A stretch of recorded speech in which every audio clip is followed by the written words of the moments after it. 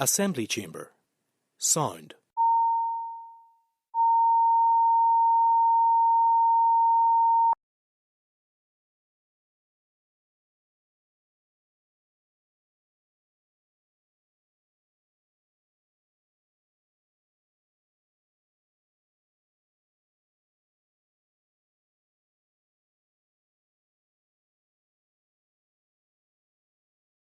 Thank you, members.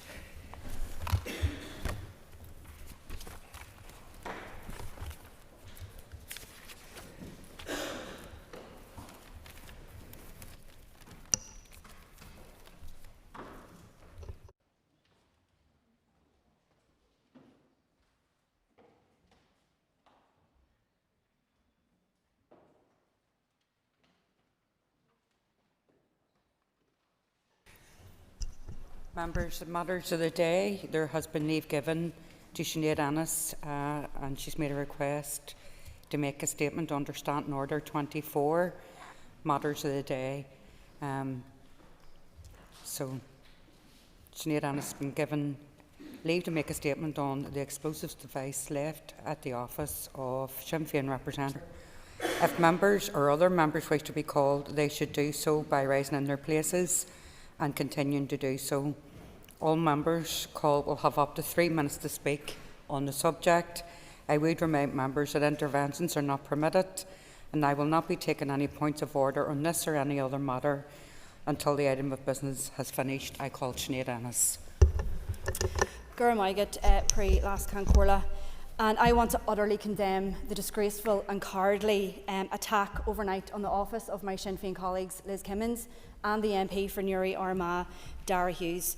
And as the Pre-Las Cancorla has outlined, PSNI have confirmed that a viable explosive device was left at their shared office in the heart of Newry City. I want to send solidarity to both Liz and to Dara and their families, and I also want to send solidarity to their hard-working staff who are no doubt left shaken by what has occurred overnight. This despicable and cowardly act is not just an attack on Sinn Féin and our representatives, it's an attack on the wider community in Newry and Armagh, because Liz and Dara's office is a busy and much relied upon community resource and hub. They and their staff assist huge numbers of people day in and day out. And I just want to say to the person behind, or people behind this attack, Sinn Féin will not be deterred in supporting our communities, and we will not be deterred from delivering change. This will not derail us. This was an attempt to threaten democracy and the democratic process, and that cannot be allowed to happen. Any attempts to thwart the democratic process or interfere in democratic decisions, be that by criminal gangs or by anyone else, must be called out and must be condemned roundly by everyone in this House. Sinn Féin will not be deterred. We will not be intimidated from continuing our work to better the lives of the people in Newry, Armagh and across Ireland. So I urge anyone with information about the attack on my colleague's constituency office last night to come forward and contact the PSNI. Gurmaigat. Thank you, Sinead. I call Trevor Clark. Principal Deputy Speaker, and can I rise also to condemn the actions of what we're talking about today in terms of that attack? Of course, this is not the first attack that we've seen in Northern Ireland. We're all too aware of many attacks across Northern Ireland going back with its long history, 30, 40 years. And on every occasion and every attack was wrong then, as it is in the relation to this attack. I mean, the previous speaker is right, it is an attack on democracy, and there was always been an alternative. But as I've said, Speaker, there's been intimidation, there's been bomb attacks, there's been bullet attacks, there's been murder and mayhem for many years. And on every occasion, that has been wrong. And we have always stood on these side of the benches and condemned all of those incidents outrightly as wrong. But I want to put in record, Principal Deputy Speaker, my thanks in terms of the work that the Army Technical Officers done. We have been very fortunate to have them here. Unfortunately, we require them here, but we're fortunate to have their services who can come along and make these devices safe. And I hope and pray that intelligence is used from this to bring those responsible for this attack to justice. And I call, like the previous speaker, for those with any information to bring it forward to the PSNI to make sure that this may be the last that we see this on our streets. Thank you, Trevor. I call Andrew McMurray. Thank you, Principal Deputy Speaker. And I too want to join in the condemnation of those who left behind an explosive device outside the offices of Ms Kimmins and Mr Hughes. Placing explosive devices in the street was always wrong, it is wrong, and it will continue to be wrong, and that bears to be said. I also think of the staff in the office as well. Again, I'm sure we all have consistency staff here, and we know what pride and they take in their roles, and I know the staff involved run a good consistency office, so my thoughts are with them, and also the wider folk of Newry, wider people of Newry again. Again, no justification, but it does point to the polarisation and the increasingly difficult discourse with which the political sphere that we operate in is currently undergoing. So I think that bears relevance too. But again, thanks to the PSNI, the Army technical officers that responded, and just to echo that if any information is forthcoming, should be passed on to the PSNI. Thank you very much. Thank you, Andrew. I call John Burrows. Madam Deputy Speaker, could I, on behalf of the Ulster Unionist Party, unequivocally condemn this terrible attack on Liz Kimmins and Darrell Hughes. It was a despicable attack, and I agree entirely it's an attack not only in the entire community, but in fact on our democratic system. I'm a great believer that an attack on any one of us here is an attack on all of us, and what we're trying to do to represent people across Northern Ireland. So I give my full solidarity to both Liz and Dara and their constituency workers, and indeed their families who will be frightened. I do hope that the Police Service of Northern Ireland, supported by our security services, and particularly MI5, who support the work that the PSNI do in dismantling those who commit terrorism, are successful in bringing the people who did this to justice. I salute the police and the ammunition technical officer, and I hope that there are forensic opportunities from this device. We as a party, of course, know very well the price that terrorism brings to innocent people. Edgar Graham and Robert Bradford were wickedly murdered by terrorists, and thankfully we see far less of those kinds of despicable attacks. These attacks were wrong then, they're wrong today, and they'll be wrong in the future. And unequivocally, I do stand with Ms Kimmins and with Darrell Hughes, as does the entire Ulster Unionist Party. Thank you. Thank you, John. I call Justin McNulty. I'm shocked and appalled at the news that a bomb was left at Sinn Féin's office in Newry. This bomb threat on one of Newry's busiest streets poses a serious danger to the public. It is a total disgrace. My thoughts are with Sinn Féin's office staff who have been put in harm's way at their place of work. That is completely unacceptable. I offer my support to Sinn Féin's local representatives, to Dara, to Liz, and to all the councillors who use that office regularly, and who are democratically elected to represent their community and who have been targeted with violence and intimidation. There never has been and there never will be any place for this type of violence, thuggery and intimidation in our society. I condemn this atrocious act. Those behind it should be ashamed of themselves, and I would urge anyone with information that could assist in identifying those responsible to bring it forward to the police. Thank you, Justin. I call Timothy Casson. Principal Deputy Speaker, I join with the other members of the House in condemning the pipe bomb attack in Newry. Such activity has no place and has never had a place in any democratic society. Today, while we rightly think of what could have happened, but for the prompt action of the security forces and in particular the British Army bomb squad, my mind turns back to the events on this very day, exactly half a century ago, the 6th of October 1975. On that date, 45-year-old RUC Detective Constable David Smith-Love responded to reports of a robbery at a bar on the Dungiven Road, 3 miles outside Limavady. The criminals held staff and customers at gunpoint and demanded the contents of the till. Timothy, I appreciate you're trying to expand this because of the date that other people lost their lives, but I would respectfully ask you to return to the content which is central to the matters of the day, please. Thank you. The Principal Deputy Speaker, and that was bringing me back to where I was going in my next paragraph. And as the men fled, they told the barman they had left a £10 bomb which would go off in 10 minutes. Timothy, if you don't... Very relevant to what we have. No, we have the hypocrisy of Sinn Féin. They're experiencing today what they inflicted on many people up and down this country through their years of terrorism. Take your seat. Thank you. Respect, Principal Deputy Speaker, I'd like you to let me finish what I was going to say. No, I think you've exhausted your opportunity to speak, so take your seat. I strongly disagree. Sinn Féin are feeling today what they inflicted on many people over the years. Okay, Timothy. Okay, Timothy, please. If you insist, there will be consequences. So thank you very much. I'm now going to move on to Jerry Carroll.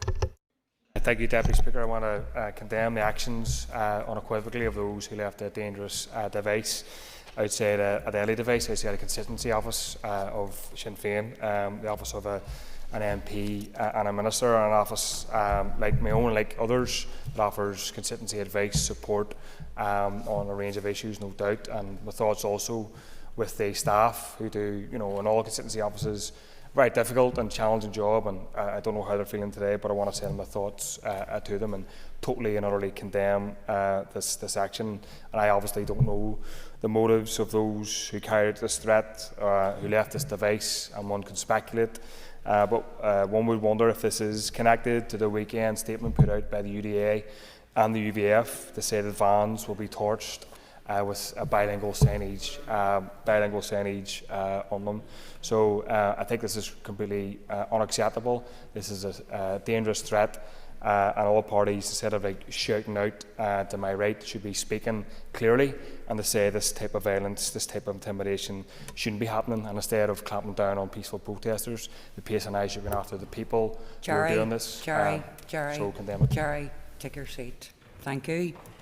I now call Claire Sugden.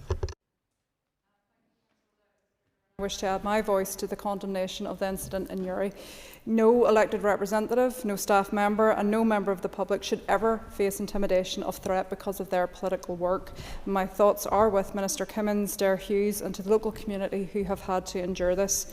Whatever our political differences, we share a common duty to protect the safety of those who serve the public, and there can be no place for violence in political life, not here, not anywhere. I think many people will feel unease that this is happening against a wider backdrop where hostility, not just here but globally, seems to be rising again. And in recent days we've seen violence on the international stage, attacks on places of worship, and I wholly condemn the attack on the Manchester synagogue, and my thoughts are with the Jewish community and Manchester.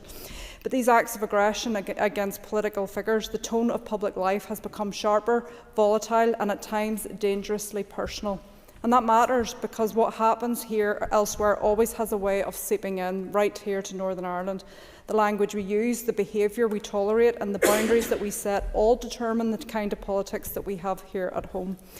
It feels at times as though anger has now become the default setting in so many parts of the world, but anger solves nothing. Violence solves nothing, and politics, for all its frustrations, must always be the alternative to both. We should stand together against intimidation, stand for democracy, dialogue and decency, and we stand for the idea that change must be achieved through words, not weapons, not argument and not aggression. It's how we preserve the peace that we fought here in Northern Ireland so hard to build. Thank you. Thank you, Claire. I call Robbie Butler. Thank you, Madam Principal Deputy Speaker, and I'd like to add my support and solidarity with Minister Kimmins and the Member of Parliament, Dare Hughes, and in particular their family, because this extends way beyond the political sphere and the individual potentially has been threatened here, and as has already been picked out, the staff who work in the office. And I'll needn't remind the members in this chamber but we have been involved through the good work of the Commission over this past couple of years, where we have had to, sadly, look at the security arrangements around all of our offices, and to remind members, and including myself, that the platform that we have to speak comes with significant responsibilities. This country suffers from PTSD because of the violence of the past. There are two plaques in either chamber here. One is for Senator Wilson, a nationalist who was murdered by loyalists, and one is for Edgar Graham, a unionist who was murdered by Republicans. We need to own the words that we say. We need to also ensure that the words that we do impact positively in maybe bringing a little bit of peace and stability to a world that is struggling at the moment. I want to pay also respects to the PSNI and the Ammunition's technical officers who respond without political support at times in the most dangerous of circumstances because they are apolitical. They provide safety for the public and for ourselves. And it's not so long ago we were having debates around Joe Cox and David Ames. It's not just Northern Ireland where politicians are facing threat. There is a global instability, and it was really sad to wake up this morning to see once again in Northern Ireland we see that threat of violence. I condemn it unreservedly and ask members in this chamber to speak with one voice in regards to opposing it. Thank you.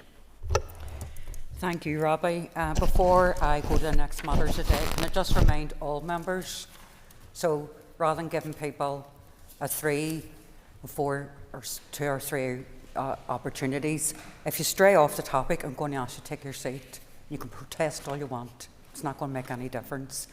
The other announcement I want to make is that when I'm in this chair, I will chair. I don't need, it's like the video of a woman who can't drive her car unless her husband's sitting beside her telling her to turn left or right. I know what I'm doing. If you have an issue the way I do it, take it up afterwards, okay? So, Pat Sheehan has been given the leave to make a statement on Israel's interception of the global Samud flotilla to Gaza, which fulfills the criteria set out in Standing Order 24. If other members wish to be called, they should do so by rising in their places and continuing to do so. All members called will have up to 3 minutes to speak on the subject. I would also like to remind members that interventions are not permitted. I will not take any points of order on this or any other matter until the item of business has finished. I call Pat Sheehan. I've got a Ceann Comhairle, and I want to speak about the global Samud flotilla. It's made up of 500 activists from 44 different countries in 40 vessels, trying to break the illegal blockade of Gaza and the use of starvation by the Israelis as a weapon of war. They were carrying baby formula and medicines for children who are being starved, whose mothers can't feed them because they don't have milk in their own breasts. The activists on that flotilla are the best of us. They're the best of humanity. Given what the Israelis have previously done in their attacks on other flotillas, particularly the Marvi Marmara back in 2010, when 10 activists were murdered by the Israelis on that ship. It was an act of great courage for those 500 activists to join this flotilla and try to break the illegal Israeli blockade of Gaza. There are a number of Irish activists on the flotilla, not least our own comrade and colleague, Senator Chris Andrews, and also Tag Hickey from Cork, who's a well-known activist also. And reports have been coming out about the brutality and ill treatment that these 500 activists have received from the Israelis. And remember, the seizure of these vessels in international waters was a war crime. It breaches international law, but of course the Israelis don't care about international law. They have consistently broken international law. They have used starvation as a weapon of war, and they are involved in the genocide of the Palestinian people And Steve Aiken can sit and laugh all he wants, and I've no doubt he'll get up and defend that genocidal regime. Perhaps someday he'll show one small bit of humanity. And contrary to what his colleague Doug Beattie said, the last time we were talking about this, the attacks on the flotilla came from the Israeli drones when they dropped flash grenades onto some of the ships, not flares, as Doug Beattie tried to assert here in this assembly. So I want to send my best wishes to all those who were involved in the flotilla, those who are still illegally imprisoned at the hands of the Israelis and are receiving ill treatment and brutality. It's time for the world to stand up against the Israelis to end this genocide now. Thank you, Pat. I call Jerry Carroll because he also had this. Thank you, Deputy Speaker. As we've heard, Deputy Speaker, on Wednesday evening, Israel intercepted ships belonging to the global Samud flotilla. Israeli warmongers abducted over 400 peaceful activists on board 41 ships, and the purpose of the trip was to deliver aid to Gaza, where Israel has imposed an illegal blockade since 2006. And since October 2023, Israel has tightened this blockade and declared it publicly and cruelly deny Palestinians access to food, fuel and medical supplies as well, Deputy Speaker. Israel's aim is to destroy Palestinians in Gaza and bring about a humanitarian disaster. In other words, as declared by the UN Commission, to continue trying to commit their genocide. The activists on the ships were attempting to break this blockade and to stop the genocide. Some have been deported, while others remain in prison in the Negev desert, notorious for its inhumane treatment of Palestinian prisoners. And look at how the only democracy, so to speak, in the Middle East is treating Greta Thunberg, a brave 22-year-old woman, somebody who's a shining light in a dark and gloomy world. They treat her to oppressive, inhumane, bullying, harassment and treatment. We also, as we've heard, have on the boat 16 Irish citizens and 13 British citizens on board the flotilla. The message from the Amnesty International was that this was a clear legal act of aggression. They called it a calculated act of intimidation. The authorities, Deputy Speaker, began deportation proceedings without giving notice to the activist lawyers and denying them access to legal advice as well. Israel's National Security Minister Ben-Gvir disgracefully filmed himself taunting captured flotilla members, labelling them as terrorists while he was surrounded by an armed guard of IDF soldiers. Make no mistake about it, Deputy Speaker, Israel is definitely the terrorist state and the world knows about it.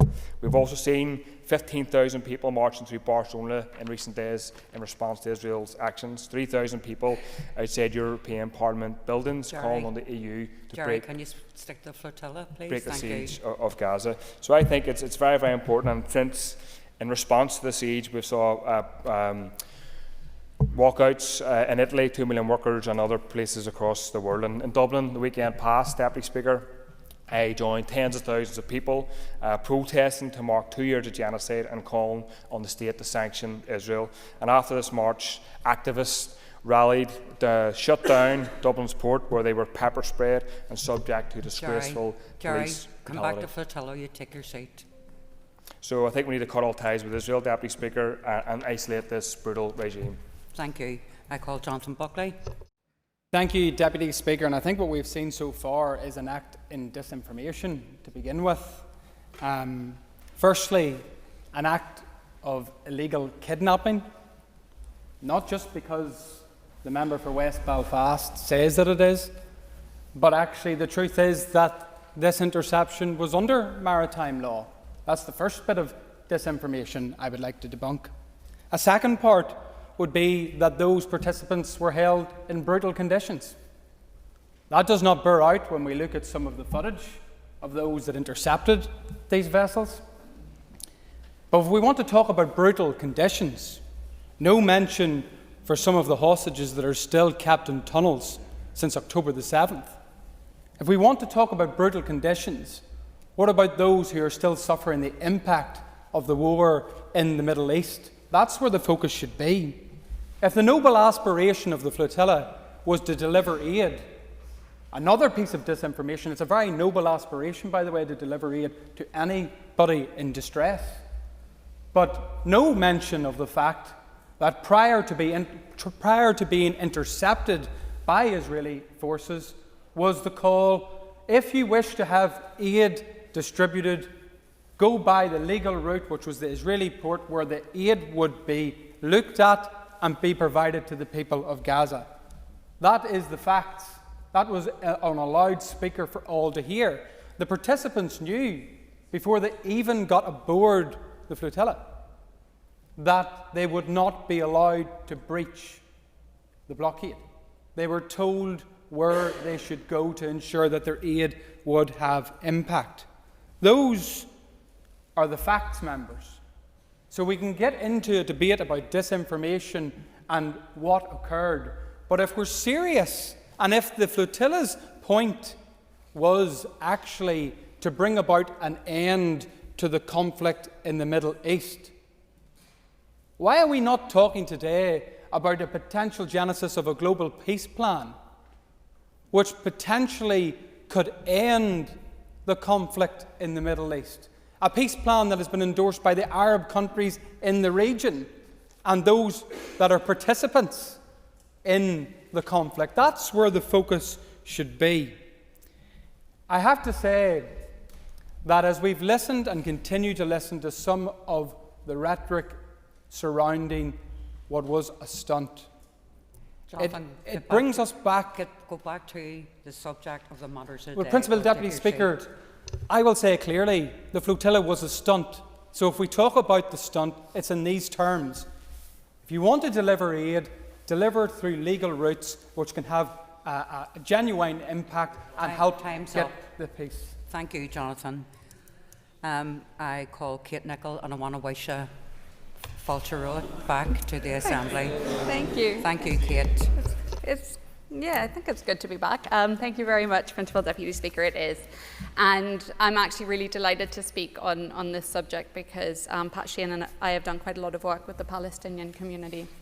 And that's what I want to bring this back to. This is not an orange or green issue, it's not. There is a genocide going on and it is a humanitarian issue and it is something that we do need to speak out about. One of the Palestinians who I've been working with who has lost so many family members and is in Belfast, I said to him, because I knew this was going to be the narrative, that this is a stunt, and I said to him, what does the flotilla mean to you, to Palestinians? And he said, well, for 4 generations, his people have been suffering. And his words are, for us, the recent flotilla represents a message of hope from many nations around the world. When our families and loved ones are dying every day, either on the streets or in tents in so-called safe zones as a result of Israel's daily bombardment of Palestinian homes, killing doctors, nurses, journalists, and ambulance crew, this act of solidarity matters deeply. The flotilla brings the message that the unjust siege on Gaza can be broken, especially at a time when our families are starving and basic necessities have vanished.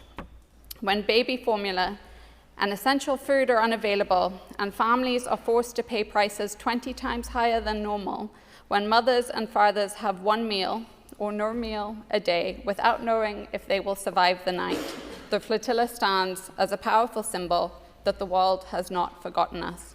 It is a reminder that hope and humanity persist even in the darkest times. We need our families brought to safety and protected because we can't live more loss of loved ones. Our families and loved ones deserve to live in dignity like any other human being. These are real people who are suffering, and this flotilla represented to them the caring of people. And I'm inundated with messages every day from across my constituency, desperate for us to do something. These are real people who are dying, real people who are being impacted. And I just want to say that I stand with my constituents, I stand with them, and I stand with the people on the flotilla who are taking action when so many people feel helpless. Thank you. Thank you, Kate. I call Steve Aiken. Indeed, Madam Principal Deputy Speaker. May I make a declaration of interest as somebody who has actually conducted maritime blockades in several places around the world? The Gaza-Mediterranean maritime blockade is recognised as a method of warfare that is developed in the context of international armed conflict legislation. A blockade is a belligerent operation intended to prevent vessels trafficked from all states from entering or leaving specified coastal areas that are under the sovereignty, occupation or control of an enemy. Such areas may include ports and harbours, and entire coastlines are part of it. For the blockaded territory, crucially, enforcement focuses on vessels based on their destination, not on their cargo. If a vessel breaches or attempts to breach a blockade, it is enough to make the vessel liable to capture. The law of blockade is generally considered to reflect customary international law. Its landmark text, the London Declaration of 1909, contains several provisions that help define the law, which is mostly contained in maritime military manuals, maritime law and soft law instruments. A maritime blockade is established lawfully if the following requirements are met. A blockade must be declared and the international community must be duly notified. The declaration must include the date the blockade commences and its geographical limits. It was. The blockade must not bar access to neutral ports. Steve. It doesn't. This is, Madam Principal Deputy Speaker, this is relevant to the actual Gaza thing. Well, actually, it's not relevant. Maritime law isn't a matter of the day. It's about the interception of the global flotilla. So if you could return to the subject, I would really appreciate it. Thank you. Madam Principal Deputy Speaker, maritime law is exactly what this is about, because that is what the Israeli Navy did. I accept your judgment. I will sit down, because it can't be appropriate to talk about this without talking about international maritime law. Just not make any sense. Okay. Thank you. Had you mentioned the global flotilla, had you mentioned something else, I would have allowed you to continue, but you didn't. So on that basis, I'm moving on to Mark Durkin. Thank you. Last month, I said that we stand at a moment that demands moral clarity and political courage. The recent flotilla events have brought into sharp focus the suffering, the injustice and the obligation that we all share to act. The Global Summit flotilla carrying humanitarian aid bound for Gaza was intercepted in international waters. Reports, and no one can or has disputed these, indicate loss of life, detainees transported and confessions demanded in foreign ports. These actions can't be dismissed as mere collateral damage. They raise fundamental questions of international law, human rights and collective responsibility. Such a blockade, enforced with lethal force, amounts to collective punishment of civilians, many of whom lack safe passage or recourse. We can't pretend neutrality when human beings suffer under siege. We cannot remain silent in the face of force used against vessels bearing aid to starving and suffering people in Gaza.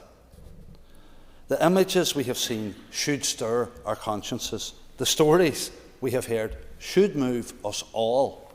And the calls that we receive from grieving families should break through any political reticence.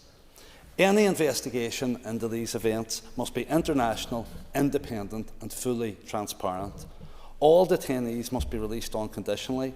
Diplomatic pressure must be brought to bear. Our governments, north and south, in the UK, in Europe, must press for accountability, not complicity. Economic and political levers must be used to demand compliance with international law. Finally, we must recommit ourselves to the principle that human dignity is universal, not selective, and it must reach those in need. Dialogue must replace dominance.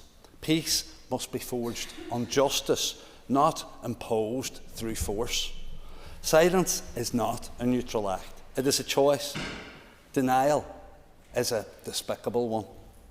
Let us choose justice. Let us choose solidarity. Let us choose a future and a present where no people are punished because of their borders or their plight. And let those who govern know we will hold them to account in the name of human rights, compassion and the common good. Thank you, Mark. Timothy Gasson has been given leave to make a statement. Again, the same warning I give with the last matters of the day. If people don't stick to the content that's in the matters of the day, I'll ask them to take their seat and I'll move on to the next speaker.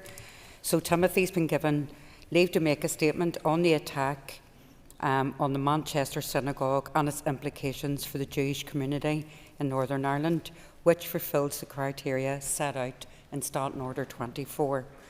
If other members wish to be called, they should do so by rising in their places and continuing to do so. All members will have up to 3 minutes to speak on the subject, and I would again like to remind members that interventions are not permitted, and I will not take any points of order on this or any other matter until the item of business has finished. I call Timothy Gaston. Principal Deputy Speaker, the attack on the Manchester Synagogue on Thursday was an outrageous assault on the Jewish community, occurring on the holiest day in their calendar. Yom Kippur, better known to Christians as the Day of Atonement, is a time when sin is recalled and repented of. In the Old Testament, we remember the slaughter of a goat on this day and the sprinkling of its blood in the Holy of Holies. Yet last week, Jewish blood stained the streets of Manchester as 2 men were murdered and 3 others were seriously injured. I want to pay tribute to the courage of those who died protecting their family, friends and their neighbours. But there is a need for more than words. The attacker was a Muslim, out on bail for an alleged rape. While he was a British citizen, he was of Syrian origin. The danger of Islamic extremism can no longer be ignored. The climate in which this attack took place also needs to be acknowledged. For years, anti-Israeli protests have featured anti-Semitic slogans and placards perpetuating harmful Jewish stereotypes. Even after Thursday, that rhetoric didn't stop. On Friday, I wrote to the Chief Constable after being advised that an illegal roadblock at York Street there were chants of "we got to," shame. I regret that members of this House, including a member for South Belfast and the Alliance Party, ought to contextualise these illegal protests. Decency should have kept the protesters in the House on Thursday evening of all nights. And it's shameful that the member for South Belfast couldn't even bring herself to say that. Let us also recall that just last week, a member's statement was used by the member for West Belfast to laud kneecap after the case against one of their number collapsed. What were they accused of, Principal Deputy Speaker? Timothy, take Displaying your seat. a Hezbollah flag. Take your seat. It seems, Principal Deputy Speaker, you don't want to hear from take people... Take your seat. Take your seat. Take your seat. Take your seat. Take your seat. Okay. Well, that's your opinion. But can I just say this? Order, everybody, please. Can I just say this? You brought this very important matter of the day to the House. Excuse me, have a bit of manners. Have a bit of manners, please, and let me finish my point. And you're the one who disrespected the rules. And I am seriously advising you to think again, because this should have been about the attacks in Manchester, rather than you using your statement to attack other members of this House. So I'm going to move on to Declan Kearney. The attack in Manchester against the Jewish community was absolutely horrific. It was a despicable, murderous attack on innocents. And this heinous event was made all the more vicious and appalling because it occurred on the holiest day of the Jewish calendar. And it has understandably caused huge pain and torment for Jewish people everywhere. And on behalf of Sinn Féin this afternoon, I want to extend our thoughts and our solidarity to the Jewish community, not just here in Belfast and in the north, but everywhere. It's at times like this we must speak with one united voice. There can be no room for hatred. We must oppose anti-Semitism, Islamophobia, racism and sectarianism from whatever source. These events, sadly, are a reminder that we must continue to campaign for a world in which everyone, regardless of religious belief or ethnicity, can live in dignity, respect, equality and with freedom. Thank you, Jacqueline. I call Brian Kingston. Thank you, Madam Principal Deputy Speaker. Last Thursday, the Hebrew congregation at Heaton Park in Manchester was targeted in a diabolical act of terrorism on Yom Kippur, the holiest day in the Jewish religious calendar. The attacker drove a vehicle into pedestrians, then launched a knife attack against worshippers, 2 of whom were killed, with others injured before the attacker himself was shot dead by police. The victims have been named as Adrian Dolby, aged 53, and Melvin Kravitz, aged 66. Tragically, one of the victims was hit by police gunfire as worshippers held the synagogue door closed to save lives. The 35-year-old attacker came to the UK from Syria as a child, along with his family.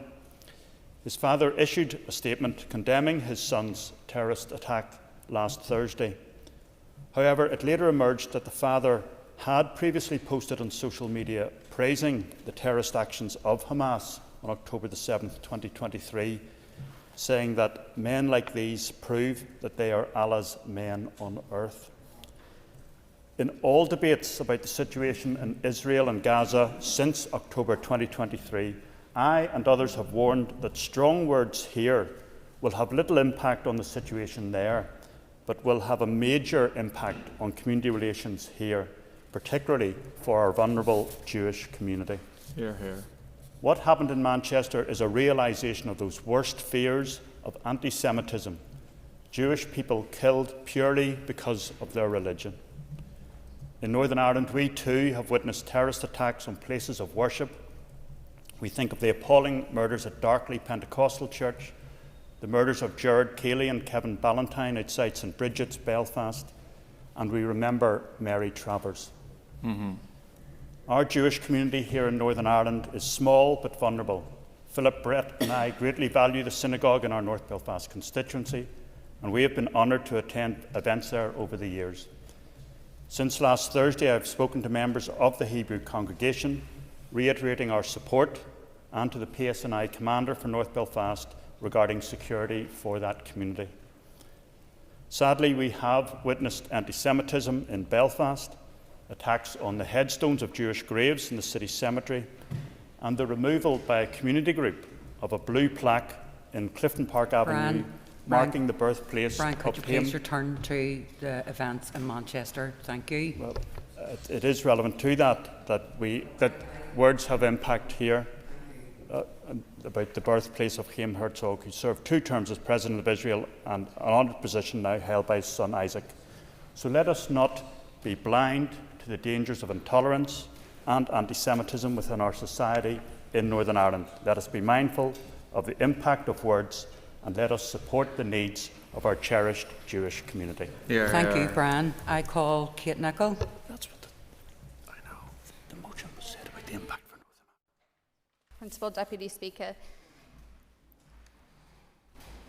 What happened in Manchester at Heaton Park Synagogue was horrific, and I have no hesitation in condemning the anti-sectarianism and the hatred, and my heart goes out to the entire congregation, but particularly to Melvin Kravitz and Adrian Dolby and the incredibly brave people who saved countless lives as a result.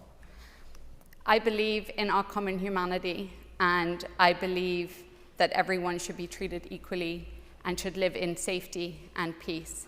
And I think it is shameful to use such an awful attack to score political points. You can care about people on one side of the world and care about people in Manchester just as much. It's not either or. I am in politics because I care deeply about people, and I care deeply about peace and equality and humanity.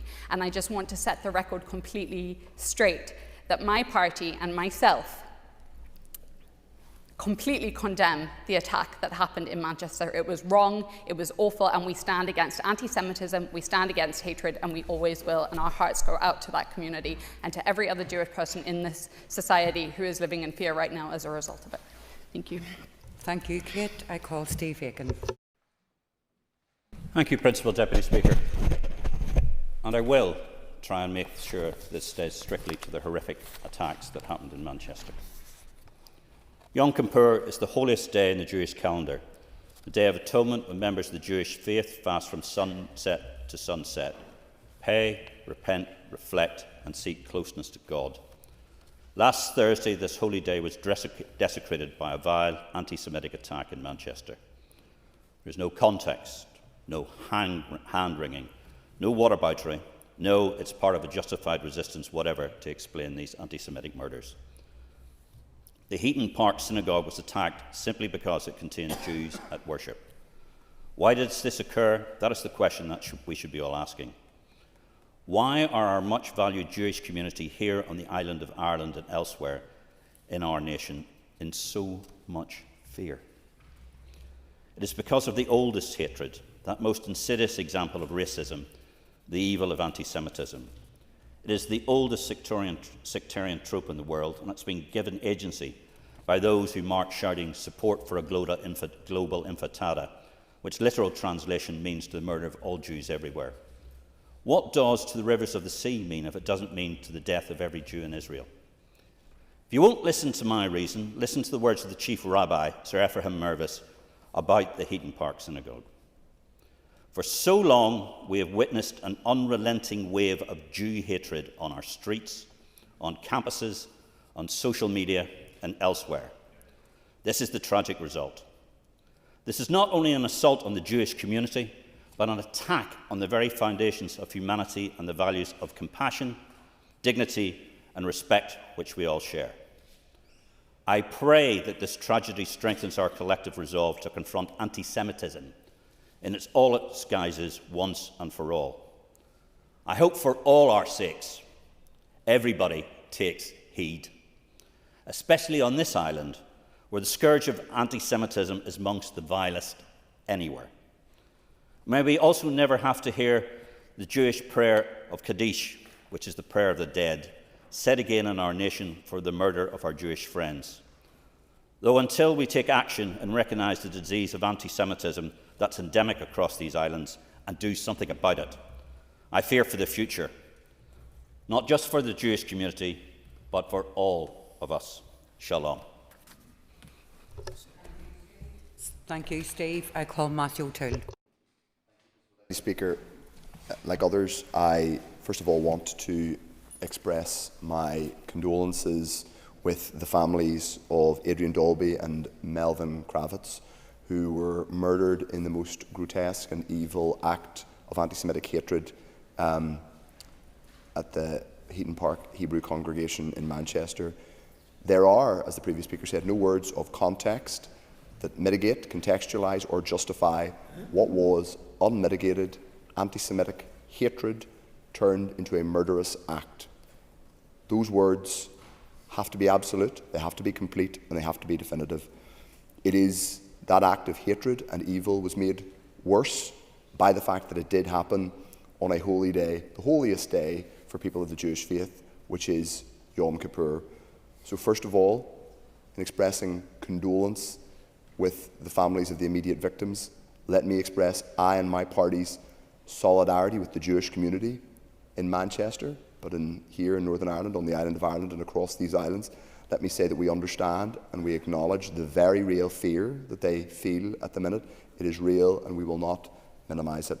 It is utterly depraved, what we saw on Friday. The evil of anti-Semitism is pernicious, it's timeless, and it has to be stood against, as all forms of hatred, racism, prejudice, Islamophobia, and all other forms of prejudice must be stood against. It is important to say that, as I said, there can be no context for the people who carried out this act. There's no cause that justifies or mitigates that appalling, depraved, evil act. It is also true to say that in relation to criticism of events happening in the world, people are entitled to make criticism and to make observation about what is happening in the world. That is in no way, should that be conflated as one or two have done today. And I don't want to get into this debate because I don't think it's appropriate, but it should in no way be conflated with people standing against horrific events in another part of the world, should in no way be conflated with the appalling events in Manchester, because there's no justification or context for those evil acts. Let me also say that the Jewish community in Belfast is very, very small. They will feel, I am sure, very, very vulnerable at this moment in time. So let me just say very clearly and personally to them, we hear you. You are part of our community. You are wanted, you are treasured, and you are part of this city and this community. The acts on Friday were utterly repellent, and I'm glad that we had the opportunity today to stand against them. Thank you. Thank you. Matthew, I call Jerry Carroll. Say unequivocally that I totally and utterly condemn the disgraceful attack and the killing of 2 members of the Jewish community outside a synagogue in Manchester last week. Nobody should be killed in this matter in this way, but especially as they are leaving a place of prayer and a place of worship. People obviously feel frightened and under pressure, and I want to extend my solidarity to them. I would also strongly suggest, and this is not coming from me, this is coming from Jewish groups in Britain and elsewhere as well, that people should refrain from suggesting or trying to tie all Jewish people to Israel. Not only is it historically inaccurate, all Jewish people didn't always support the creation of Israel, but also today, Deputy Speaker, we see large contingents on demonstrations in America and Britain and Ireland of Jewish people themselves who are against Israel and for support the freedom of Palestinians. So it's important that people don't try to conflate the two, which would be by definition anti-Semitic in and of itself. We should also, Deputy Speaker, recognise where anti-Semitism comes from. Despite some of what we've heard today, anti-Semitism, a disgusting, poisonous, racist ideology created in Europe.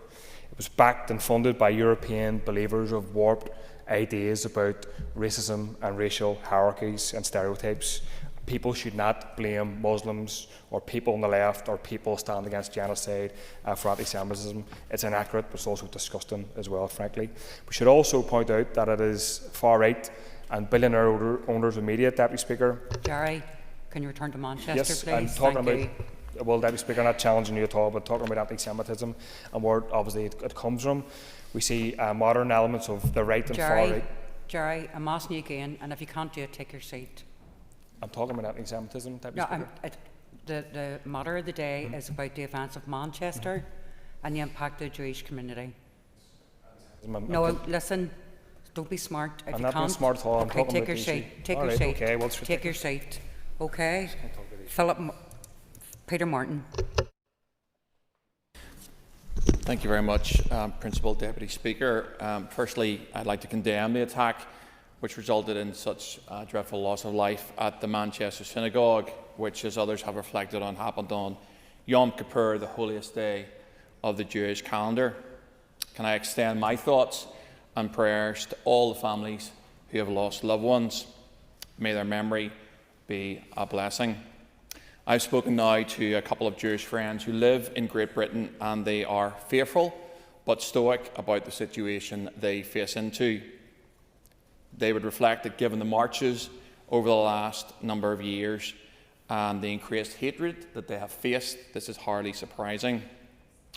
I was in the synagogue earlier in the year, and at that point the fear was already tangible amongst Jewish folk living in Northern Ireland. But when you speak more widely to Jewish people, and in complete contrast to the last speaker, they will tell you that the threat that they face in the UK now is exclusively from the far left and Islamist groups, and that is coming directly from Jewish people.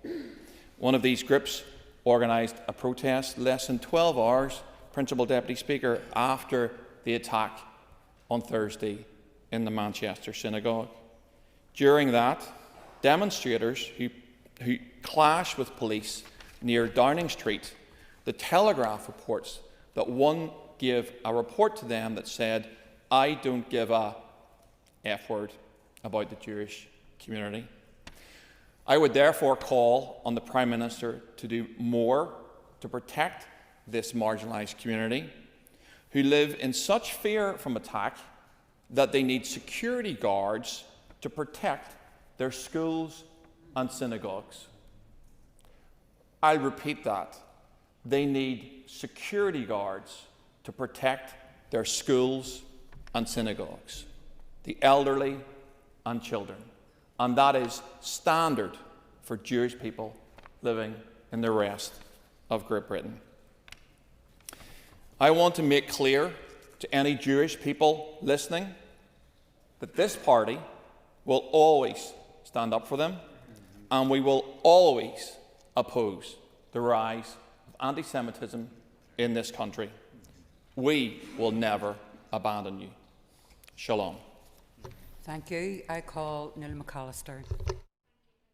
Speaker, let's just be clear from the very start. We all should and must condemn the attack that took place last week on the synagogue in Manchester. But firstly, I want to put my thoughts with the family of those two victims that were killed, Adrian Dolby and Melvin Kravitz, and it's them and their families that our thoughts first and foremost must be with. However, I also want to express my thoughts with the serving officers on the ground on that day, because I don't doubt it would have been a very difficult and intense situation that will no doubt have lasting trauma. The attack on the Manchester synagogue on Yom Kippur is just horrific. It is about targeting not just one religion, but all religions. It is an assault on the freedom of religion and all of our shared values. The climate does not need to just be addressed around this conversation, but around the issue of violence. It should never be the answer and is never an excuse for anyone. North Belfast, my constituency, has the only remaining synagogue in Northern Ireland. The community, very small, but they are mourning massively. Our thoughts are with them today when they also fear for their own safety and the future around the toxic debate and culture whenever we attack freedom of religion. I want to express again our solidarity with not just the Jewish people of Manchester, but all Jewish people who are feeling frightened in our society today. This could have been much worse. There could have been many more deaths. I want to pay tribute and thanks to all of the emergency services who responded, and it further highlights the importance of democracy and standing up for our shared values and for our beliefs. And hopefully we do not have this situation again. Thank you. Thank you, Nuala. I call Philip Brett. Principal Deputy Speaker, representing North Belfast has many honours, but one of the greatest, Madam Principal Deputy Speaker, is that we are the home of the Jewish community. As has already been articulated by my colleague, Mr Kingston, we have a proud record of supporting that small but important community. Just 2 weeks ago, Madam Principal Deputy Speaker, I was at the synagogue to a packed event as they raised money to support important local causes and charities. But Madam Principal Deputy Speaker, one of the most shocking things about attending the synagogue is that there had to be police protection outside. They could not release the location of where the fundraiser was taking place over fear of attack. On a weekly basis, when our small but important Jewish community go to carry out their acts of worship, they need to do so under the protection of security. Madam Principal Deputy Speaker, if that was any other religion anywhere else in Northern Ireland, it would be a national disgrace. Political parties of all traditions and none would stand up on a weekly basis and call this out. However, it seems that it's only the Jewish community gets its support when these things take place. So on Wednesday, at 6:30 p.m, Madam Principal Deputy Speaker, at the memorial on the Shore Road, the local community has organised a vigil and an opportunity for everyone to come together to remember the victims of this attack, but more importantly to show solidarity to that small but influential Jewish community. And I'm sure, Madam Principal Deputy Speaker, the warm words in the chamber today will be matched by action, and I look forward to seeing all members there on Wednesday evening. Thank you, Philip. I call Jonathan Buckley. Principal Deputy Speaker, and there is universal condemnation of what happened in Manchester. It was a horrific attack on a vulnerable community, and we must set it in context, Principal Deputy Speaker. They were murdered because of their religion. It's every community's worst nightmare. It's every family's worst nightmare. And we are thankful that it didn't result in further deaths. And I think that's one of the most horrific accounts of what happened in Manchester, that if it wasn't for the brave actions of one of the victims who essentially barricaded the door, countless more deaths may have occurred. And it's relevant to Northern Ireland. It's relevant to Northern Ireland because regardless of your community background in this House, we all know the trauma caused by terrorism. Many of us, our own families, have been affected by it, and we know that actions in a moment, in the long term, can continue to haunt and traumatise a family for years and years to come, and also to the law enforcement, as was mentioned. We know the scars that many of our own law enforcement here in Northern Ireland continue to bear today because of some of the things that they witnessed during our own terrorism here in Northern Ireland. But we have a very vulnerable Jewish community in Northern Ireland, in Belfast. And anybody that takes time to talk to them, you'll understand the sense of vulnerability that they have. Because they themselves have been subject over many years to sometimes low-level anti-Semitic attack, to, in other cases, horrific forms of anti-Semitic behaviour, headstones defiled, attacks on their businesses, online anti-Semitic rhetoric, to a very small, vulnerable community. And it has already been mentioned, we stand in full score solidarity with them today. Not just today, but in the days to come. Yeah. And I would just encourage members right across the board that just because somebody's Jewish doesn't mean they necessarily agree with the actions of an Israeli government. They're like people in Northern Ireland. They can have all different types of opinions and entitled to hold it. But they should never become the focus. They should never be drawn into what is in many cases seen as anti-Semitic behaviour spilling out from maybe at the beginning well-intentioned protest. And I would encourage members to understand that and stick to that principle. Much appreciated. Thank you. Members, will you take your ease? We change the top table before member statements. Thank you.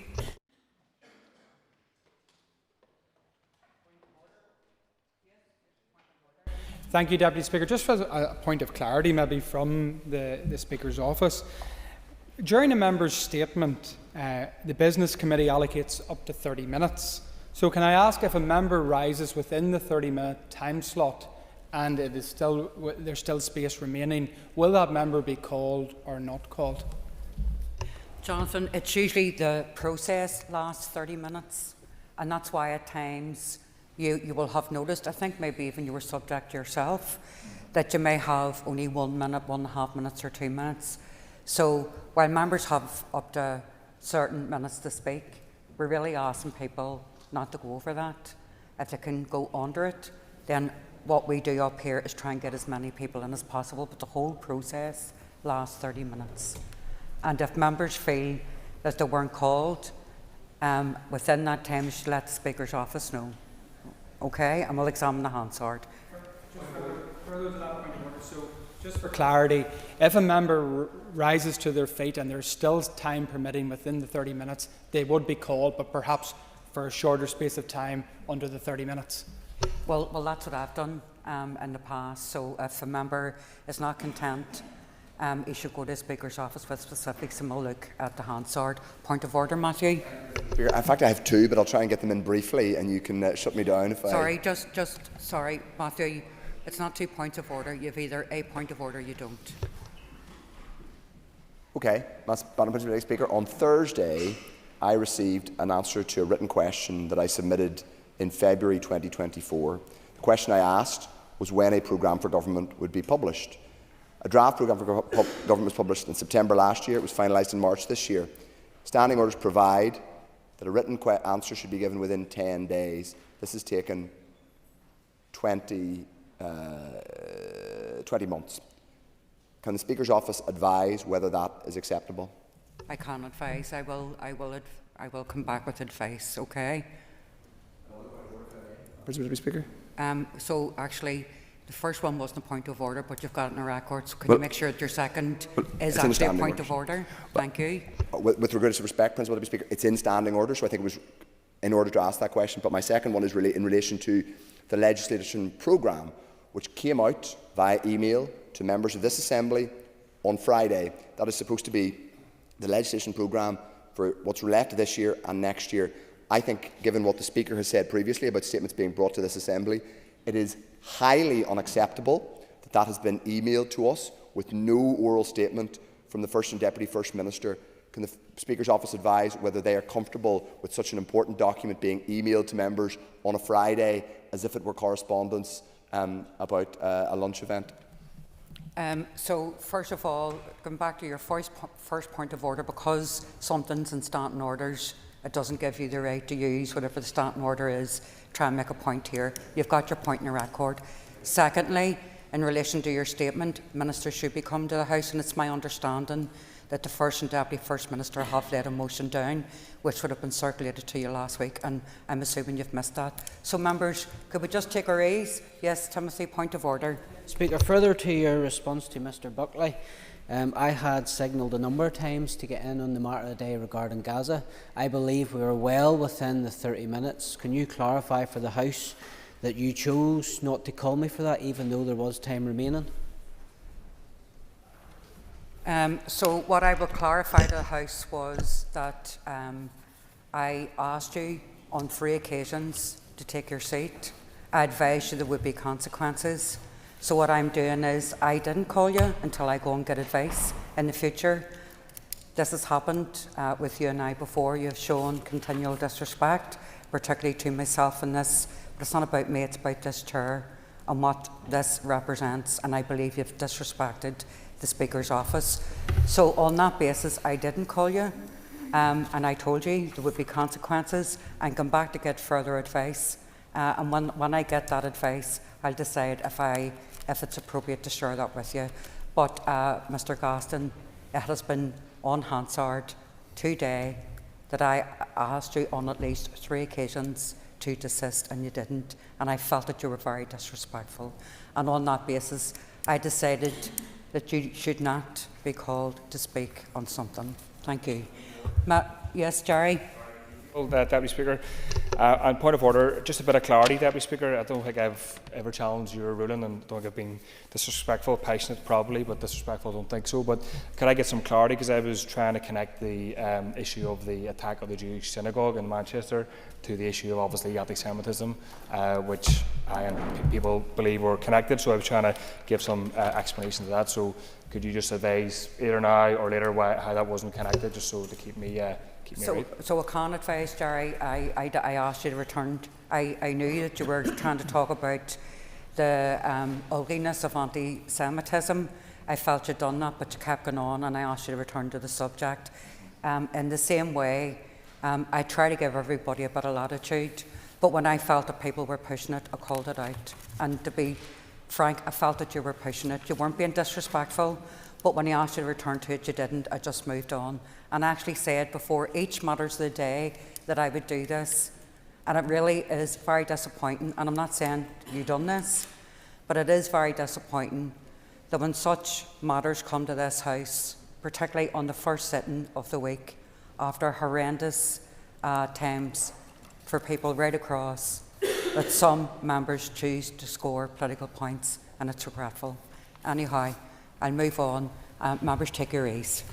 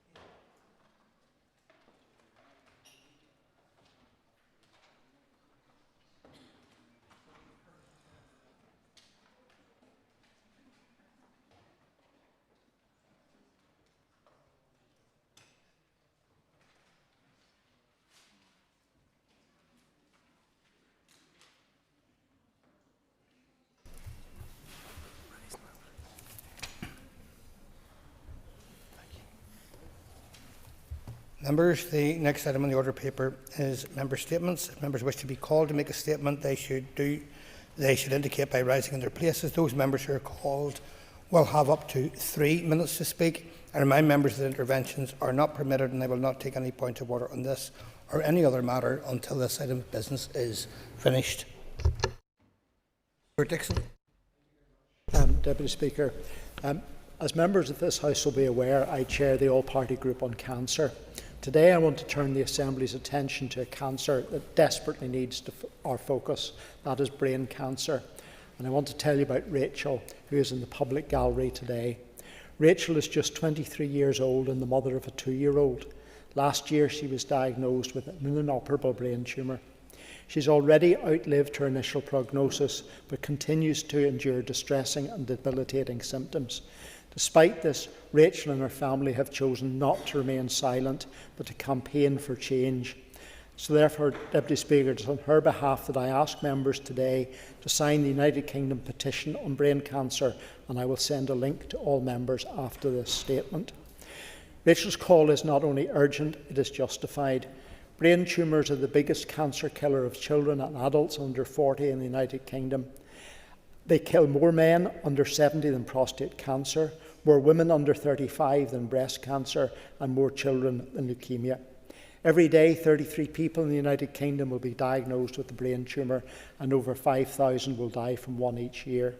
Brain cancer is indiscriminate, anyone, any age. There is no preventative measure and little benefits from early detection. Without research and funding and innovation, brain tumours will remain a death sentence for many. Overall cancer death rates have fallen by 20% in recent decades, but this is not the case for brain cancer. The United Kingdom now ranks close to the bottom of the wealthy nations for 5-year survival, while interestingly, Ireland is in the top 5, and we must ask why. This is simply unacceptable. Here in Northern Ireland between 2018 and 2022, more than 800 people were diagnosed with brain tumours, an average of 160 a year. Survival rates, however, have barely improved. Our Health Minister has a duty to act. We need a cancer care strategy that treats brain tumours not as an afterthought but as a priority.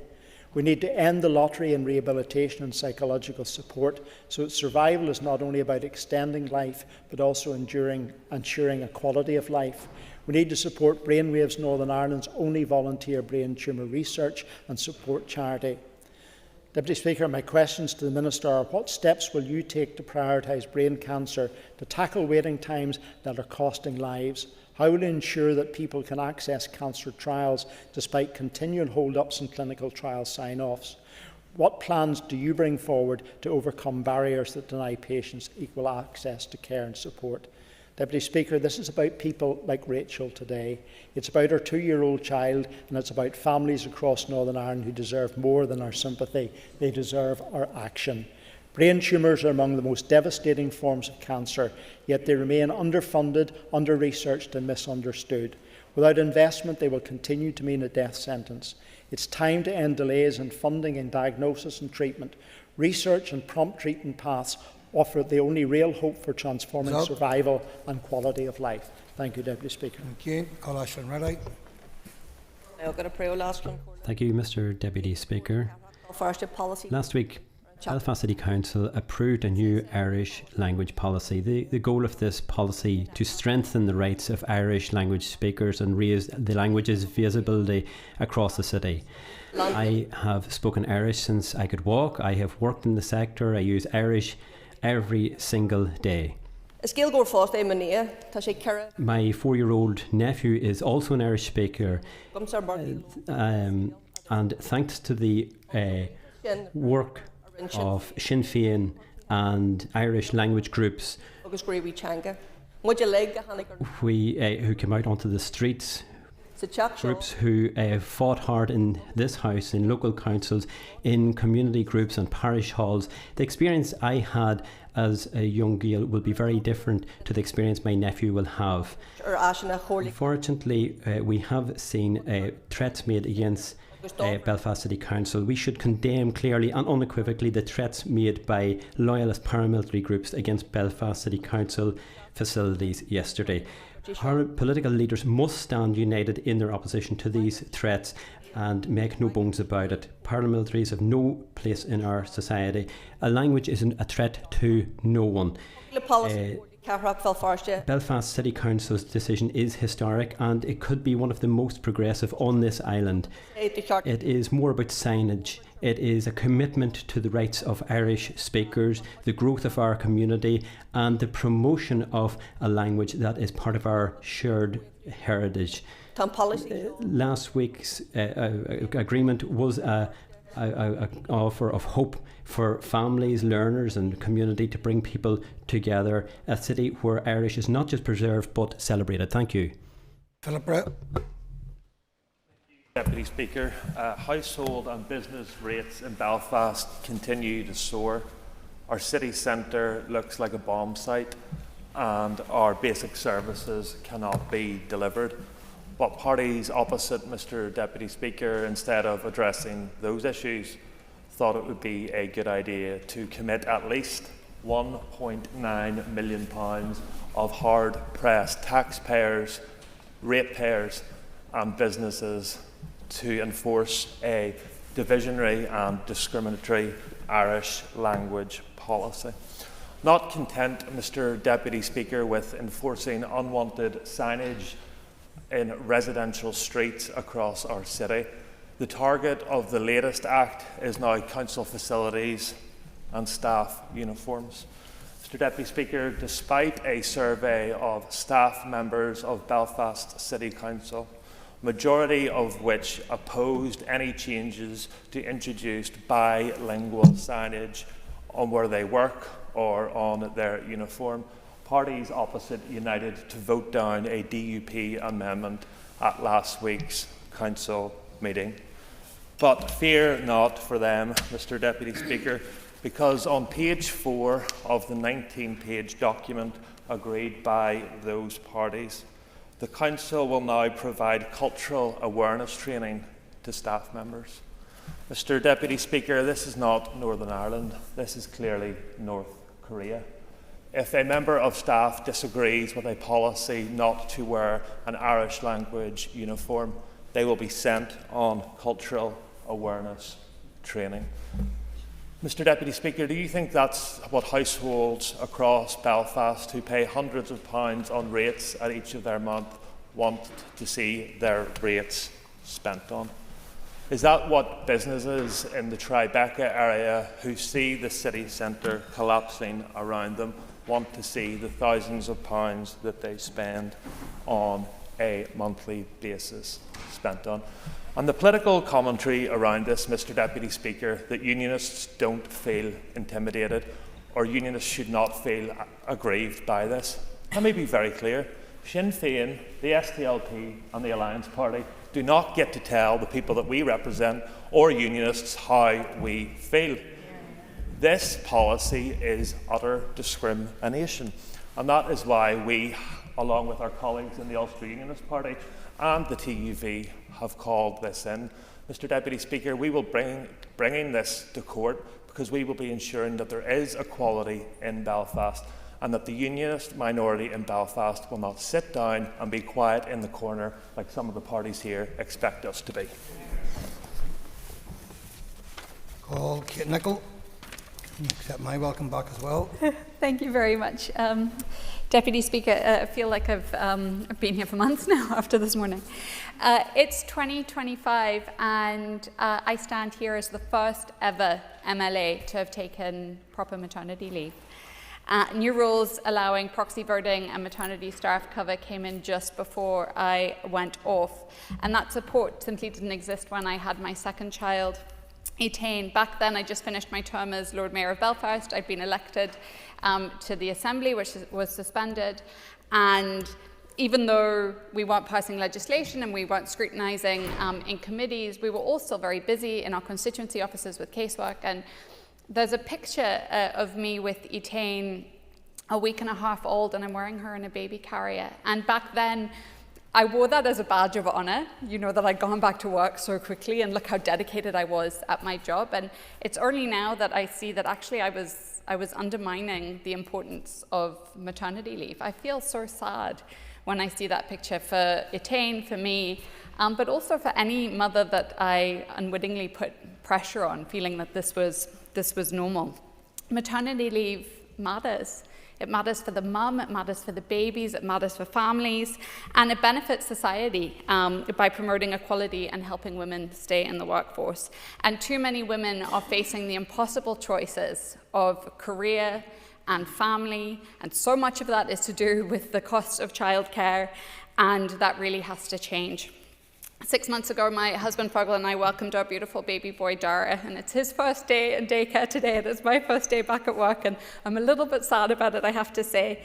But rather than wearing the badge of honour of going back to work really early, this time I've worn the badge of honour of focusing on my child and on me. And I just want to say thank you so much to my amazing team, particularly Curtis Irvine, who held everything together, but also to colleagues in the chamber. So many people reached out to me from across the political spectrum to check on us, and it was greatly appreciated.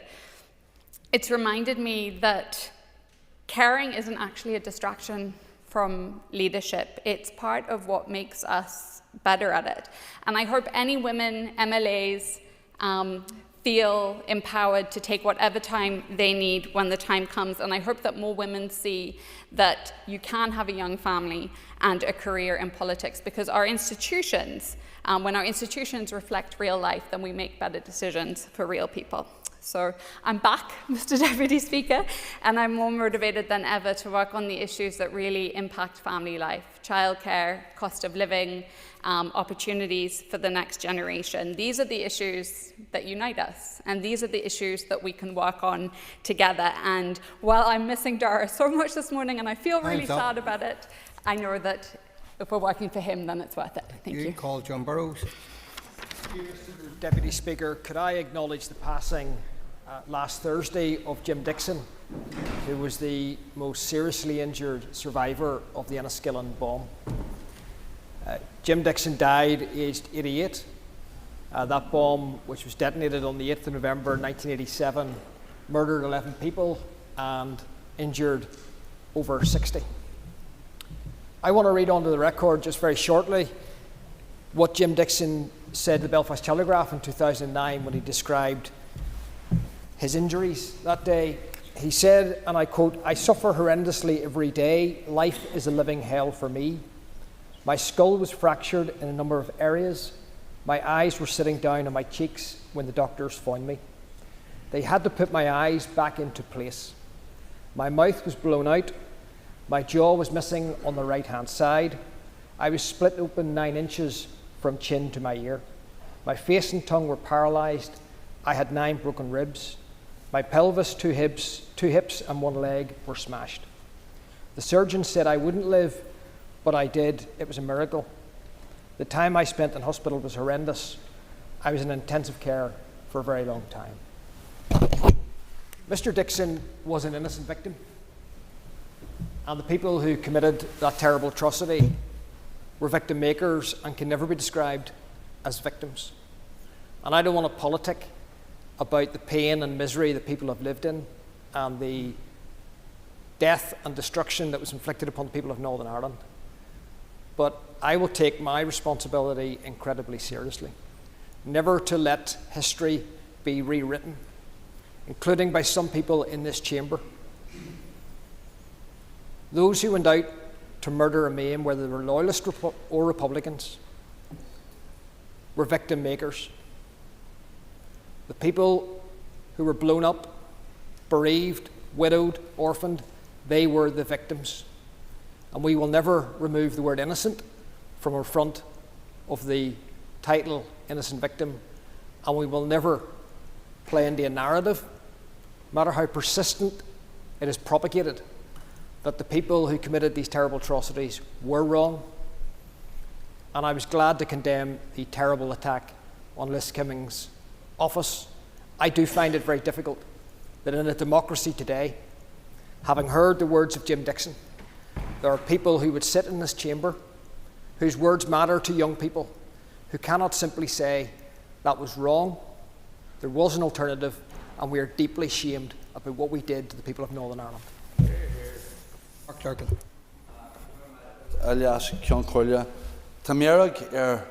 Thank you, Mr. Deputy Speaker. My Irish is rusty, but it is said that broken Irish is better than very eloquent English, and I will do my best now.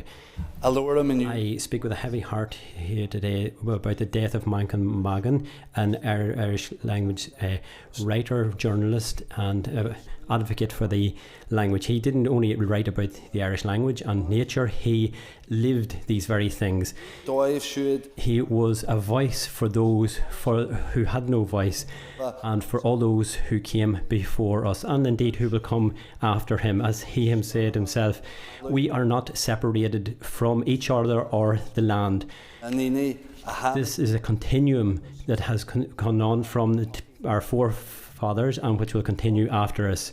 We have to keep words alive in our hearts and in our actions. Ireland is a more impoverished place today after his death, but indeed we are enriched by the work that this gentleman left behind. Thank you very much. Timothy Galston. Very much, Deputy Speaker. Last week we saw another stage in the ongoing process of the erosion and indeed the attack on one identity in Northern Ireland at the expense and with the promotion of another. I refer, of course, to the decision by Belfast City Council to impose a radical Irish language policy across our capital city. Once again, those who preach tolerance and equality have found themselves on the same side as Sinn Féin, giving no thought to those they refuse to tolerate and those they deliberately exclude. Having joined hands with Republicans in 2012 to tear down the Union flag from City Hall, their little helpers in the alliance once again, Deputy Speaker, aligned themselves with Republicans, this time to impose Irish citywide. Just a week earlier in this House, Alliance backed an amendment tabled by a convicted IRA bomber to strip out the word innocent from a motion about victims.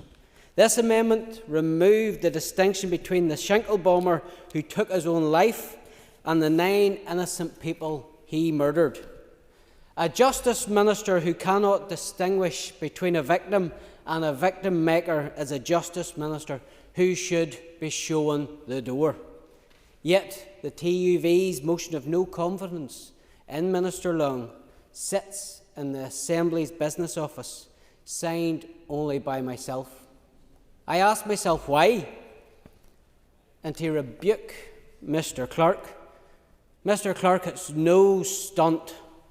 It's doing exactly what the DUP have failed to do, put in action to their empty rhetoric. Then there is a wider issue of the Irish language across Northern Ireland. Even as this issue plays out, the DUP and Sinn Féin are engaged in appointing an Irish Language Commissioner, a person who will enforce the language across the public sector in every corner of Northern Ireland. If reports are correct and Paul Deeds is appointed, we know from his evidence he presented to the Executive Office Committee in Stormont that he is a fanatic. He is already on record saying that even the sweeping legislation doesn't go far enough. Deputy Speaker, there's no point attacking Alliance on victims' issues and yet maintain the Alliance leader in office. And to the DUP, you can't criticise Belfast City Council while recruiting an Irish language Mr Gaston, when the Speaker gets to their feet, you desist from speaking and you resume your seat. Any pattern setting today earlier when I was on the back benches will not be carried on into this setting. There is a standard and a guideline that member statements are on a topical matter.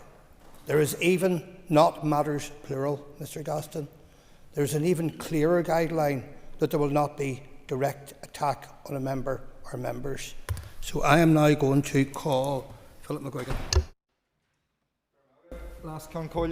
Last week, Cycling Ireland sent a team of 20 riders to France, juniors and under-23 riders, to represent themselves and Ireland in the European Road Race Championships, and they all represented themselves and this nation exceptionally well.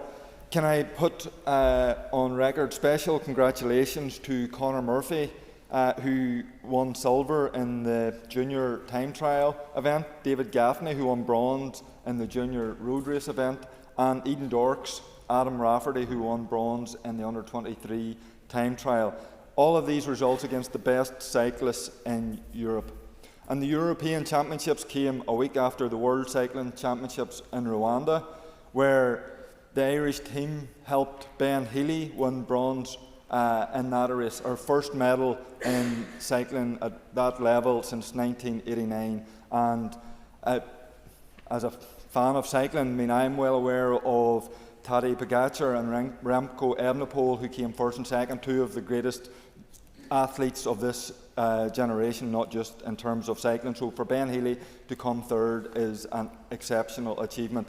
All of this has come after a wonderful season for professional Irish cyclists, where seven male and 3 female Irish riders have been excelling at World Tour level, representing Ireland at races such as the Giro d'Italia, the Tour de France, the Tour de France Femme, the Vuelta a España, as well as the many one-day cycling classics across Italy, France and Belgium. Special mention I want to pay tribute to Mia Griffin, Fiona Mangan and Laura Gillespie, the first 3 Irish female cyclists to have taken part in this year's Tour de France Femme.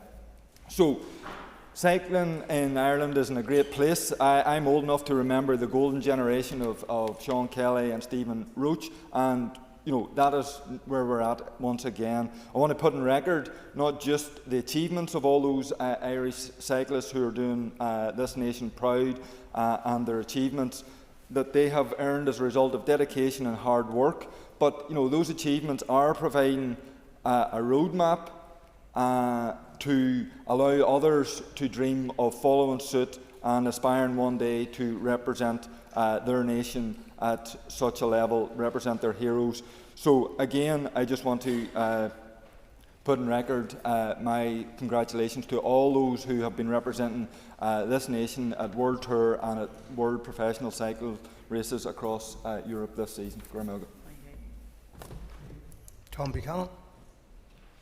Thank you, Mr Deputy Speaker. It was with sadness last Thursday that I learned of the passing of Mr Jim Dixon over the weekend, a former well-known, highly respected businessman from Enniskillen. And at the outset, I want to tender my deepest sympathies to his wife Anna, daughters Susanna, Sharon and Serena, and their respective families, trusting they will find the needed grace and strength from the God of all comfort in the days to come. As most will know, Jim was seriously injured in an IRA bomb attack on the 8th of November 1987 while in attendance at the Poppy Day wreath-laying service at the Cenotaph in Enniskillen. Unknown to Jim, he was only 10 feet away from the no warning bomb explosion which killed 11 people and injured over another 60, leaving many others, including women and children, traumatised until this very day. And let's not forget this was an atrocity, and the First Minister stated that there was no alternative to this type of action. And I asked the House to reflect on that statement today. Jim was the most seriously injured person to survive the bombing that day, having been told by 3 surgeons he wouldn't survive due to the extent of his injuries. And in 2009, recalling his injuries in the Belfast Telegraph, Jim said, and I quote, and I know this was said earlier today, but I think it bears repetition, "My skull was fractured in a number of areas. My eyes were sitting down on my cheeks when the doctors found me. They had to put my eyes back in place. My mouth was blown out, my jaw was missing on the right-hand side. I was split open 9 inches from my chin to my ear, and my face and tongue were paralysed. I had 9 broken ribs, my pelvis, 2 hips, and 1 leg were smashed." What horrendous injuries he suffered as an innocent victim of IRA terrorism. And those who carried out this atrocity are not victims, but are victim makers, and we need to be clear on that in this House today. However, amidst all his suffering, it was Jim Dixon's faith in the Lord Jesus Christ as his personal Saviour that gave him the strength, the wisdom and compassion, and bore testimony to the great Christian values and fortitude throughout the next 38 years of his life, when he never had a day without pain or suffering. For Jim, his suffering is over. He is now with the Saviour today.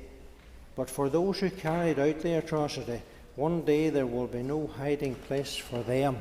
And we are reminded in the Word of God that vengeance is mine, and I will repay, saith the Lord. Thank you. Thank you, Deputy Speaker. I rise to speak about a campaign called Ruby's Law. Ruby's Law seeks to close a serious gap in our legal system, one that too often leaves victims of domestic abuse facing an impossible choice between their own safety and the safety of their pets. At present, our law treats animals as property. In domestic abuse cases, that means a pet can be used as a tool of control, threatened, harmed or withheld to intimidate a partner to stop them leaving. Those working in this area will tell you that it happens far more often than people realise. Some victims remain in dangerous situations because they fear what will happen to their animals if they leave. Ruby's Law would change that. It would allow our courts to include pets in non-molestation and occupation orders, recognising them as part of the household and ensuring their protection when a person seeks safety. It would also create clearer routes for emergency fostering or temporary care when someone has to leave home urgently. This is not just about animal welfare, it's about human welfare and about closing another avenue of coercive control. Where animals are at risk, people are often at risk too, and this link has been proven. In England and Wales, Ruby's Law campaign has already prompted serious consideration of changes to Family Law Act 1996 to allow courts to protect pets through non-molestation and occupation orders. Westminster has already introduced the Pet Abduction Act in 2024, which recognises animals as sentient beings rather than mere property under theft law. This is a significant step forward in how the law views the bond between people and their animals. And across the UK, police guidance on coercive control already acknowledges threats or harm to pets as a recognised form of abuse.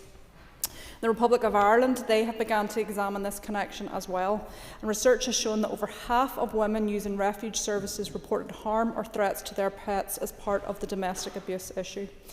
In my own constituency, Causeway Coast Dog Rescue has been leading this conversation not just locally but right across the UK, highlighting these realities and calling for legislative change.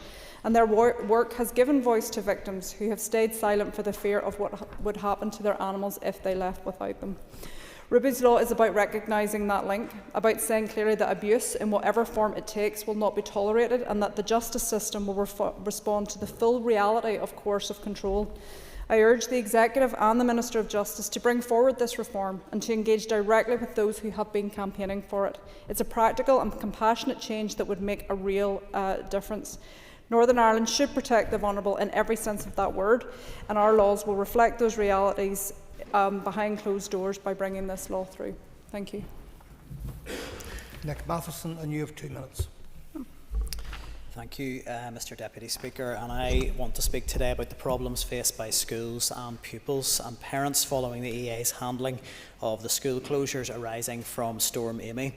And of course everyone here will agree that pupil and staff safety is key in any school premises, but the timeline for arriving at those school closure announcements on Friday caused unnecessary pressure to come to bear on school leaders and parents.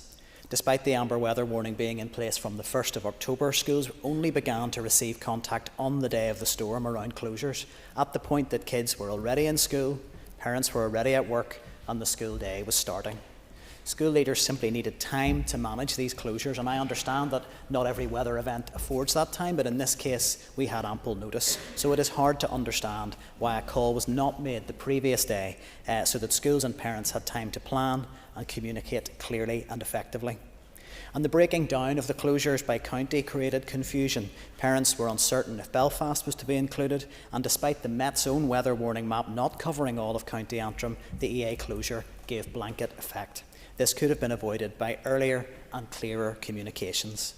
And add to this that communications around transport and meal provision were often not landing until the closure time itself of 12 p.m. was imminent and approaching, and with mixed messaging coming through from different EA departments.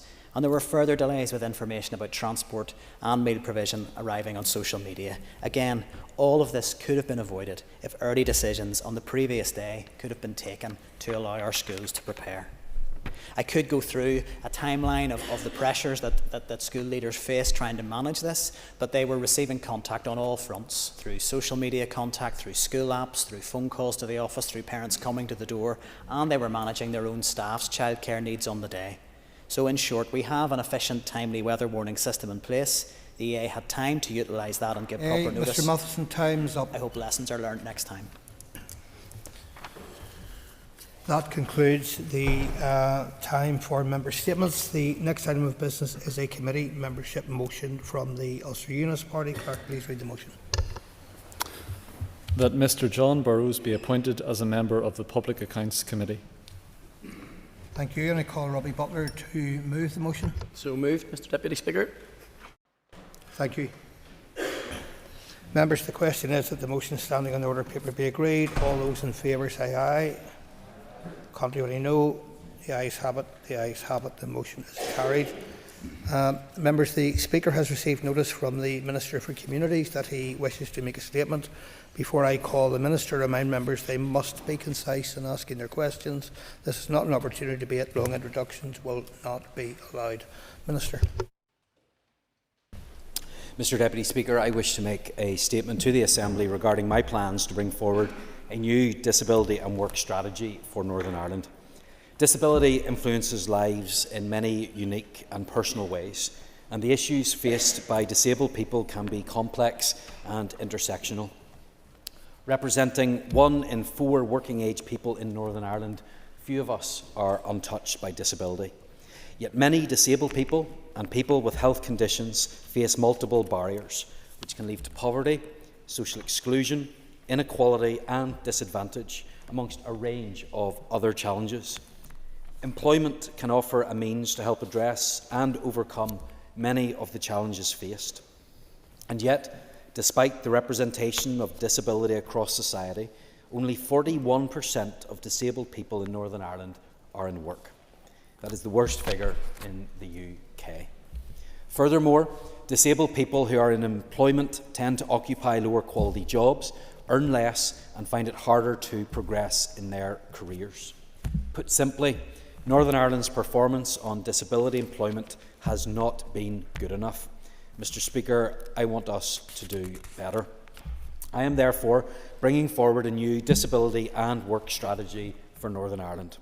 Co-produced by a wide range of partners, including those with lived experience of disability, this strategy sets out a clear commitment to see an additional 50,000 disabled people in the workforce by 2036 and a disability employment rate at 50% and growing. This will ensure that more disabled people and people with health conditions have access to, can sustain and can thrive in quality employment within an inclusive Northern Ireland labour market. This work intersects with a range of strategic agendas, such as the Executive Anti-Poverty Strategy, Skills Strategy, Autism and Mental Health Strategies, and the review of special educational needs provision. And of course, it also aligns to our forthcoming Executive Disability Strategy, which I plan to bring forward in the coming weeks. In co-producing this strategy, we have placed people with lived experience of disability at the centre, involving them at every stage to ensure that we have identified and shaped the change needed to achieve better outcomes. We have a wealth of experience within our voluntary and community sector, delivering close support for many years to disabled people. Their insight and value cannot be overstated, alongside the contributions of all partners across the disability and work agenda.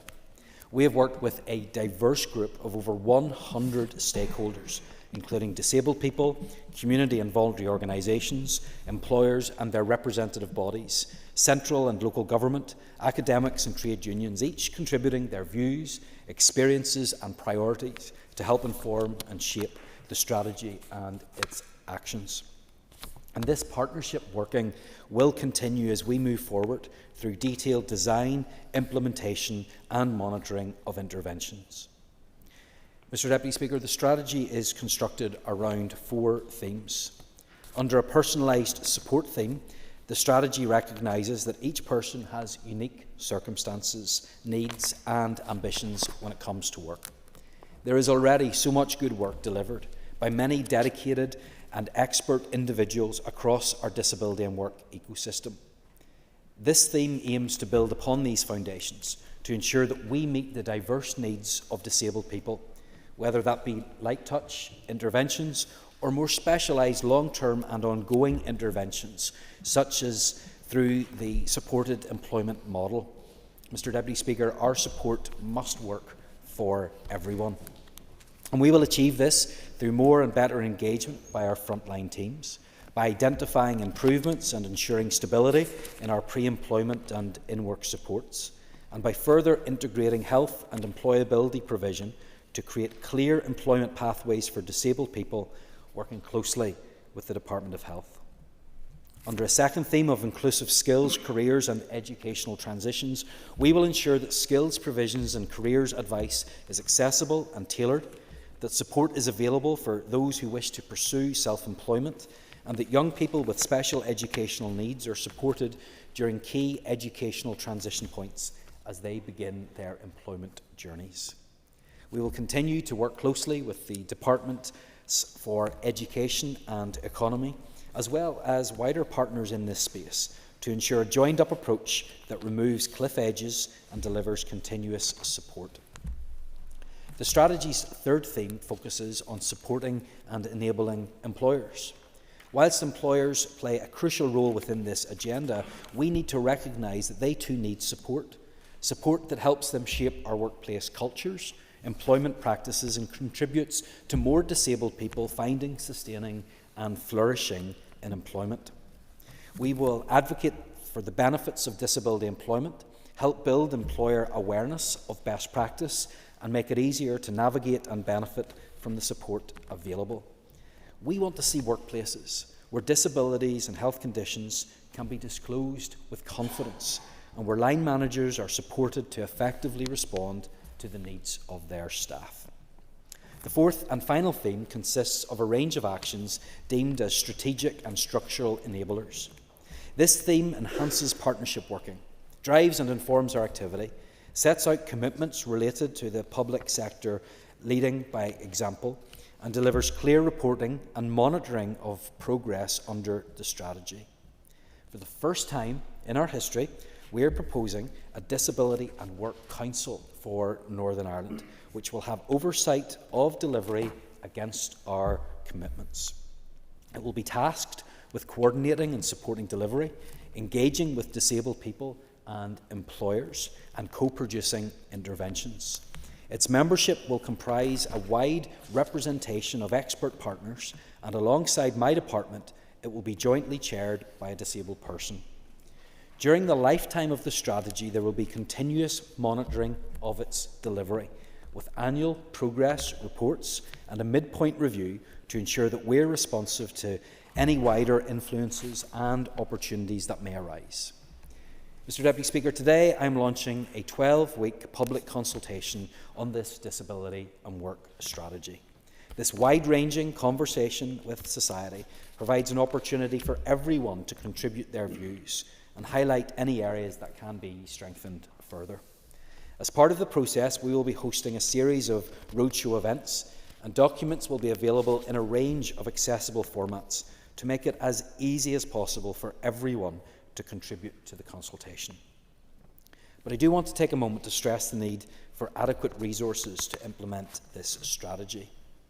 Disability employment is not a challenge that my department can solve in isolation.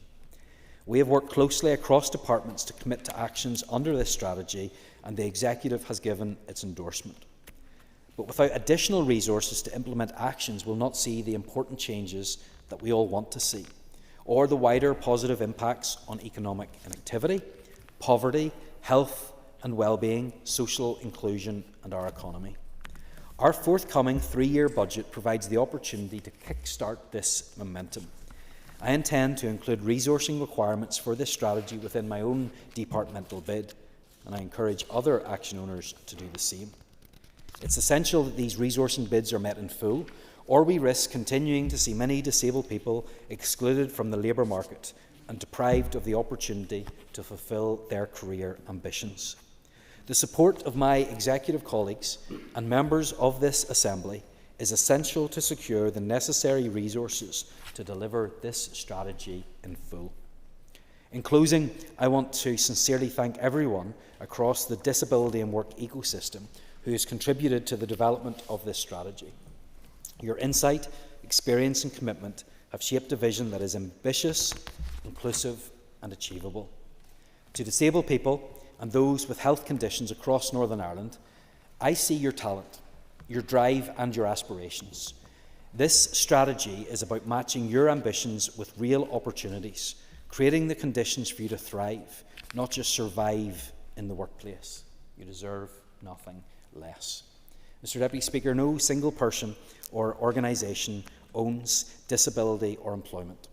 Real change will only come when we work together as government, employers, the voluntary and community sector and society as a whole, sharing responsibility and pushing each other to go further.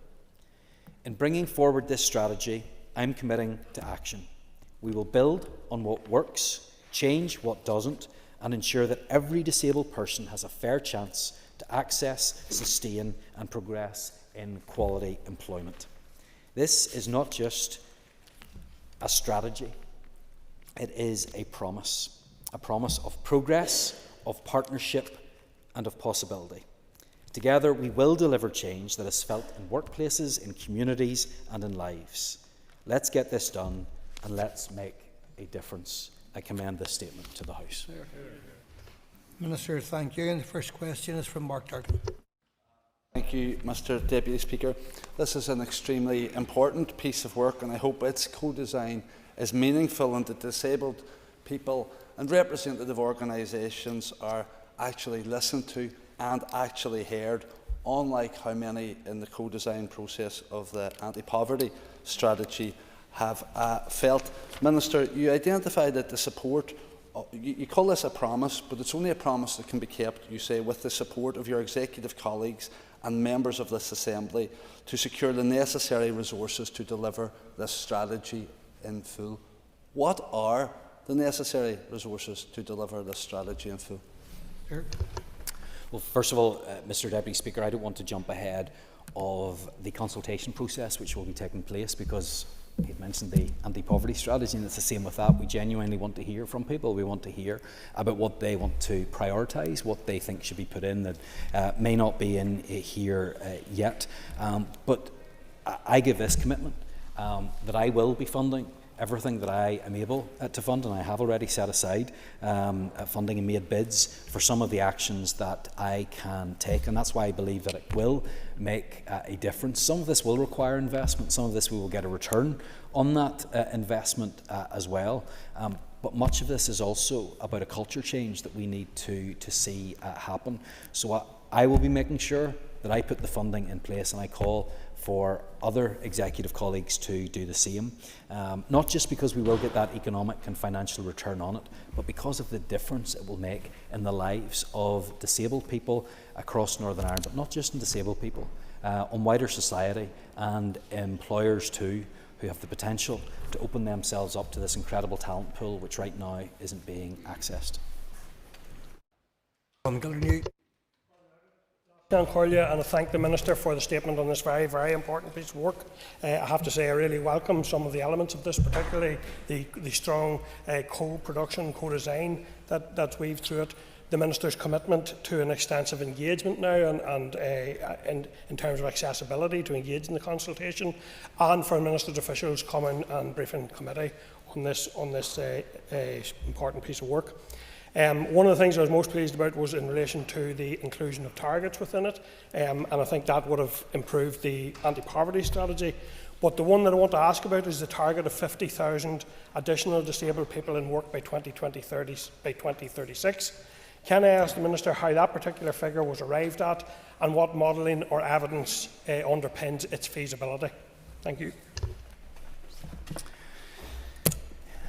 This was a topic of extensive debate during the co-production process with those involved, and that figure was landed at because people believe that it is both ambitious but also achievable as well. It takes us up to where the rest of the UK is at, and look, I want to remove the disability employment gap entirely. I want to ensure that everybody has the opportunity to thrive in work, but we have to be realistic about what is achievable. But I do think that this is ambitious, and for context, an additional 50,000 people in work is the equivalent of everybody in the civil service and the entirety of those working in the Belfast Trust. So in terms of context, I think that does show how ambitious this is, and this is something that those involved in the process were very much supportive of.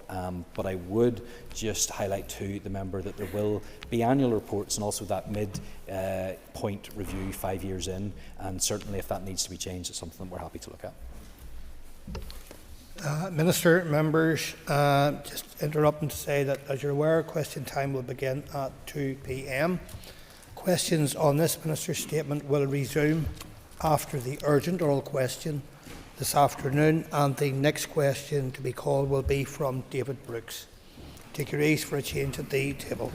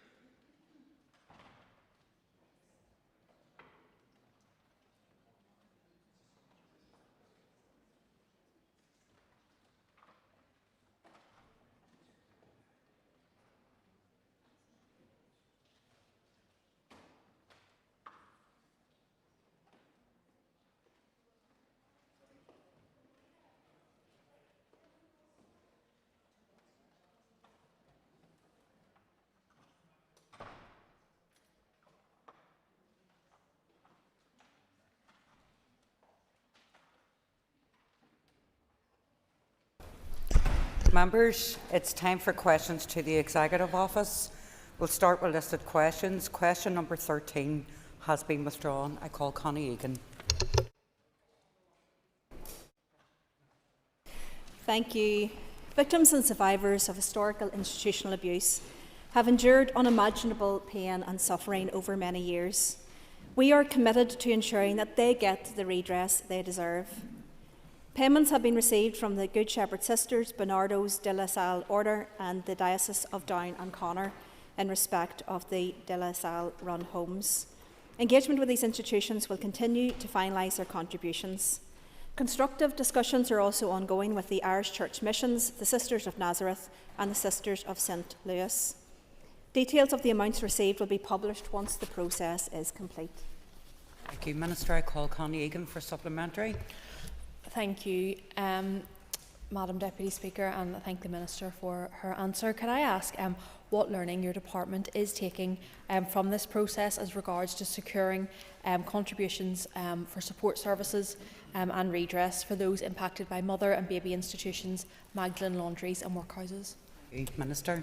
Thank you. I thank the member for her question. I think it's incredibly important that we do learn everything that we can from this process and to roll that forward. I think there were some significant successes in this process across many different areas. I certainly would have liked to see the institution step up at an earlier stage and to make that contribution at an earlier stage.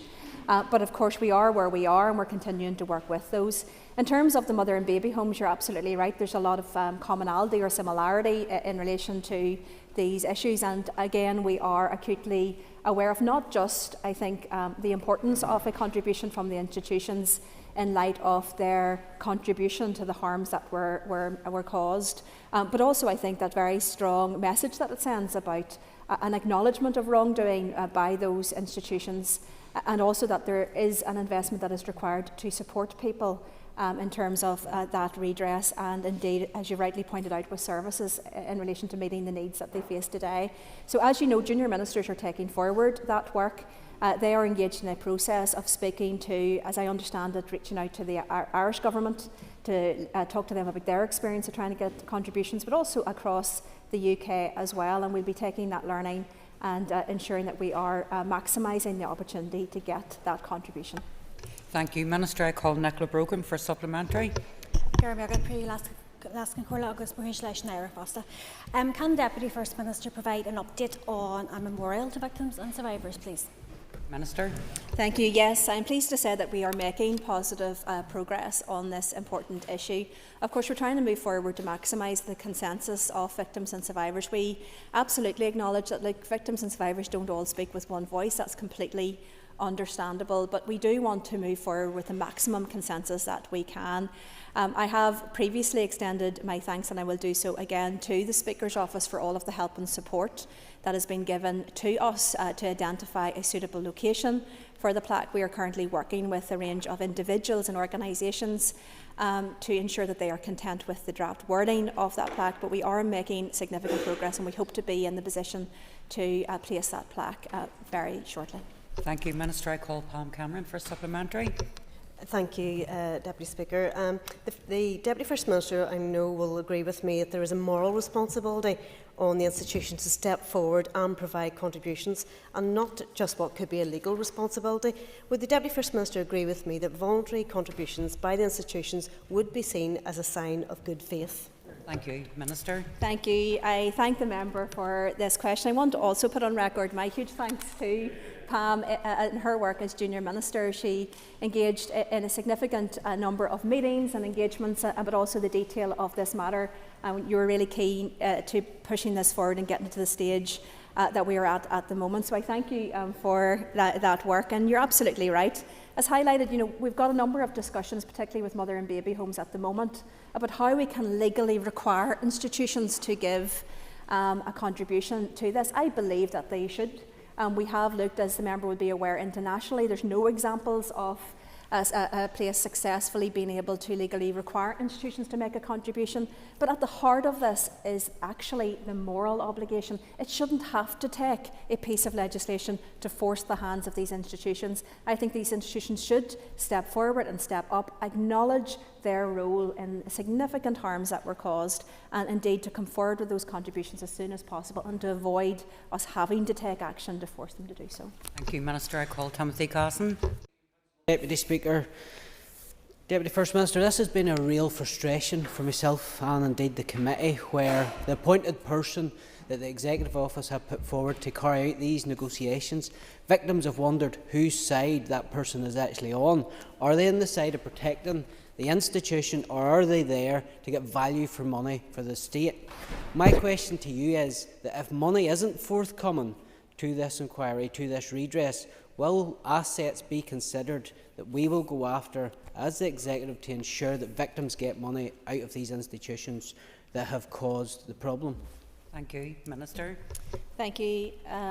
Of course, important issues at play here. At this stage, we have paid out just over £108 million worth of compensation, well over 5,000 applications received. Of course, the scheme is now closed and there's only a small number of those applications left. Those are being assessed, and it is anticipated that we will finish, the panel will finish that work in November, so all of those left to be assessed will be completed by November. That's the aim. But of course, those discussions with the institutions have been ongoing. There are legal challenges, there's no doubt about that. I can assure the member that we have pushed as hard as we possibly can to make clear that we do believe the institutions must contribute. We believe that there absolutely is a moral responsibility as well as an acknowledgement of fault. However, there are real legal challenges. That's why internationally no other state has been able to bring forward legislation to compel contributions from institutions. I specifically asked the question in relation to assets. I am advised that sometimes in terms of asset transfer it can actually be a liability for the government around issues of contamination or the state of those premises. So we need to be really careful that actually if we are going down that route, it provides value and additional resources for those victim survivors. But of course all of this is underwritten by the state. And that's the challenge. That's £108 million, rightfully recognising what people have gone through. But of course, that is going out through the state at the moment, but with a small contribution from the institutions. And that is something that we are continuing to pursue, but it has been a challenging situation legally. Thank you, Minister. I call Colin McGrath.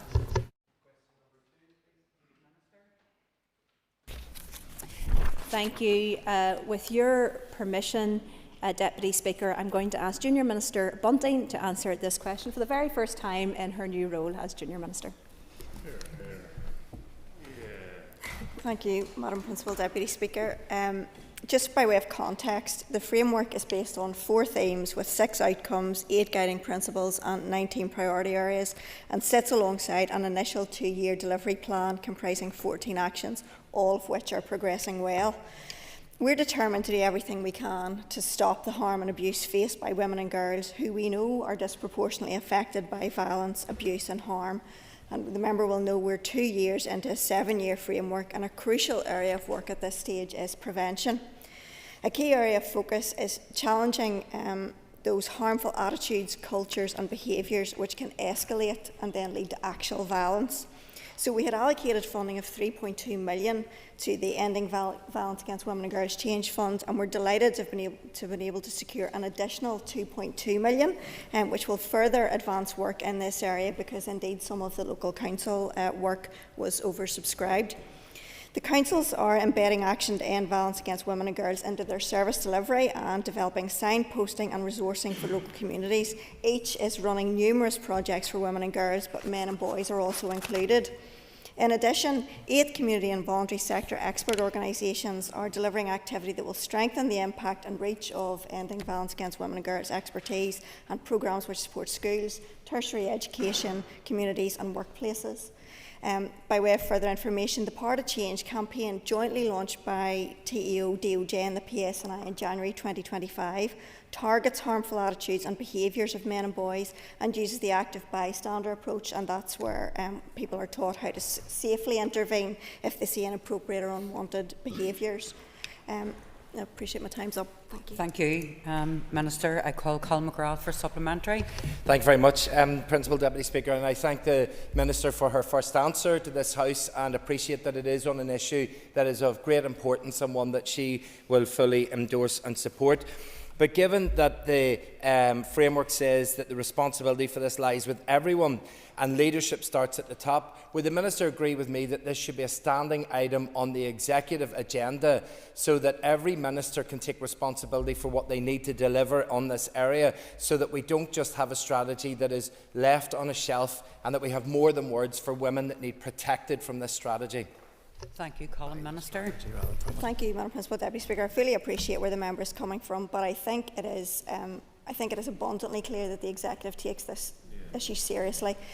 This is a strategy that, whilst it sits with TEO, has been agreed by the entire executive, and there are indeed regular updates, and there are oversight bodies into which other ministers contribute. The other thing that I would want to highlight to the member is that working better together is one of the 6 outcomes of the strategic framework, and it's embedded in the programme for government. So we are working collectively with executive colleagues in a number of key work areas in the delivery plan, and that includes sectoral groups on safer socialising, workplace, tertiary education and the Healthy Relationships Forum.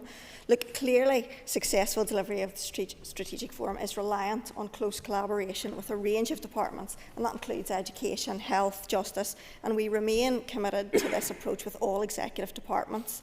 The Department of Health and Department of Justice jointly lead the Domestic and Sexual Abuse Strategy, which was published in September 2024, and it's aligned to this framework.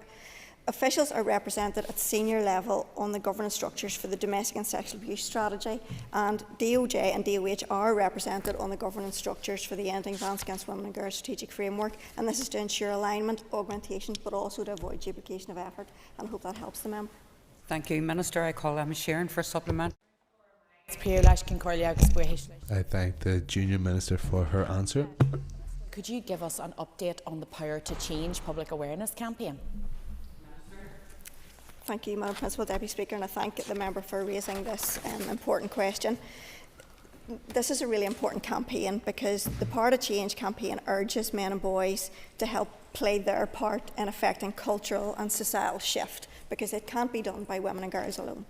And it challenges men and boys to check and change unwanted behaviours and attitudes towards women and girls, including those activities that demean women and inhibit women. The campaign uses the active bystander approach, as I've mentioned earlier on, to challenge them to step away from negative attitudes, challenge their friends and have the confidence to step in safely, put a stop to behaviour that might escalate and put their friends at risk of offending in the future. So that campaign had a wide reach right across Northern Ireland, with targeted messaging on social media, posters, billboards, on buses, in pubs and restaurants, as well as on the radio. And the campaign toolkit has been delivered to teachers for use in schools right across Northern Ireland. And this is raising a conversation that needs to be had right across society and encouraging men and boys to be part of the solution. The next phase of the campaign will be developed with input from young men, and that's going to help us reach a younger audience in a way that will make sense to them and equip them to make better decisions when they see challenging behaviour towards women and girls. And I would like to highlight that through the Local Change Fund, a lot of councils are doing great work in this area, and a lot of projects that engage not just women and girls, but also boys and men in this area of understanding and prevention. Thank you, Minister. I call Stuart Dixon for a supplementary. Thank you, Principal Deputy Speaker. And a warm welcome to the new Junior Minister to your role. Junior Minister, can I ask you, I'm pleased to hear that Queen's University have been asked to carry out research to identify gaps in legislation, particularly around the attitudes of men and boys to violence against women and girls. Can you indicate to us that that work will also include those people who are currently held in prison? Minister. Thank you, Principal Deputy Speaker. Yes, to give you some more aspects about this, the research has been commissioned to identify evidence gaps, as the member has outlined, in understanding attitudes and behaviours of men and boys in relation to this subject area. The research is going to focus on young men and boys aged 16 to 24, and the research process is currently underway, including engagement with stakeholders, interviews with organisations who work with young men and boys, focus groups and a survey. The research process will be advised by Young People's Advisory Group and an international expert advisory group. With regard to the prisons, I am aware that there has been work undertaken in Hydebank.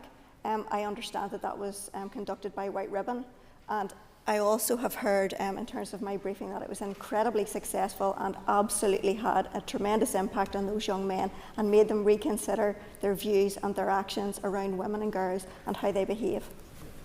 Thank you, Minister. I call John Stewart. Thank you. Section 20 of the Northern Ireland Act sets out that matters are considered to be cross-cutting, significant or controversial should be referred to the Executive for discussion and agreement.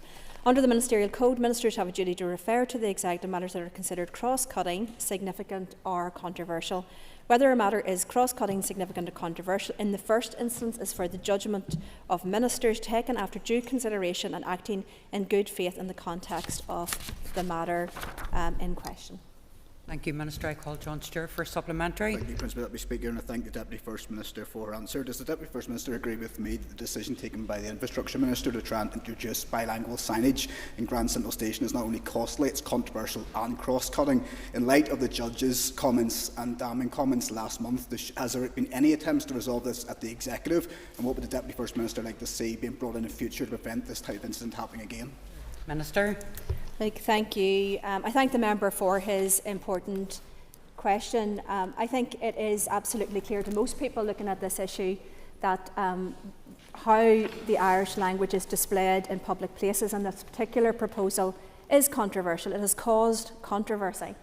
There are a number of very strong views across the piece on this matter. But of course, the test that the Minister ought to apply her mind to is whether or not it is cross-cutting or significant and or controversial. And in this case, in my view, it is both significant but particularly controversial and cross-cutting. Those are the two arguments that are currently before the court. But look, the judge made clear his frustration that this matter has not been resolved by politics, and therefore I believe very strongly that the Minister ought to bring this matter to the Executive for discussion and indeed for decision. Of course, issues around the Irish language brought this place down. It was a reason that was used to keep this place down for many years. That is a demonstration of the controversy. And when some people have speculated that, look, an Irish language commissioner would say that he or she's very supportive and therefore it's not controversial. Of course, an Irish language commissioner is going to support Irish language signs everywhere. That is not the test. The test is whether or not it is controversial across the range of different views, and it clearly is. So, of course, we know that the Minister is no varies to take a decision that ought to have been brought to an Executive. In my view, this is one that needs to be brought to the Executive, and the Minister should do so. Thank you, Minister. I call Sinead Annis for supplementary. Pre-last Concorla, can the Deputy First Minister outline why the Ministerial Code has not been amended following the passage of the Executive Functions Act? Minister. Thank you. This matter was under consideration, as the member may be aware, but wasn't led in time in terms of these institutions being in operation. However, the courts have made clear that, of course, the Ministerial Code is guidance, and what actually matters is the primary legislation. That primary legislation endures, so therefore the test remains the same, that a Minister must bring for decision to the Executive any matter that is significant, controversial or cross-cutting. And indeed the judgments, the legal cases, the jurisprudence in all of these matters also makes clear that the Minister has no varies to make a decision that ought to come to the Executive on any of those grounds. So therefore the Minister can't make that decision alone, and in this case she absolutely should take this decision to the Executive for discussion and indeed decision. Thank you. I call Keith Buchanan. Following on, and thanks, Deputy First Minister, for your answer. And just following on from John's question, given obviously the comments we've heard in the court, and John's been over that and raised that point, is there any indication that the Minister is going to bring this to the Executive table? I think that's the place to sort these things out, and if everybody in the Executive agree it instead of through the courts. Minister. Look, absolutely. When we look back to the origin of this requirement, it arises from the further negotiations in St Andrews. It is now part of the infrastructure and the processes around the Belfast Good Friday Agreement as amended by the St Andrews Agreement. And it was there to stop ministers having solo runs on significant, controversial or cross-cutting issues. It is there as a safeguard for the Executive in recognition that it is a multi-party Executive, and therefore on key issues it must act as one. It must try to build consensus as one. And in this case, there clearly are a range of different views. It is important, regardless of the substance of the issue, it is incredibly important that we protect the integrity of those processes, that we protect the decisions that ought to be made by the Executive. And importantly, it doesn't matter if the particular minister feels that they will not get the outcome they want if they bring it to the Executive, because that is not the test. The test is it cross-cutting? Is it significant or is it controversial? And if it is any one of those three things, then it must be brought to the Executive for discussion and decision. Thank you. I call Patsy McGlone for supplementary. I'm looking to find out when the Language Commissioner will be in office. The Irish Language Commissioner be in office? It's not related, Patsy. It's not related at all, so I'm moving on. Questions 4 and 6 have been grouped. I call Philip Brett. Thank you, Mrs. Principal Deputy Speaker. With your permission, I will answer 4 and 6 together. I was delighted to recently meet representatives of the Bank of America, along with Junior Minister Bunting, to hear first-hand about their exciting plans to establish an office in Belfast. These plans create up to 1,000 new jobs, and that's hugely significant and sends a powerful signal about the strength of our professional services sector and represents a real vote of confidence in our local workforce. This investment reflects Bank of America's continued commitment to the local economy, building on its previous partnership with Belfast Met to support the Digital Skills and Employability Programme, an initiative which has empowered individuals from diverse backgrounds to gain valuable qualifications. This latest announcement adds to a growing list of global firms such as Every, Cisco, Sensata, Seagate and EY, who are choosing to invest locally, reinforcing our position as a competitive and attractive location for international business. Thank you. Philip Bradford, supplementary. Thank you, Madam Principal Deputy Speaker. Does the Deputy First Minister agree with me that this investment in Northern Ireland shows the strength and importance of having a joint head of government that turns up, stands up and speaks up for Northern Ireland on the international stage? And will she commit to continuing to represent everyone in Northern Ireland whilst others boycott their duty to the people of Northern Ireland? Minister. Thank you. I thank the member for his important question. There's no doubt if we want Northern Ireland to thrive, we must grow our economy. And growing our economy has those 2 different, distinct aspects. One is supporting our local and Indigenous businesses, and we must do so.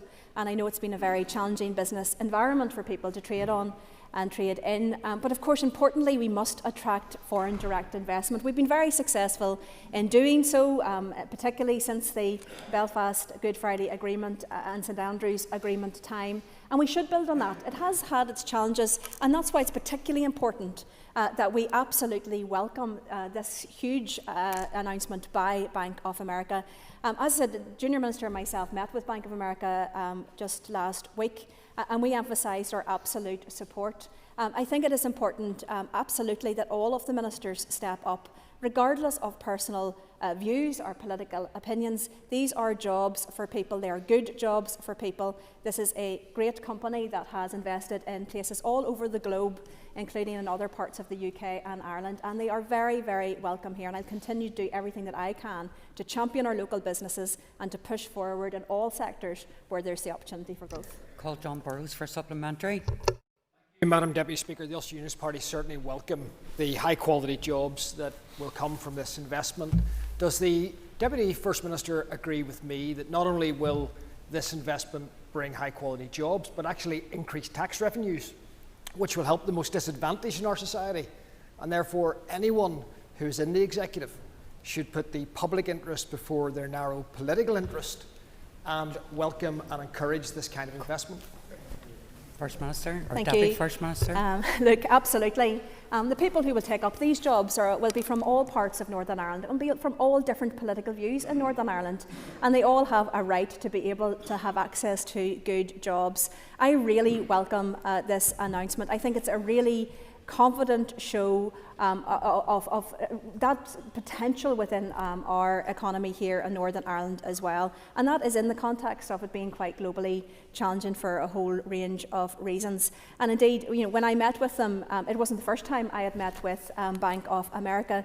We had participated in an investment breakfast back at the UK Global Investment Conference in London last year, where we got the opportunity to make that pitch about Northern Ireland, where we talked about our younger workforce, our highly qualified workforce, the fact that we had pushed ahead to develop these expertise, particularly in terms of back office services and professional services.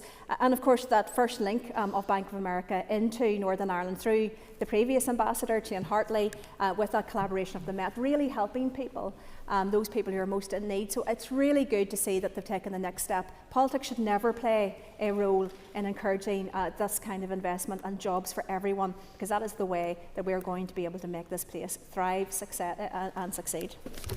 I call Paddy Delargy for supplementary. Thank the Minister for her answers so far. Would the Deputy First Minister agree with me that regional balance across the North is key when it comes to economic growth and investment here? Thank you. I thank the member for his question. Of course, it's important if we are to grow the Northern Ireland economy that all parts of our economy can grow and are given the support and the tools to do so. Along with the First Minister, I attended the opening of the DigiHub down in Omagh, and it was fantastic to see so many people already taking up those spots. I think it was almost 20 companies within that DigiHub where they're able to have a workplace, to have that access to the tools that they require in order to have their businesses from somewhere close to where they live. That is really important. I attended the Queen's University AI conference, and one of the observations that they were making at that conference is that the more and more that we go into the digital space, the more that companies are very much around that technological and digital advancement, that the more people are being able to work from all parts of the world. It doesn't have to be in those big hubs of, for example, London and Paris. It can be from every town and village throughout. So that's something absolutely that we want to encourage. I call Deirdre Hargey.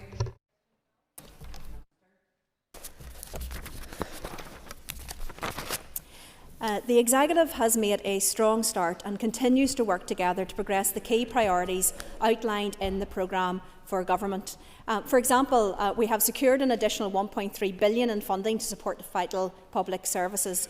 Working parents have already saved around £8 million since the launch of the Northern Ireland Childcare Scheme in September of 2024, and increasing from the current 15,000 children to approximately 24,000 children, thanks to the £55 million investment in early years in childcare this year. Nearly 59,000 additional outpatient, diagnostic and inpatient procedures have been delivered through that ring-fenced funding for health waiting lists of over 200 million, putting us well on track to meet the programme for government target of 70,000. We delivered the strategy to end violence against women and girls, but not only just a strategy, but of course a delivery framework with actual money out the door, working with those organisations and changing people's lives on the ground. We have committed substantial investment to protect and restore Lough Neagh, over £20 million over last year and this year, into working to try to tackle the big issues faced by Lough Neagh. We've agreed our transformation board, we've established a delivery unit, we established an AI and digital unit. We are driving forward that transformation with the first 129 million of that transformation fund already being out to reform and transform the public sector. These are just some examples of the work that has been happening right across other departments. And while some don't want to acknowledge that, I am very proud of the start that we have made, but we are not complacent. We know that there is much more to be done, and that is why we are driving forward that delivery in this executive. Deirdre Hargey for supplementary. Thank you for that comprehensive list. And obviously the programme for government also outlines the need for an Irish language strategy, including the promotion and greater visibility across the public sector. So would the Deputy First Minister join me in just acknowledging and recognising the vibrancy of the language, but also to unequivocally condemn any intimidation or threats or indeed criminality in response to the democratic decision taken last week at Belfast City Council? Minister. Thank you. Of course, in our programme for government, we've focused on 9 key priorities.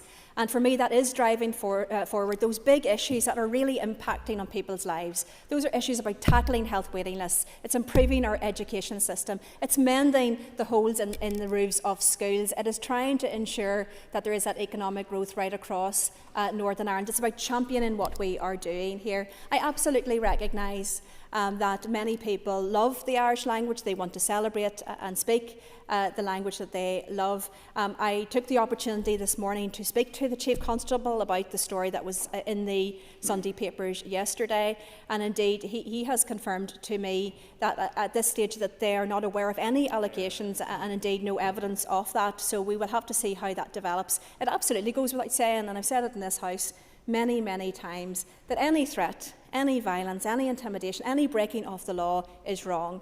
And of course that is my stance no matter where that may appear. But in this case an allocation has been made. I've spoken to the Chief Constable. There's no evidence of such, but as I said, we'll continue to keep an eye on that situation. Thank you. That ends the period for listed questions. We'll now move on to 15 minutes of topical questions, and I call Matthew O'Toole.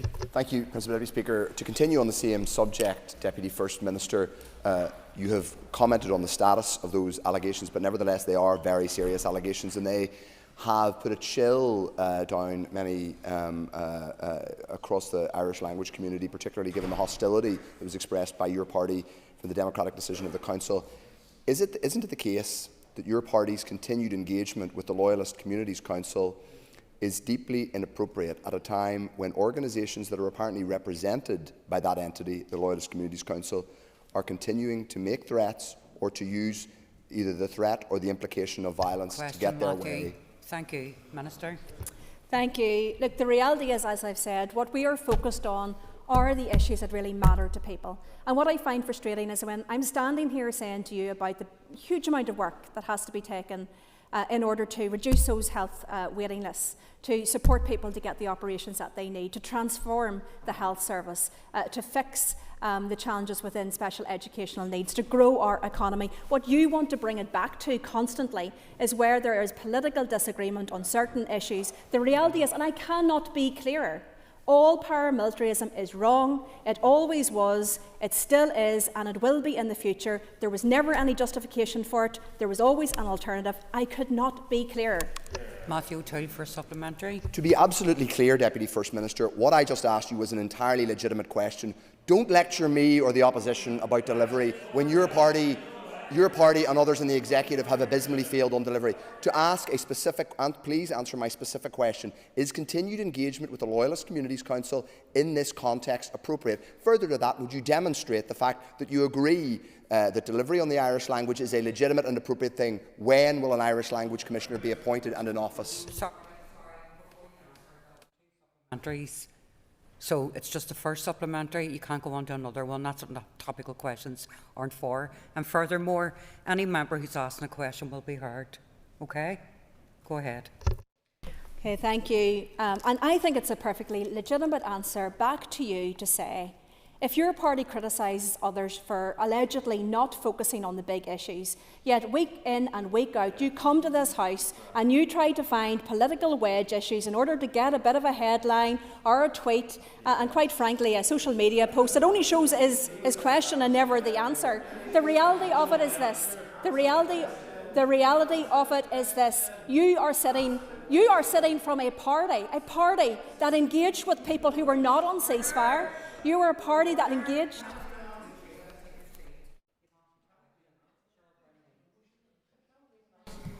Thank you, Madam Principal Deputy Speaker. Thank you. I'm sure the Deputy First Minister will join with me in sending her sympathy and solidarity to those impacted by the synagogue attack in Manchester. Hear, hear. Knowing the impact that this will have upon our small and local Jewish community, what does she believe the Executive can do to ensure protection of our Jewish community and their places of worship here in Northern Ireland? Minister. Thank you, and I thank the member for her question. It's a very timely question and reminds us once again of the serious issues that we face. Not only just in terms of the public services and what we need to do as I've outlined, but there are serious issues that should be approached in a serious way. And this is one of those issues. I was absolutely appalled, like so many, to see the scenes that played out in relation to that terrorist attack. Both the First Minister and myself were offered, and we took up the opportunity for a briefing from the UK Government in relation to that. And one of the questions that we asked was around what further support could be given to protect our small Jewish community here in Northern Ireland. I think it's horrifying and should be horrifying to everyone that our small Jewish community would feel that fear and feel that threat, but undoubtedly they do. I reached out to the community to send my solidarity in relation to what they are going through. We were advised that the Home Office does have a number of schemes, including the Jewish Community Protective Security Grant, which is managed on behalf of the Home Office by the Community Security Trust to protect synagogues, Jewish educational establishments and community organisations. And I have to say, I think it's a real tragedy that these schemes are needed to protect people who are trying to go about their absolutely core protected right to worship in whatever faith that they choose to worship in, and in order to protect that community. So again, I will be following up with the community here to make sure that they're maximising what support is available. But in advance of the anniversary of October the 7th, which falls tomorrow, I do want to send my solidarity to all of those, to those that are still without their loved ones that are hostages in that region, and indeed to call once again on the release of all of those hostages without reservation and without condition. Call Cheryl Brownlee for supplementary. Thank you, and thank you to the Deputy First Minister for her answer. But beyond these immediate and very serious security concerns, what steps can actually be taken to promote a greater understanding and respect of our Jewish community here in Northern Ireland? Minister. Thank you. I think there's so many different issues that come into play in relation to this, and we often talk about this, which is about being responsible about what we say and how we say it. That gets spoken about an awful lot, and yet we see so many examples, particularly when it comes to the Jewish community across the UK, where there is not just carelessness, but indeed, I think, deliberate attempts to intimidate and to create that hostility towards them. Of course, they should be absolutely valued and indeed protected within the UK. And again, I think the emergence of social media has been a very toxic development when you see the anti-Semitic and other abuse that takes place there. Not just a handful, not just hundreds, but indeed thousands and thousands of daily messages spewing that hate and intolerance and bigotry. So I do think that everybody has a responsibility towards this, and I would like to think that across this House we should be able to stand in solidarity and very clearly condemn any anti-Semitism wherever that occurs. Thank you. I call Andy Allen. Thank you, Principal Deputy Speaker, and no doubt members around this House will recall NDNA and various commitments that were made by the UK Government. Can the Deputy First Minister outline what engagement in recent times the Executive Office have had with the UK Government on delivering on those commitments made within NDNA? Thank you. I think, to be brutally honest, it's always a challenge that once these agreements are made and people make the promises, to ensure that they follow through with those promises. I know, for example, in the member's own constituency, one of the key issues that has appeared not just in NDNA, but of course in other agreements as well, is Craigavon House. I want to see Craigavon House developed. There were commitments given by the UK Government to support that, and that has not happened. So there's a range of outstanding commitments. These are commitments that I raise on a continuous basis directly to the UK Government, and indeed I know the MPs raised these too at Westminster. So it is important that they do step up and they honour those commitments, because that is approaching these types of significant agreements, that very often precipitate action in good faith. And I think to not fulfil what is promised within those is indeed an act of bad faith. Andy Allen for supplementary. Thank you, Principal Deputy Speaker. And the Deputy First Minister references Craigavon House, and indeed that was one such commitment that I was thinking of, and it's a shame to see that the UK Government has not delivered upon that. Can the Deputy First Minister advise what engagement she's having with the Executive colleagues to ensure Craigavon House is restored and protected from being further vandalised that we've seen recently? Minister. Thank you. Look, absolutely, I'd reached out to the Psalm Association around the recent vandalising of the house. The house still has a number of its original features. Those need to be protected. It is not in a great state of repair, and that requires support in order to bring it back. It is a house of incredible history and heritage, and I do believe that it would be a really good centre both for tourism aspects of people wanting to visit a place in which so many historical events happened, but also from an educational perspective, so people can understand much better the history. Just last week we celebrated Ulster Day, which was, I think, 113 years of the signing of the Ulster Covenant. And when I posted about that, I'm always really shocked by people in Northern Ireland who, then have the, I suppose, confidence to respond underneath, but clearly demonstrating that they don't understand what that was all about. They don't understand the history and heritage of this place. And I think very often a lot of bigotry and intolerance can be caused by a very simplistic and two-dimensional, one-dimensional approach to our past and to who people are. So I think there's huge potential with it. I really want the UK Government to step up and support this. But of course the departments, I think, can play a role as well. And of course I've been speaking to my colleague in communities to see what opportunities there may be to try to push this forward along with UK Government and NIO support. Thank you. I call Claire Sugden. Thank you, Principal Deputy Speaker. Minister, public services are overwhelmed because of our ongoing failure to prepare for an ageing population. So since its inclusion in the programme for government, could you outline what the Executive Office is doing to future-proof public services in Northern Ireland? Minister. Thank you. I thank the member for her important question. As the member is aware, we take a life cycle approach in relation to all of our public services, indeed most of our key priorities. There will be some that are less relevant than others. But I would argue that even the likes of affordable childcare, there's a big impact on our older population, because many of those people are stepping in to do unpaid childcare, and it's an incredible thing that they do, but in much greater numbers than ever before. And I think that is also a demonstration of the active lives as well that people can now have into much later life. But you're absolutely right. I think it's important that we continue to not only monitor the situation, but to project forward in terms of our needs. We know that there's going to be needs in terms of the health and social care system, in terms of the types of illnesses that we're facing, not least around Alzheimer's and dementia. And of course, local council is looking at that age-friendly approach. I had the opportunity within Lagan Valley to attend the Lisburn and Castlereagh Council age-friendly event with so many organisations working with our older people across the constituency. Lagan Valley is a good example of a constituency that is an ageing constituency, and that is an ageing constituency with needs. So of course it has to be mainstreamed. It has to be mainstreamed in everything that we do, and we need to make sure that we are taking that fully into account in all of our EQIA screening. We've just appointed, as you know, our Older Persons Commissioner, but also in terms of the reporting and the monitoring of our programme for government. I call Claire Stockton for supplementary. Thank you, and I appreciate the Minister agreeing how important it is for moving forward. However, we need a tangible plan. We need to recognise that. I think it was Chris Whitty who said that we need to be designing our public services to reflect the population that we serve. So how is the Executive particularly doing that so that we don't find ourselves in a much worse situation than we are now? Thank you. As I said, this is mainstreamed absolutely within departments in terms of policy development. But one of the initiatives that we are doing is pushing forward better data analytics, particularly through the work being pushed forward by our Chief Scientific and Technology Officer. It's one of the things that we have identified that could help policy making, which is to understand better the data behind that.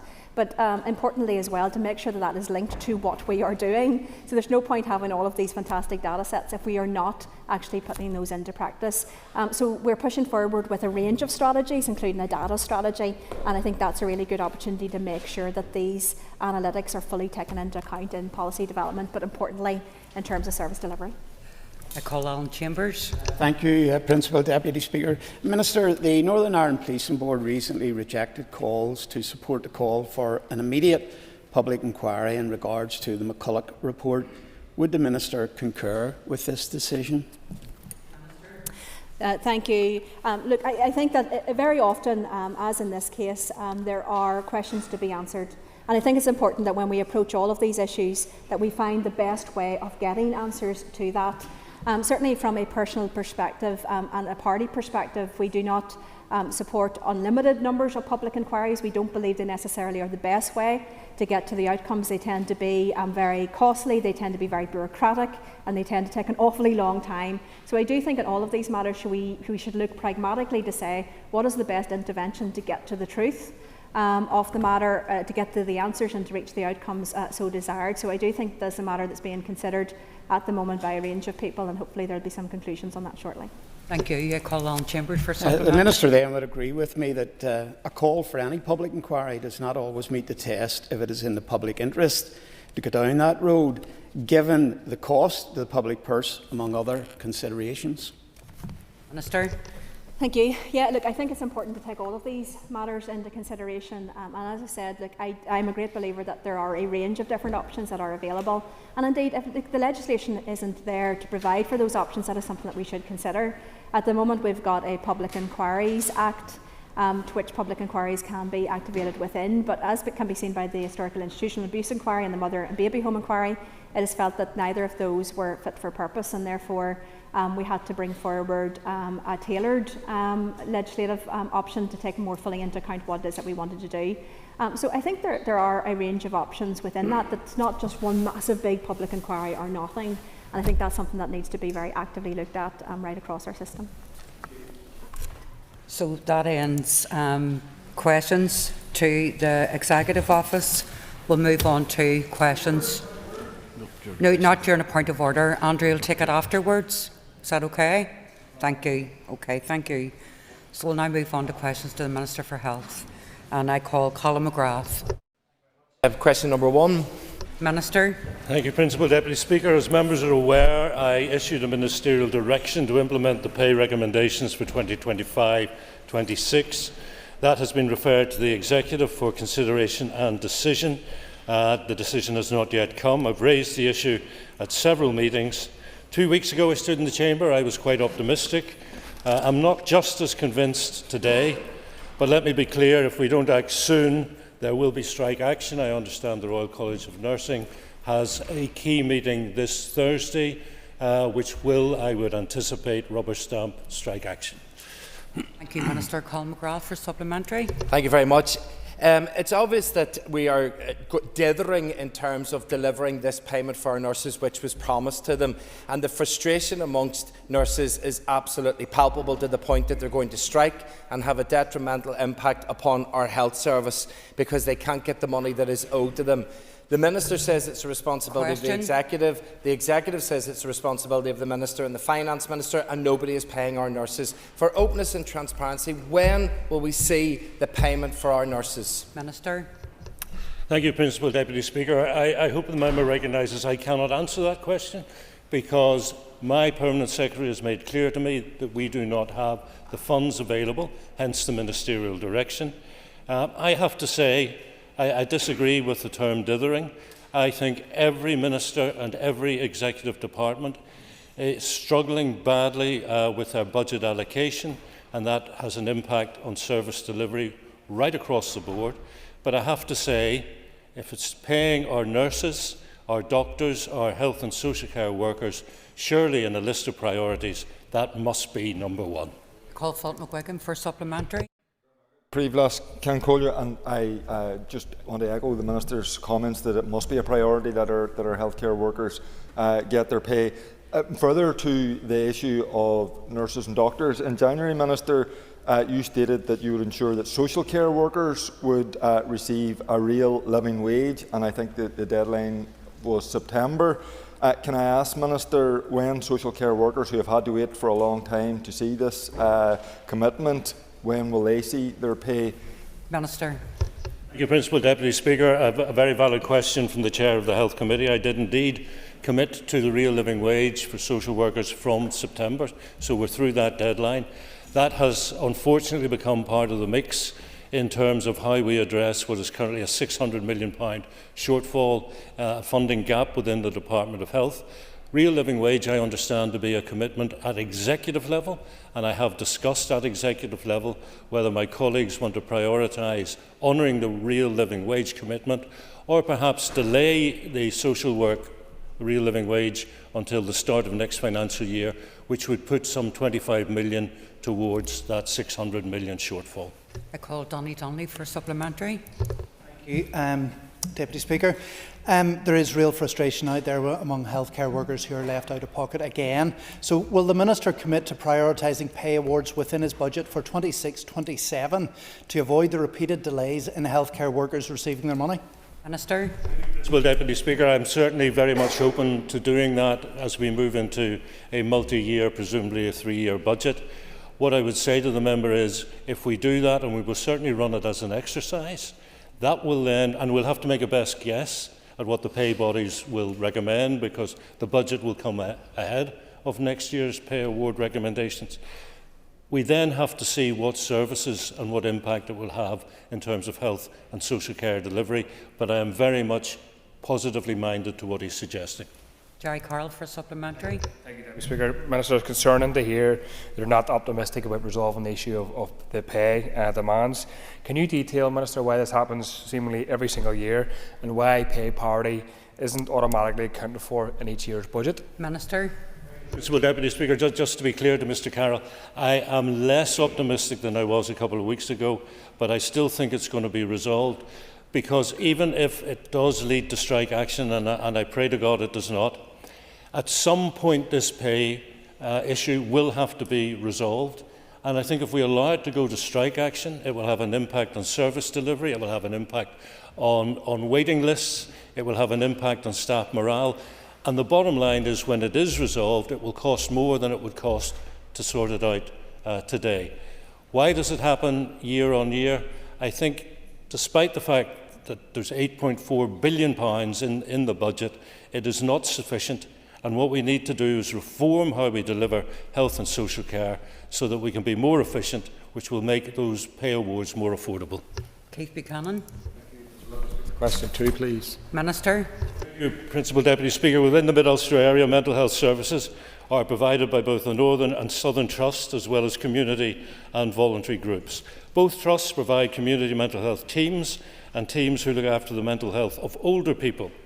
Within the Mid-Ulster Hospital site, patients can access crisis resolution or home treatment services, community addiction services, access to perinatal mental health services, psychological therapy services, and, where appropriate, the regional trauma network.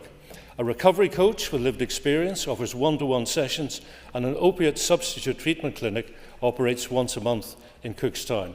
The Recovery College and Bereaved by Suicide services are also available locally, while a CAMS team is based in Macrofelt to care for our younger population. Thank you, Minister. I call Keith Buchanan for Thank supplementary. you. Thank the Minister so far for his answer. Minister, several people in Mid-Ulster have followed the advertisements on television, which are the right thing to do, and reached out, but they didn't get the help they needed, and then the help came too late.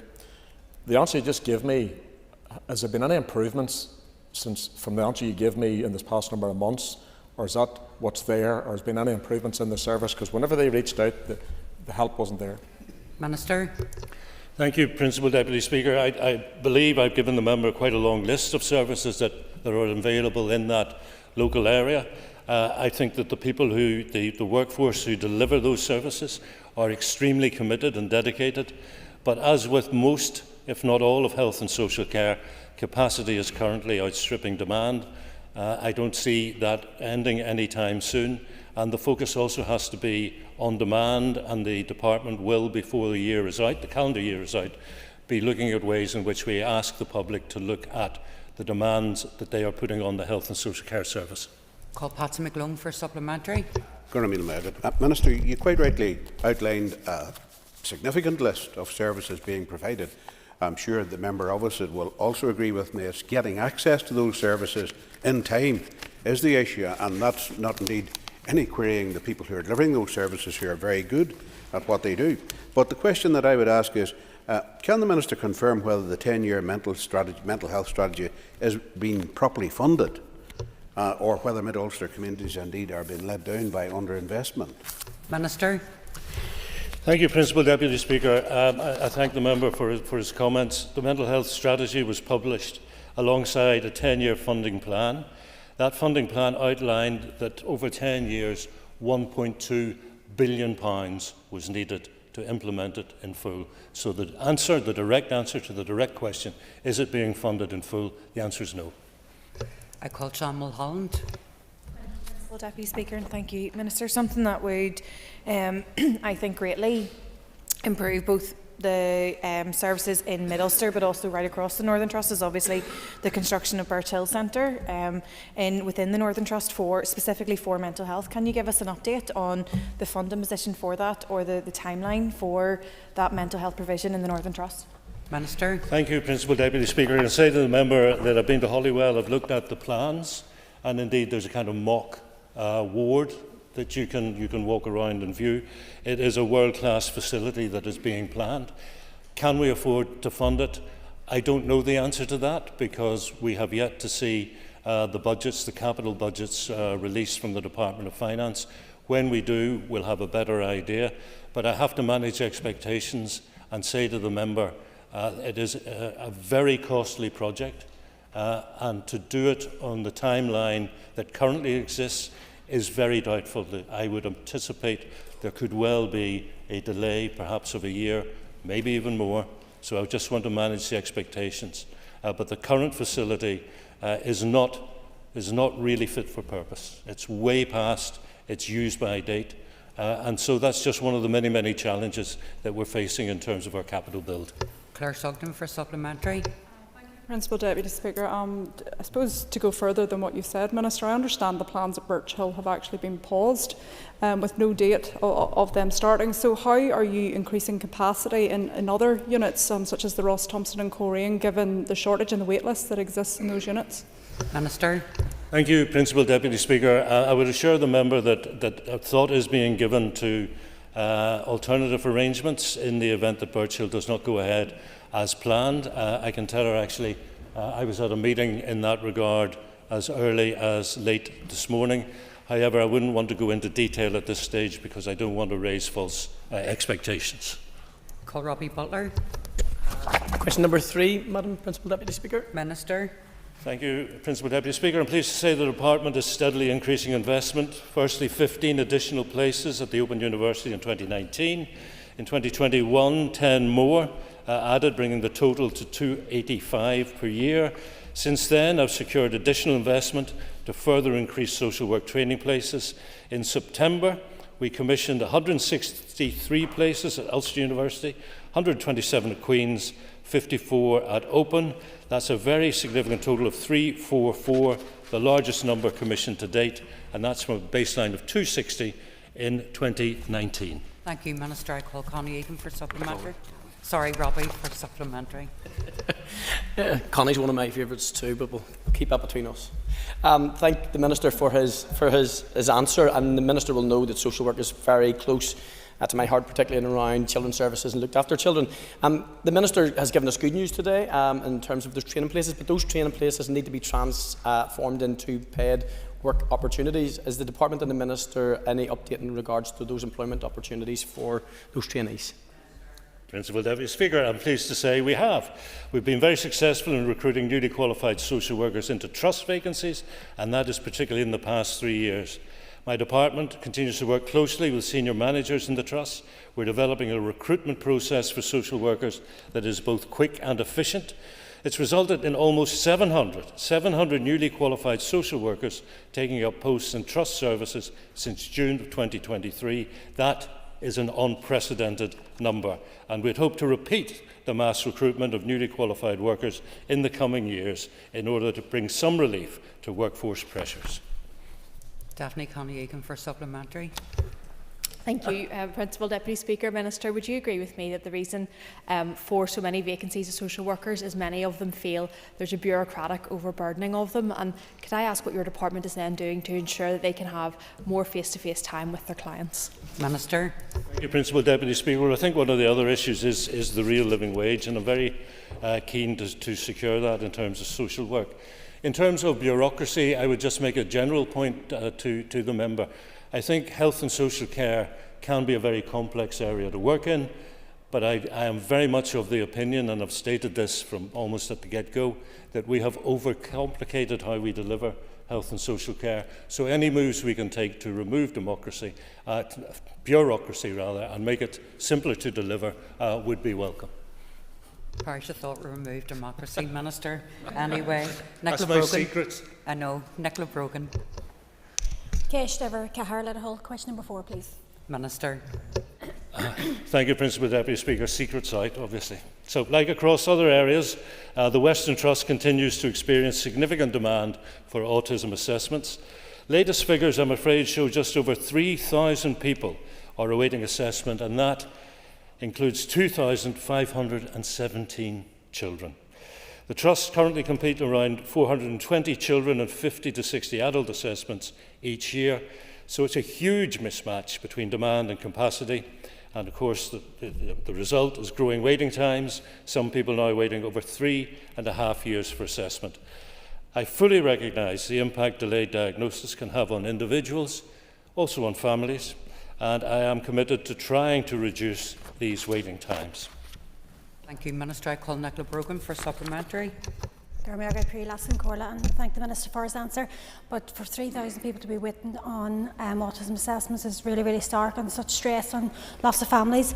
Can I ask the Minister to give an indication of how autism assessment waiting lists compare in the Western Trust to other trusts in the North, and to outline what he's doing to ensure that children and adults in West Roan and the Western Trust are treated fairly? Minister. Thanks, Principal Deputy Speaker. The Western Trust undertook a waiting list initiative last year, and that delivered 20 additional assessments for individuals who are approaching 18 years of age.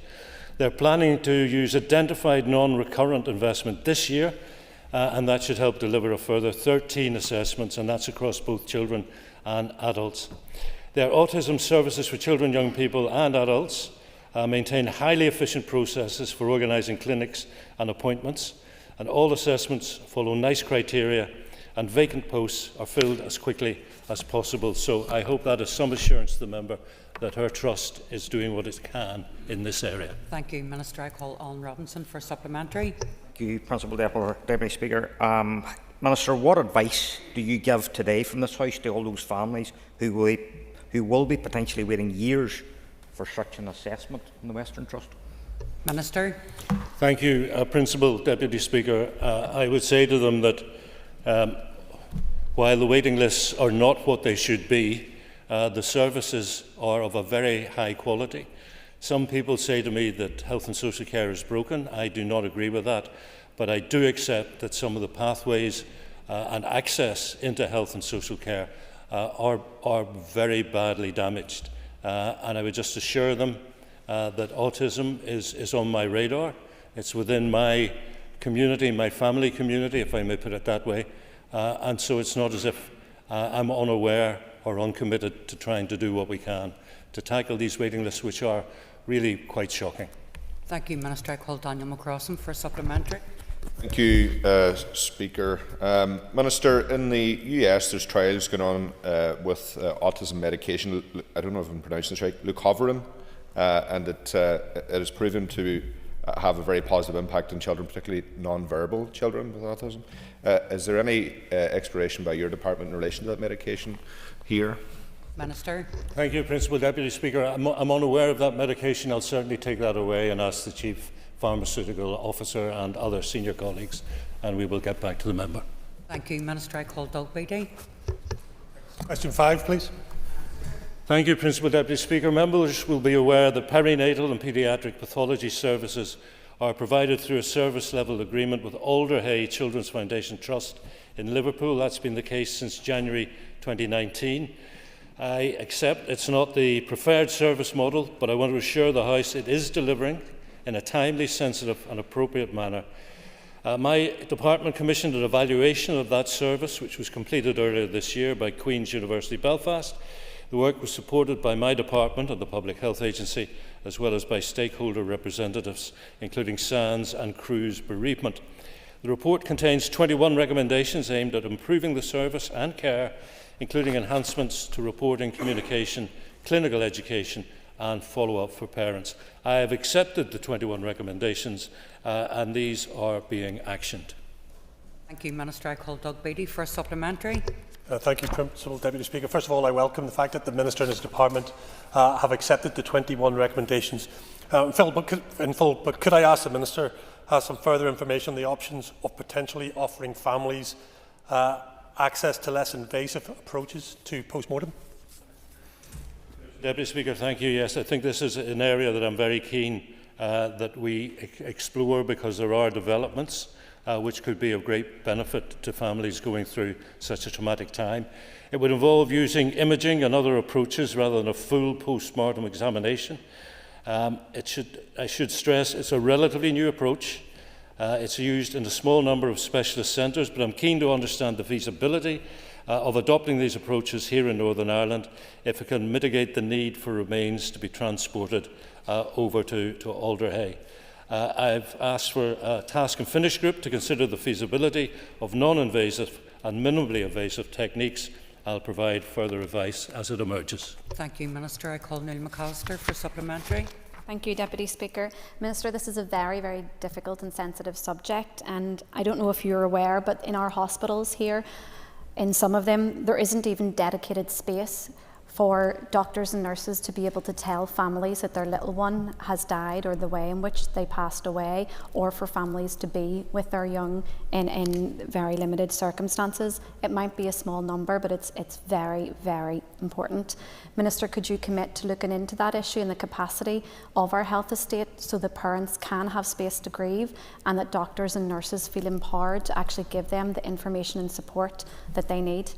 Minister. Principal Deputy Speaker, I agree with the member. It is an incredibly sensitive and potentially traumatic moment for families, and they certainly should have a dedicated space where their privacy and their dignity is respected.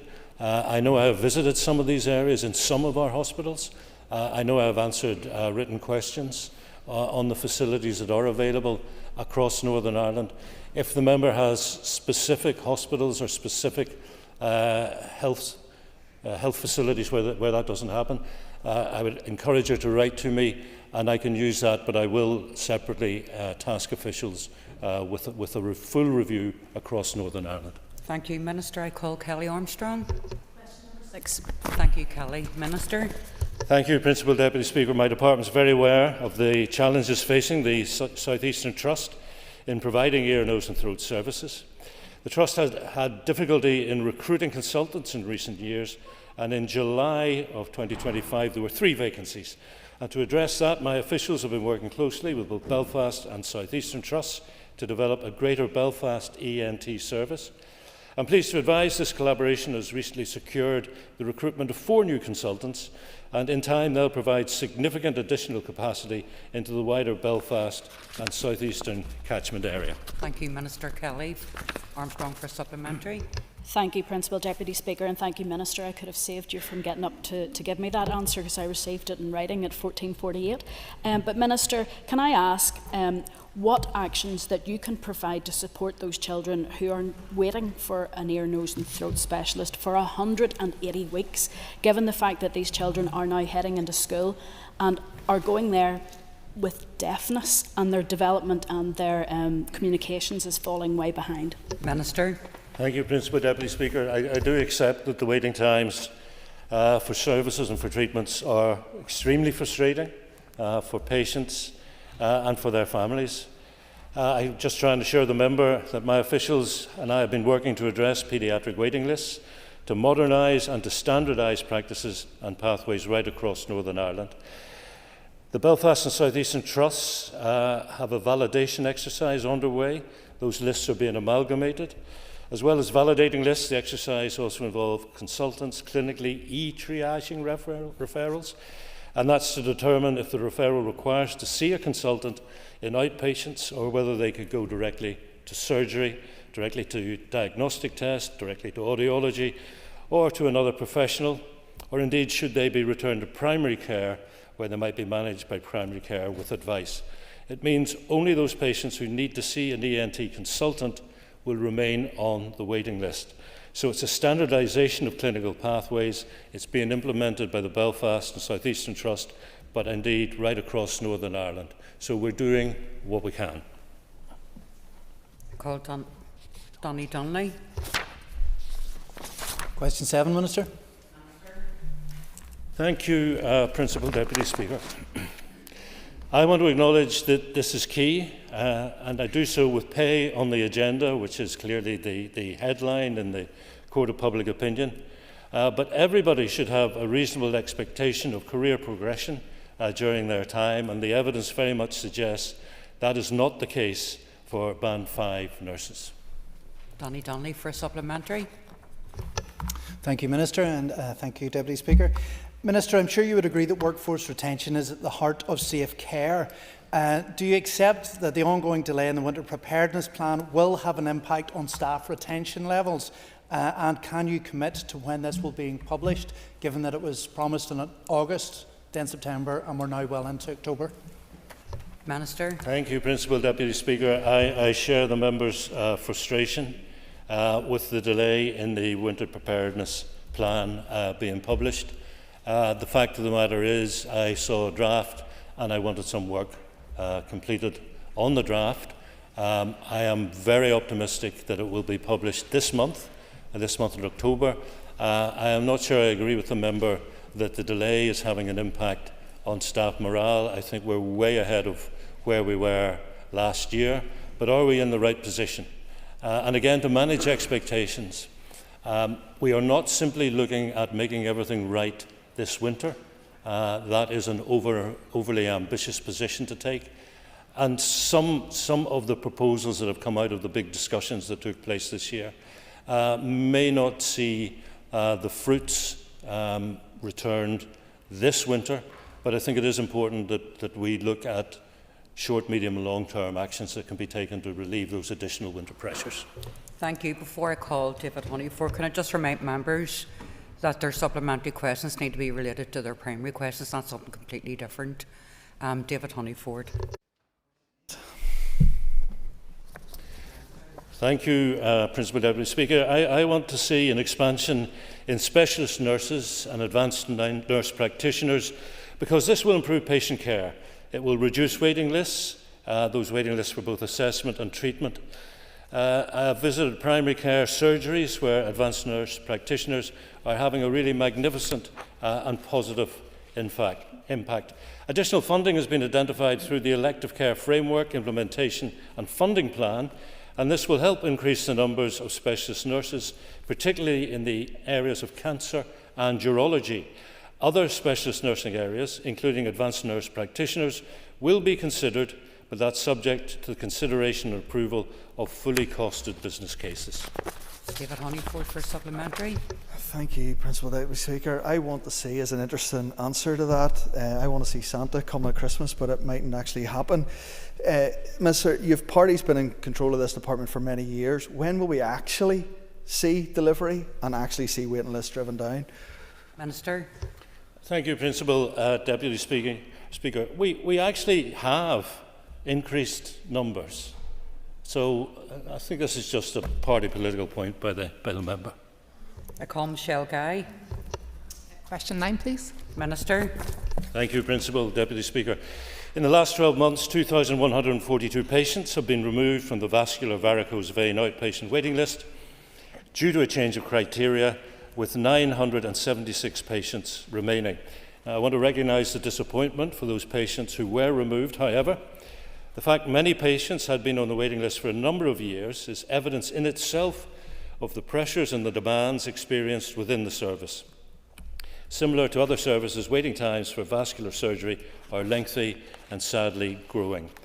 In 2022, the Department of Health updated the effective use of resources policy following a review of the current evidence-based commissioning position across a broad range of procedures and treatments. Subsequently, certain procedures are only commissioned in Northern Ireland for patients who meet the criteria. Michelle Guy for supplementary. Thank you, Principal Deputy Speaker. Minister, that 2,000 patients have been removed from this waiting list due to a criteria change is very concerning. And I can evidence that through one of my own constituents who has really painful varicose veins. She was on a waiting list for 4 years and then was removed due to this criteria change. She was then re-referred by her GP, who then was declined again to be put back on that waiting list. So can I ask to get an assurance from you, Minister, that changing criteria is not being used as a tactic to reduce waiting lists whilst not actually treating the patients? Minister. Thank you, Principal Deputy Speaker. I would assure the member that the National Institute for Health and Care Excellence, NICE, their clinical guidance CG 168 informed the effective use of resources policy for the treatment of varicose veins, in addition to a range of stakeholders, both clinical and non-clinical. NICE interventional procedures guidance was also considered. So further to the direction outlined in 2022, due to the current pressures, a decision was taken in 2023 that assessment and treatment could only be provided to patients with severe varicose veins. Linda Dillon is not in her seat, so I called Stephen Dunn. Principal Deputy Speaker. Thank you, Principal Deputy Speaker. A costed model has been completed which estimates that just over £5 million of recurrent funding is required to deliver a 24/7 service. This funding could deliver up to 160 additional procedures every year and increase capacity in other areas such as stroke and interventional neuroradiology. My officials are currently developing a strategic outline case to refine this estimate further. But it's important to note the current financial challenges my department is facing. Following approval of the final budget for this year, my department was left with a funding gap of over £600 million. In this context, and while I remain committed to a 24/7 thrombectomy service, I'm currently unable to allocate the required additional funding. Thank you, Minister. Stephen Dunn for supplementary. Thank you, Principal Deputy Speaker, and thank the Minister for his answer and his recognition that it is a real issue, and it is a real issue of concern locally within my own constituency, with more than 2,000 being stroke survivors. Given that thrombectomy is most effective within 6 hours of a stroke, can the Minister outline how he will address the inequality in treatment for those unfortunate enough to have a stroke outside of current treatment hours, and also how you could tackle the regional variation locally. Less than 30 seconds, Minister. Well, I thank the member for his supplementary question. The Hyperacute Stroke Project Board is currently leading the process which will identify the optimal configuration for any future hyperacute stroke services in Northern Ireland. We've worked with the University of Exeter on this. I think given the current financial pressures, we have to take a forward-looking and strategic view on how we deliver these services in future. The time for listed questions. We're now moving on to topical questions to the Minister for Health, and I call Colin McGrath. Speaker, Minister, in June we learned that the new maternity hospital in Belfast could be delayed by up to a further 28 months or more. So in the interest of openness and transparency, can you now tell us when that hospital will finally open? Minister. Principal Deputy Speaker, thank you very much indeed.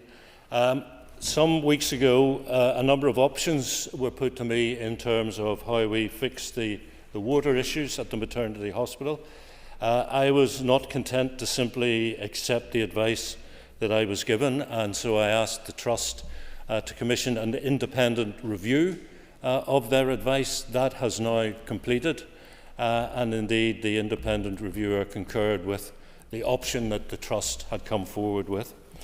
So they are now in the design phase, commissioning the design for the remediation work, which will include a separate water system for the neonatal unit, where the most vulnerable babies will be. So it's incredibly important we get that right. That is the reason, the chief reason why it is going to take so long to complete. I have asked officials to take a look at a phased opening, to explore whether there are services that could be started in this new hospital before it is fully open. I have not had a definitive answer to that. I've had certain services ruled out, but there are some that are still in play. And again, I was discussing this as early as lunchtime with the key officials. So I'm remaining optimistic that we will see some services ruled out on a phased basis. Thank you, Minister. I call Colin McGrath for a supplementary. Thank you, Principal Deputy Speaker. As you've mentioned, Minister, in light of the recommendations from the Belfast Trust, you said that their reputation was in the gutter and requested that a further review take place. That further review concluded that the Belfast Trust recommendations were sound and that their governance is acceptable. So who was it that got it wrong? Was it you that got it wrong, the Trust that got it wrong, and did we actually need the delay that has been caused by getting the additional review and the cost of that in place as well, given that it's changed nothing?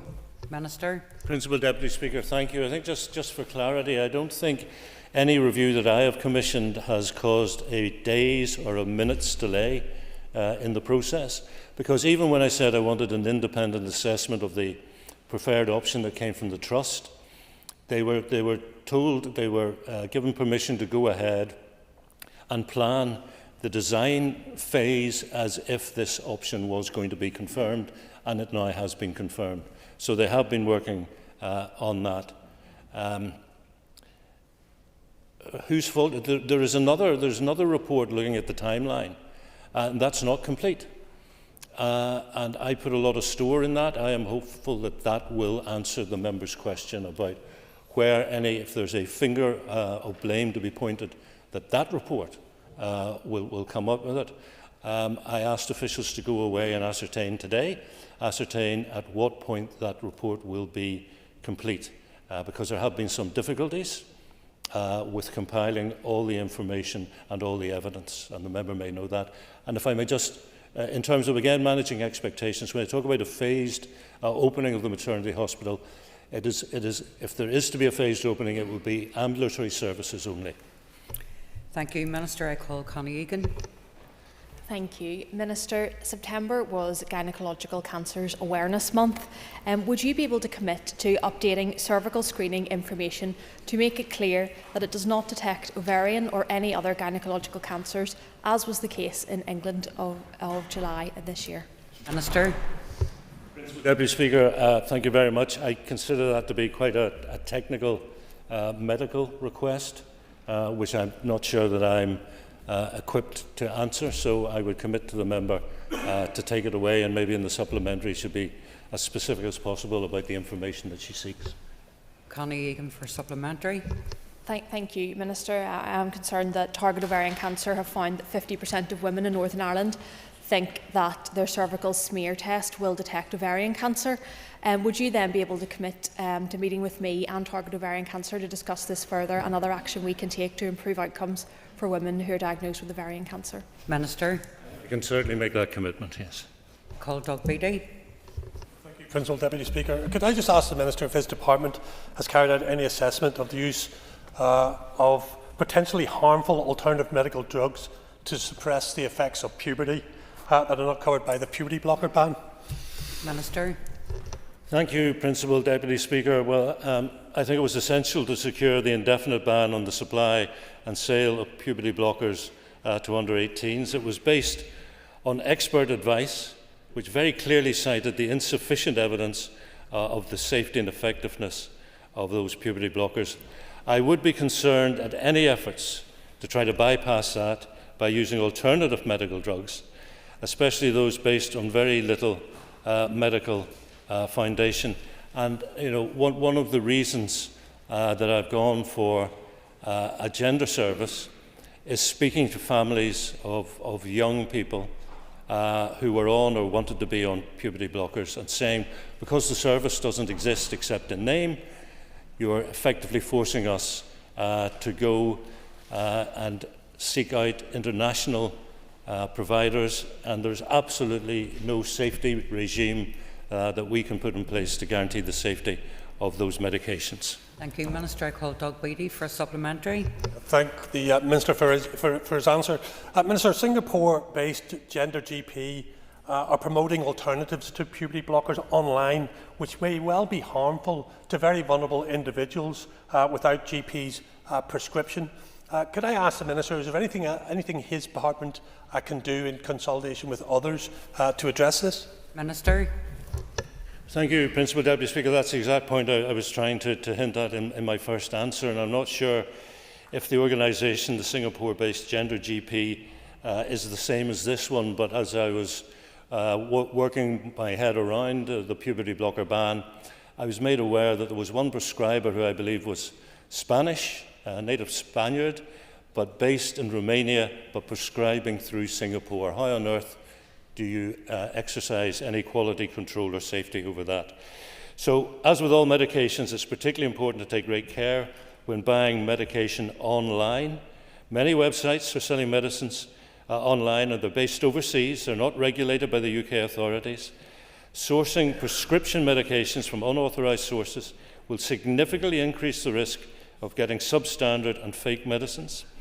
A direct answer to the member, my department's Medicines Regulatory Group works with partners across government and policing to combat the unlawful trade in medicines. The Medicines Regulatory Group monitors online channels for evidence of illegal activity. It takes proportionate enforcement action, and I'll ask that the content of Gender GP is reviewed with immediate effect. Thank you, Minister. I call David Brooks. Deputy Speaker, and I thank the Minister for his answer so far. Can I ask the Minister, in light of the UK Government now mandating GP surgeries in GB, or certainly in England, to allow access to online booking of appointments throughout the day, whether he has any plans to do the same here? Minister. Thank you, Principal Deputy Speaker. The member will be aware that the BMA GP Committee is in dispute with my department over contract arrangements for this current financial year.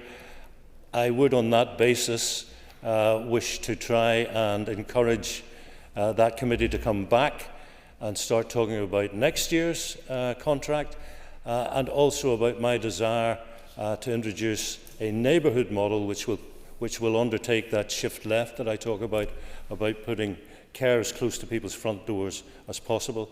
So I don't want to be saying anything prescriptive today that might discourage the GPs for re-engaging. Thank you. I call David Brooks for supplementary. Well, look, I thank the Minister for his understandable response, and I would I look forward to seeing his plans come forward. I noted the BMI's concern over the risk of patients facing harm or serious issues being missed.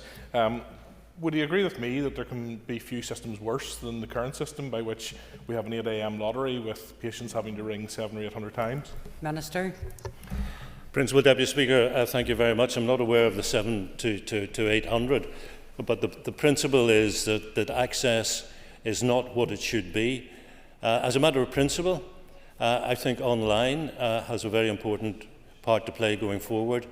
I was in Sheffield and London looking at examples of this neighbourhood model, and there is no doubt that online triage is a thing and seems to work well in the GP practices and primary care networks that we were looking at. So I do see that as a matter of principle as being part of the future, and I think it would be, as a matter of principle, it would be fantastic if people are able to go online and book an appointment maybe the next day or the next week if it's a non-urgent case. Trevor Clark's not in the seat. I call David Honeyford. Thank you, Principal Deputy Speaker. This is absolutely not party political, but according to the auditor, your department has poured $2.5 billion, that's billion with a B, into IT systems over the last 3 years alone, including all the overruns and failure. What has actually changed for patients and staff as a result of spending that amount of money? Minister. Well, thank you, Principal Deputy Speaker. The member will be aware of Encompass, and this is a new electronic patient record, and it's now rolled out across all 5 of the geographic trusts, from northern to southern, western, southeastern Belfast. The potential for public health initiatives from trapping that data is absolutely immense. Now, in terms of a working practice for an individual, you mightn't notice much at the moment, but for some of the doctors, the clinicians and the consultants that I meet on a weekly basis, some of them have said that they've been working in healthcare delivery in the health and social care system for 2 or 3 decades, and this is the best thing that has ever happened. So yes, it is extremely expensive, but it is also not just the future, it is now the present, and as people get more and more used to it and the functionality within it, it will switch from simply being an electronic patient record for an individual patient to becoming a magnificent tool for delivering public health initiatives at scale. Thank you, Minister. David Honeyford for supplementary. Thank you. It's $2.5 billion. Can you give me a concrete example of where this IT system actually allows you to realign resources and take away back office stuff and put more doctors, nurses and consultants and frontline staff in to actually address waiting lists and address the needs of our constituents? Minister. Thank you, Principal Deputy Speaker. It's an electronic patient record. It's doing away with paperwork. That frees up efficiencies. It's not designed for what you've just said you want to see. I call Andy Allen. And as we've already had alluded to here today, there have been various issues which have arisen within the Belfast Trust in the recent past which have impacted on public confidence. Can the Minister outline what steps the Department have taken to restore public confidence and to ensure that there's an early alert mechanism in place that the Department are made aware of issues? Minister. Thank you, Principal Deputy Speaker. On the last point, just to assure the member, there is an early alert system in place, and it's not just for the Belfast Trust. What I have done is I have put them into the intervention framework level 5, which is the highest level. I have sent in 2 experts, one clinical, one an expert in organisational culture. I have just received their interim report and hope to have a verbal briefing on that tomorrow. The member will be aware that Jennifer Welsh took up post as Chief Executive on the 1st of the month. And we are in the process of beginning to advertise for a new chair of Belfast Trust. So I think that combination of measures and interventions by myself and the department will yield fruit, and part of that fruit will be an increase in public confidence in what is delivered by the Belfast Trust. Andy Allen for supplementary. Thank you, Principal Deputy Speaker, and can I thank the Minister for his answer and the intervention that he and the Department have taken. Minister, you'll be aware that I recently corresponded with you on behalf of a constituent regarding issues pertaining to public or transport within the Trust, and there does appear to be an issue there that hasn't been rectified. Will the Minister commit to meeting with me and my constituent to better understand those concerns, and indeed with the Belfast Trust, as I know it's not directly within his remit? Minister, you have 10 seconds. Oh, well, in that case, Principal Deputy Speaker, I suppose the answer has to be yes. Thank you. Thank you. That ends topical questions. Andrew, you have a point of order.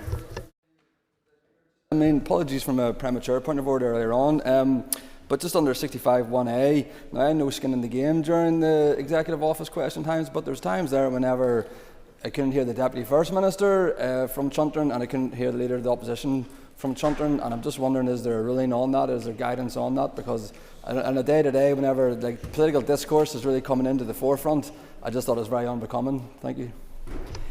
There is guidance on it, and that we're all expected to behave ourselves, and most people, if not the majority, do.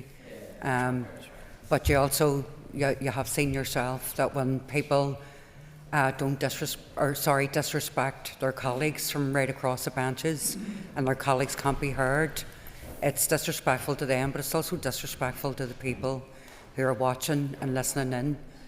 But thank you. Yes. Point of order, Principal Deputy Speaker. Can I apologise to the House for an oversight of actually missing my question? No bother, Trevor. It happens to the best of us, Trevor. Okay. So, moving on, Jerry Carroll has given notice of an urgent oral question to the Minister for Justice. I would remind members, if they wish to ask a supplementary question, they should rise continually in their places. The member who has tabled the question will be called automatically for a supplementary. Clerk, would you please read the question? To ask the Minister of Justice for her assessment of the PSNI providing support to the Metropolitan Police at a Defender Juries protest in London on Saturday the 4th of October. Thank you. I call on the Minister for Justice.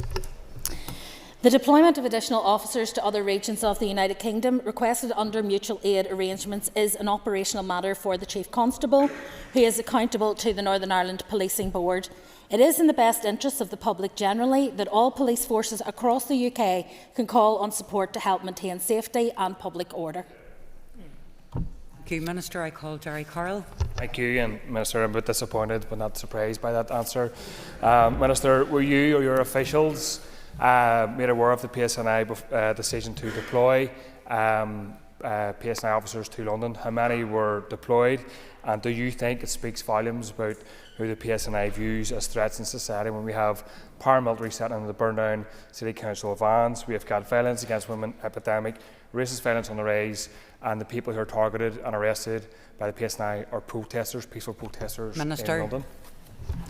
Well, first of all, I would be surprised if the member was surprised at me stating facts, and that is that the police are operationally independent of me and of my department, which begs the question why the member raised this question at all in the House, because, as I say, it is clear from previous Speaker rulings that I am not answerable for operational decisions of the PSNI.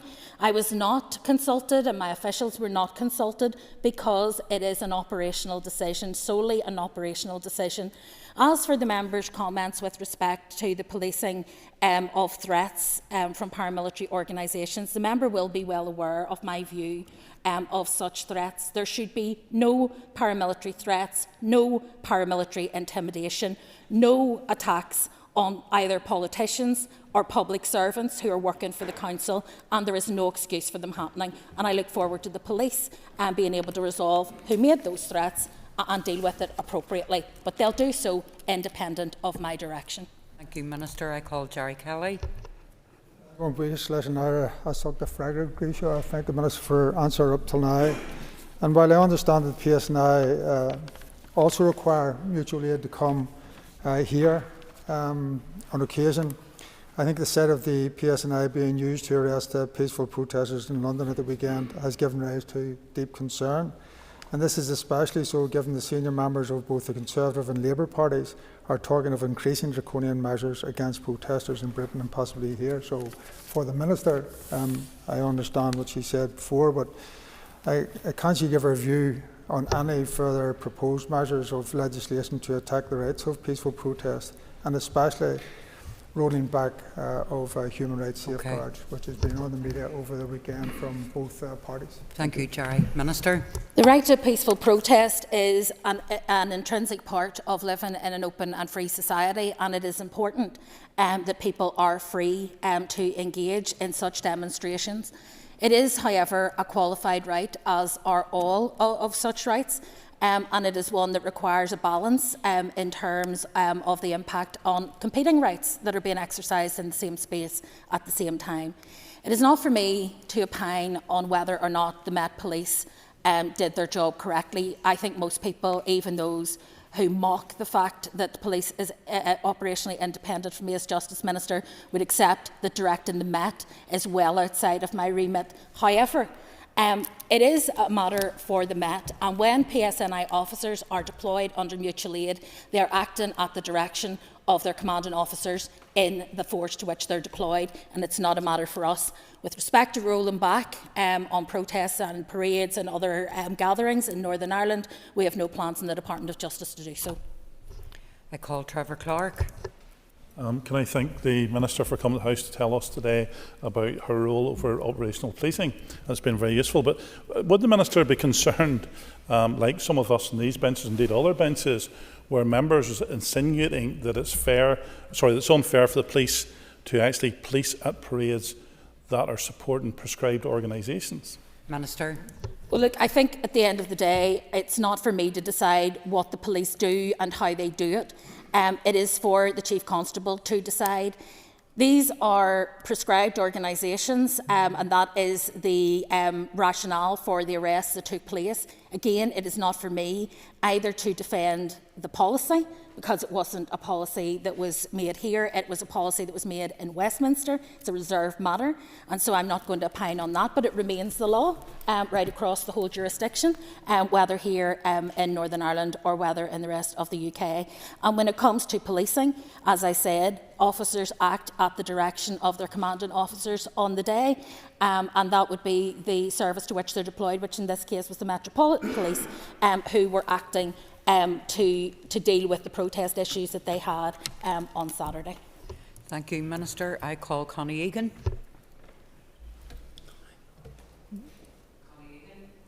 Oh, no, it's Nuala. Apologies. Thank you, Deputy Speaker. Apologies for that. Minister, as a member of the Policing Board, I will be raising this issue at the Policing Board. I think it is very important to do so, and particularly at a time when the Chief Constable of the Police has raised issues with stretched capacity within the service and stretched officers.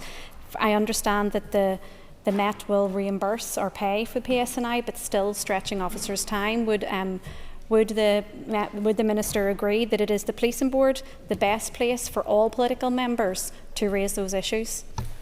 Minister. Well, the member will not be surprised if I say yes. I think the Policing Board is the correct place to raise those issues and to hold the Chief Constable operationally accountable for his decision making.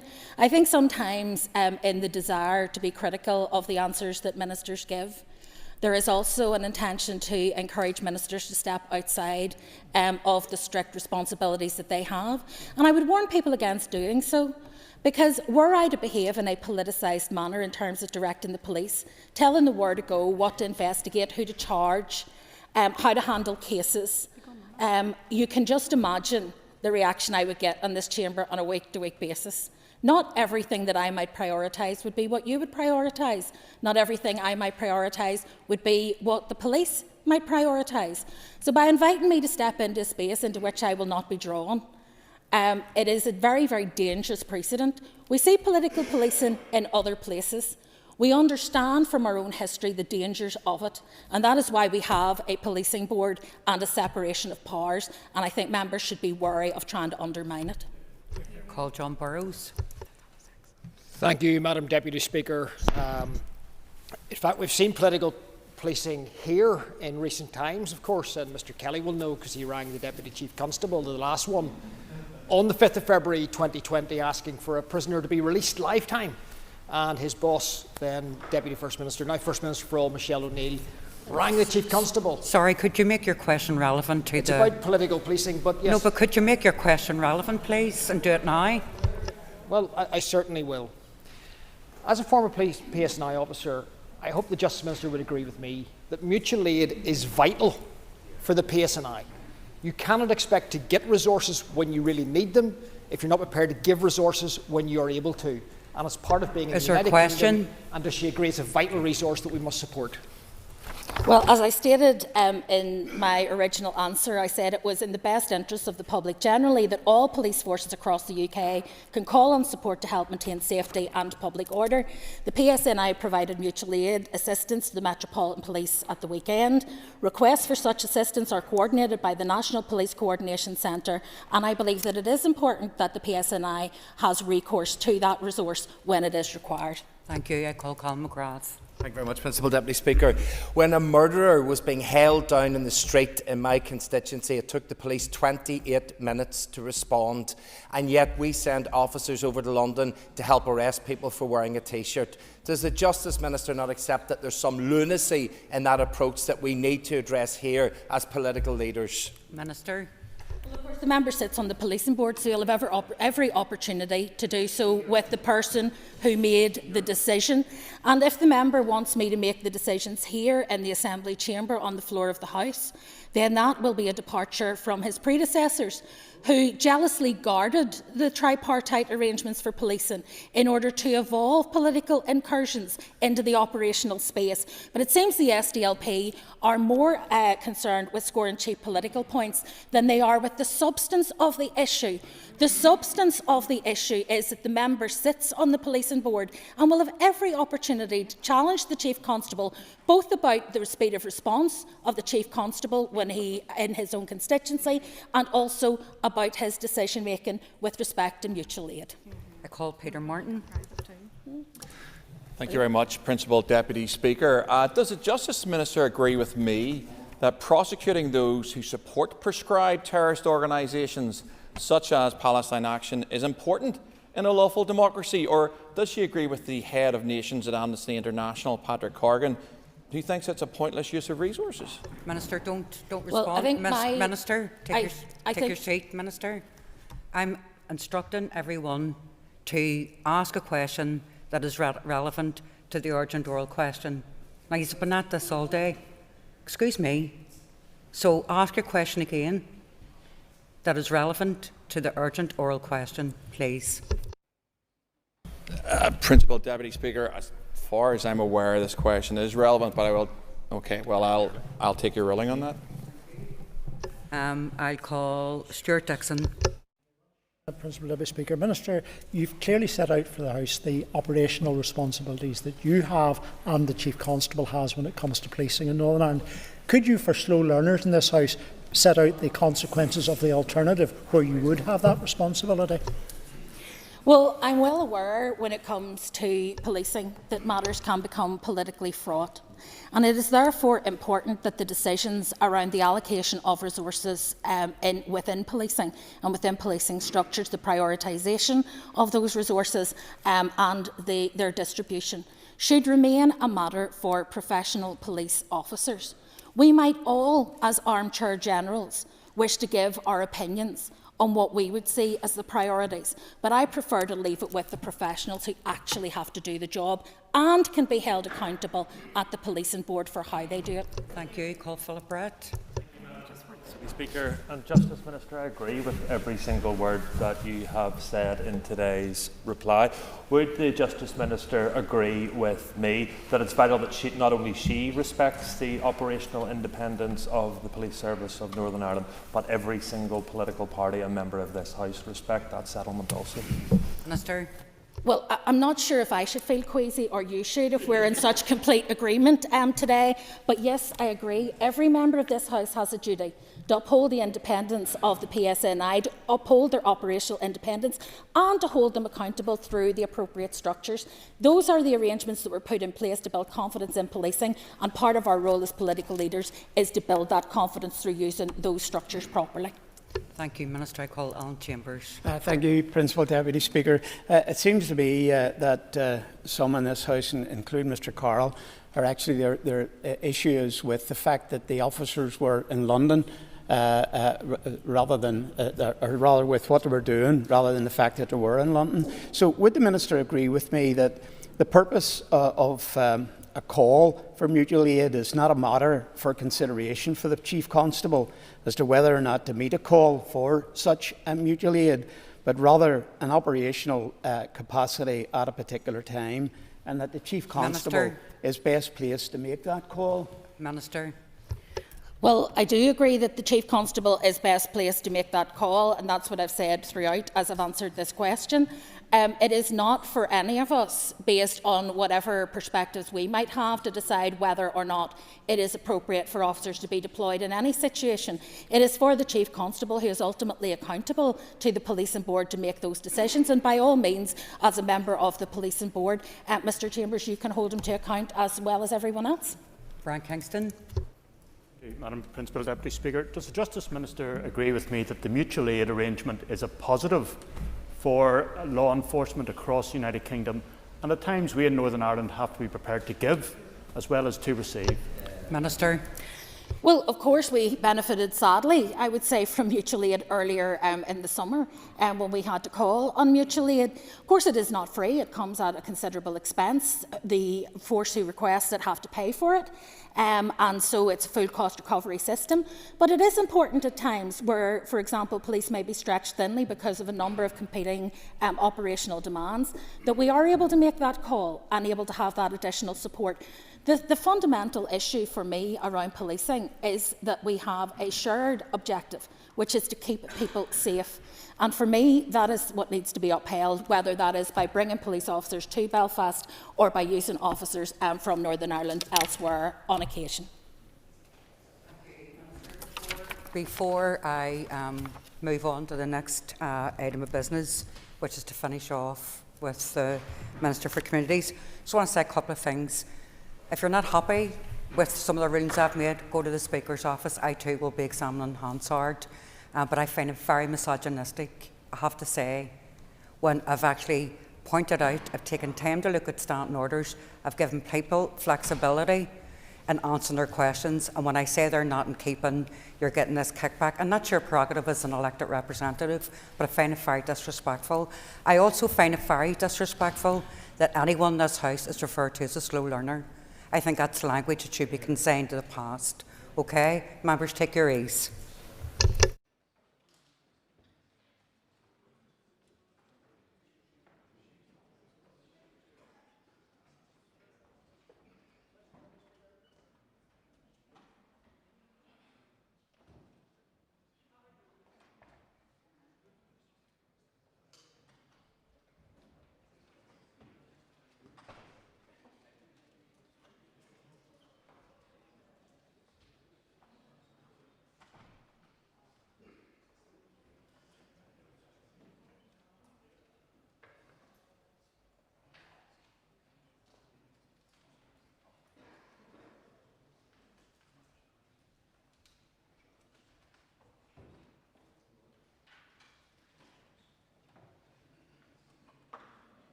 Here, so we return now to the statement. Okay, members, order. We now return to questions on the statement concerning draft disability and work strategy. I call David Brooks for the next question.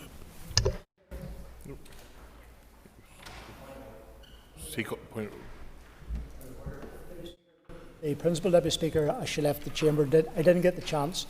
She corrected me and chided me for the particular tone and language which I used, and I wholeheartedly apologise to the House, and if you pass my apologies on to her. Thank you.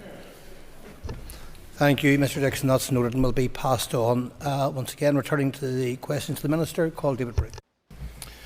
Thank you, Mr Deputy Speaker, and I thank the Minister for a statement. Can I ask the Minister what the implications are of the Pathways to Work Green Paper, and how does the strategy ensure disabled people impacted by any reforms will be supported? Well, I'm grateful to the member for this question, and I understand the concerns that have been expressed about the Green Paper, and members hopefully across the Chamber will be aware of our efforts to encourage the UK Government to reconsider its proposals. And yes, while many of the initial proposals have been removed, the nature and impact of the remaining proposals are still unclear. Now, this strategy does not propose any legislative changes or welfare reforms, but what it does do is offer employability support to disabled people and people with health conditions on a voluntary basis. And I think that's what is important, that we're supporting people into work, we're giving them a helping hand rather than pulling the rug from out underneath them, which is exactly what I think the Labour Government was trying to do. Armstrong. Deputy Speaker, and thank you very much, Minister, for this statement to the House today. Minister, as you have pointed out in your statement, one of the key things for people with disabilities is being in employment. One of my concerns is that employment has fair pay and is sustainable. What can be done with those employers to ensure that the pay will be appropriate for the positions that are offered and that the work can potentially go on for a longer period of time? Sure. Well, of course, Mr Deputy Speaker, employment law is still in place, and it will be a requirement for the employers to make sure that they're treating their employees fairly and they're being paid the proper wage for the job that is in place as well. And she can be assured that that will be a focus of ours to make sure that that is the case, because it would be absolutely outrageous if someone was being paid a lesser amount for doing the full job simply because of their disability. What I'm trying to do is help people into employment, certainly not help people into employment in order to be taken advantage of. Deputy Speaker, and can I thank the Minister for bringing forward this draft strategy and the work that the Department has undertaken to date. In the Minister's statement, it referenced the desire to see workplaces where disabilities and health conditions can be disclosed with confidence, and I would remark that it is concerning that in society that individuals may not feel that they have the confidence to raise disabilities or conditions that may impact their employment. So can I ask the Minister what he foresees within this strategy that will address that where it is occurring? Sure. Yes, absolutely, and that's part of the wider work that we will be doing with employers to give them confidence to hire staff who are disabled, as well as how they can help current staff that are there. I've seen this firsthand in businesses that I have visited, how employers can be helped to make minor changes, reasonable adjustments that actually come at no or relatively small cost to them, but open up a huge amount of opportunity and better productivity and an improved workforce as well. So we will help broadly in that, in what I think is a culture change and what needs to take place. But again, I don't see any of this as burdensome. Rather, I see it as unlocking potential and opportunity both for employees and employers. Nicola Brogan. Thank the Minister for her statement. I'm sure the Minister will agree with me that the principle of co-design and co-production with the disabled community is essential if we're to have a fit-for-purpose strategy which is supported across the board. So can the Minister confirm if the co-design group has been involved in this part of the process in the last number of weeks, and if they've seen this draft of the strategy? Yes, and I can confirm that disabled people have been part of the process at every single stage and have also been aware of the document that is here, and I would turn our attention towards pages 8 and 9 of the document where you see endorsements from a number of groups that would be involved in this in their daily lives. And I think that the very strong support that we have had from stakeholders and from all of those involved in the process is testament to how simple and straightforward it was to identify the challenges that exist. There was no disagreement on those, nor was there much disagreement in terms of what we need to do to make that right. So I can assure her on that. But of course I would emphasise again, this is going out to consultation. I don't believe that this is the finished product at all. If we can make improvements to that, I absolutely want to see that happen. Alan Robinson. Mr Mr Deputy Speaker, and can I thank the Minister for a statement in the House today. Can he outline to the House the impact this plan will have on those who will be assisted in their work? I think it's absolutely right for the member to raise this issue, and first of all to make the distinction that these are people that will be assisted into work. This is about helping and supporting and encouraging people, which is very different from the approach that has been taken, I have to say, by the Labour government and their botched attempts to deal with some of these issues since they have come into office. But of course there'll be a hugely positive benefit for people who are helped into these programmes, because we know the benefits of work. We know it's important for people to get into work, the impact that that can have on their health, their mental health, their well-being and their economic situation of talent, and of course it will be better for society as a whole as well. Sean Mulholland. Thank you, Deputy Speaker, and thank you very much, Minister. Obviously, we welcome this consultation being announced today. You spoke there about supporting and enabling employers to take on more staff with disabilities. I think that's really, really important. Can you outline how this work will align, though, with the Department for Economy on their skills strategy, their employer engagement programmes, just so that businesses will receive that coherent and joined-up support rather than patchwork schemes? And I suppose what conversations have been ongoing with the Minister and the Department for Economy around embedding that disability inclusion? Have you put in any joint bids for the multi-year funding, for example? So that's the whole point of bringing forward the strategy. This is not a DFC strategy. This is a cross-departmental strategy where departments have fed into the process to make sure that we are working together. And when the member sees, and I hope responds to the consultation on the strategy, she will see how there are some actions that we will be taking together collectively with other departments. Other departments will be doing things individually as well, but there is significant work there for the department for the economy. You can see that throughout the document, and in particular in relation to skills. But I hope that this will just be the start of departments working more closely together. I think these strategies do matter. I think that we've seen it with the housing supply strategy and how that has led to an increased focus in developing of relationships, and the same needs to happen. And I think actually what you see here and in the action plans that will follow is significant cross-departmental working to tackle some of these challenges that we face today. McHugh. Last Corla, August Blaze, Listen, Ira Foster, Fahunya Durachis, Kujisha. Minister, you mentioned the strategy will interconnect with other strategies such as those on anti-poverty, skills, autism and mental health. Does the strategy interconnect with the sign language bill which is currently going through the committee, and also the gender equality and sexual orientation strategies? Well, in terms of the sign language legislation that is coming through, the intent of that legislation is to ensure that there is greater access to public services in particular, and a better understanding of sign language, but certainly I think you will see some interconnectedness between these as well. You'll be aware that I am still considering next steps in terms of what was then called the sexual orientation strategy and gender equality strategy. I'll be having further meetings on those this week, and I hope to be in a position to make an announcement on those soon. Thank you, Mr Deputy Speaker, and I thank the Minister for bringing this statement to the House today. I asked the Minister, could he advise why the disability unemployment rate is so high in Northern Ireland compared to the rest of the United Kingdom, and what this strategy will do to address that? Sure. Well, there are a number of historical reasons for that, and to do with some of the issues that we have, in particular around economic inactivity and poverty, social exclusion, and issues around health and well-being.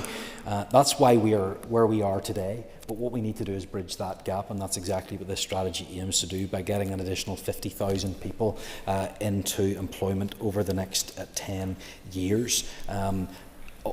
I would like it to be the best in the UK. We'll certainly do everything that we can to achieve that, and we'll change it if need be, but I think that this is an ambitious target for us to start off with. 50,000 more people in employment by the end of the next 10 years. And just to put into context, that's the same as the number of people employed in the Northern Ireland Civil Service and the Belfast Health Trust combined. So I think that's ambitious, and we should all want to work together in order to take us up to where the rest of the UK is. Robbie Butler. Thank you, Mr Deputy Speaker. Credit where it's due, Minister. In this regard, as Chair of the APG and Disability, I'm delighted to see this strategy, and I'll take some time to read it. But can the Minister, does the Minister have any understanding at this stage how the new Disability and Work Council will ensure public bodies and departments are actually implementing the recommended changes, and also does the Minister envisage any powers to hold them to account to achieve the targets? Sure. Yeah, absolutely. I'm grateful to the member raising this point, because it is important that we have this in place. It's one of the first of its kind, the first time that we've done something like this in Northern Ireland as well. And I think it is important that it is in place, because I genuinely want to make sure that we are monitoring progress, that people are being held to account, that failings are identified, that improvements can be suggested as well. And so I look forward to that being in place almost immediately following the launch of the final strategy, subject to consultation and to executive approval. But it is important that we have oversight for no other reason than we want to monitor the progress so that we can change that target of 50,000 as well if need be. Ferguson. Deputy Speaker, and can I too welcome from the Minister the Disability and Work Strategy, and also the note that you're going to launch a disability strategy in the next few weeks, so it's very, very welcome. Minister, it is essential obviously that the strategy does receive the appropriate level of funding to support its implementation. So can you confirm what level of additional investment alongside the existing programmes are they remaining, and is it this additional investment that you would expect, you know, what's needed, and if you have any conversations yet with the Finance Minister in relation to multi-year budgeting? Thank you. Yes, absolutely. Certainly I'll be submitting bids in relation to this, because I think it does need to ensure that we have sufficient investment in it. And by the way, it is investment. We get a return on this. We get a return in terms of money that is not then being spent on benefits and on welfare and increased provision for those that are in employment. And I think that's really important that we see it that way, that this money is an investment.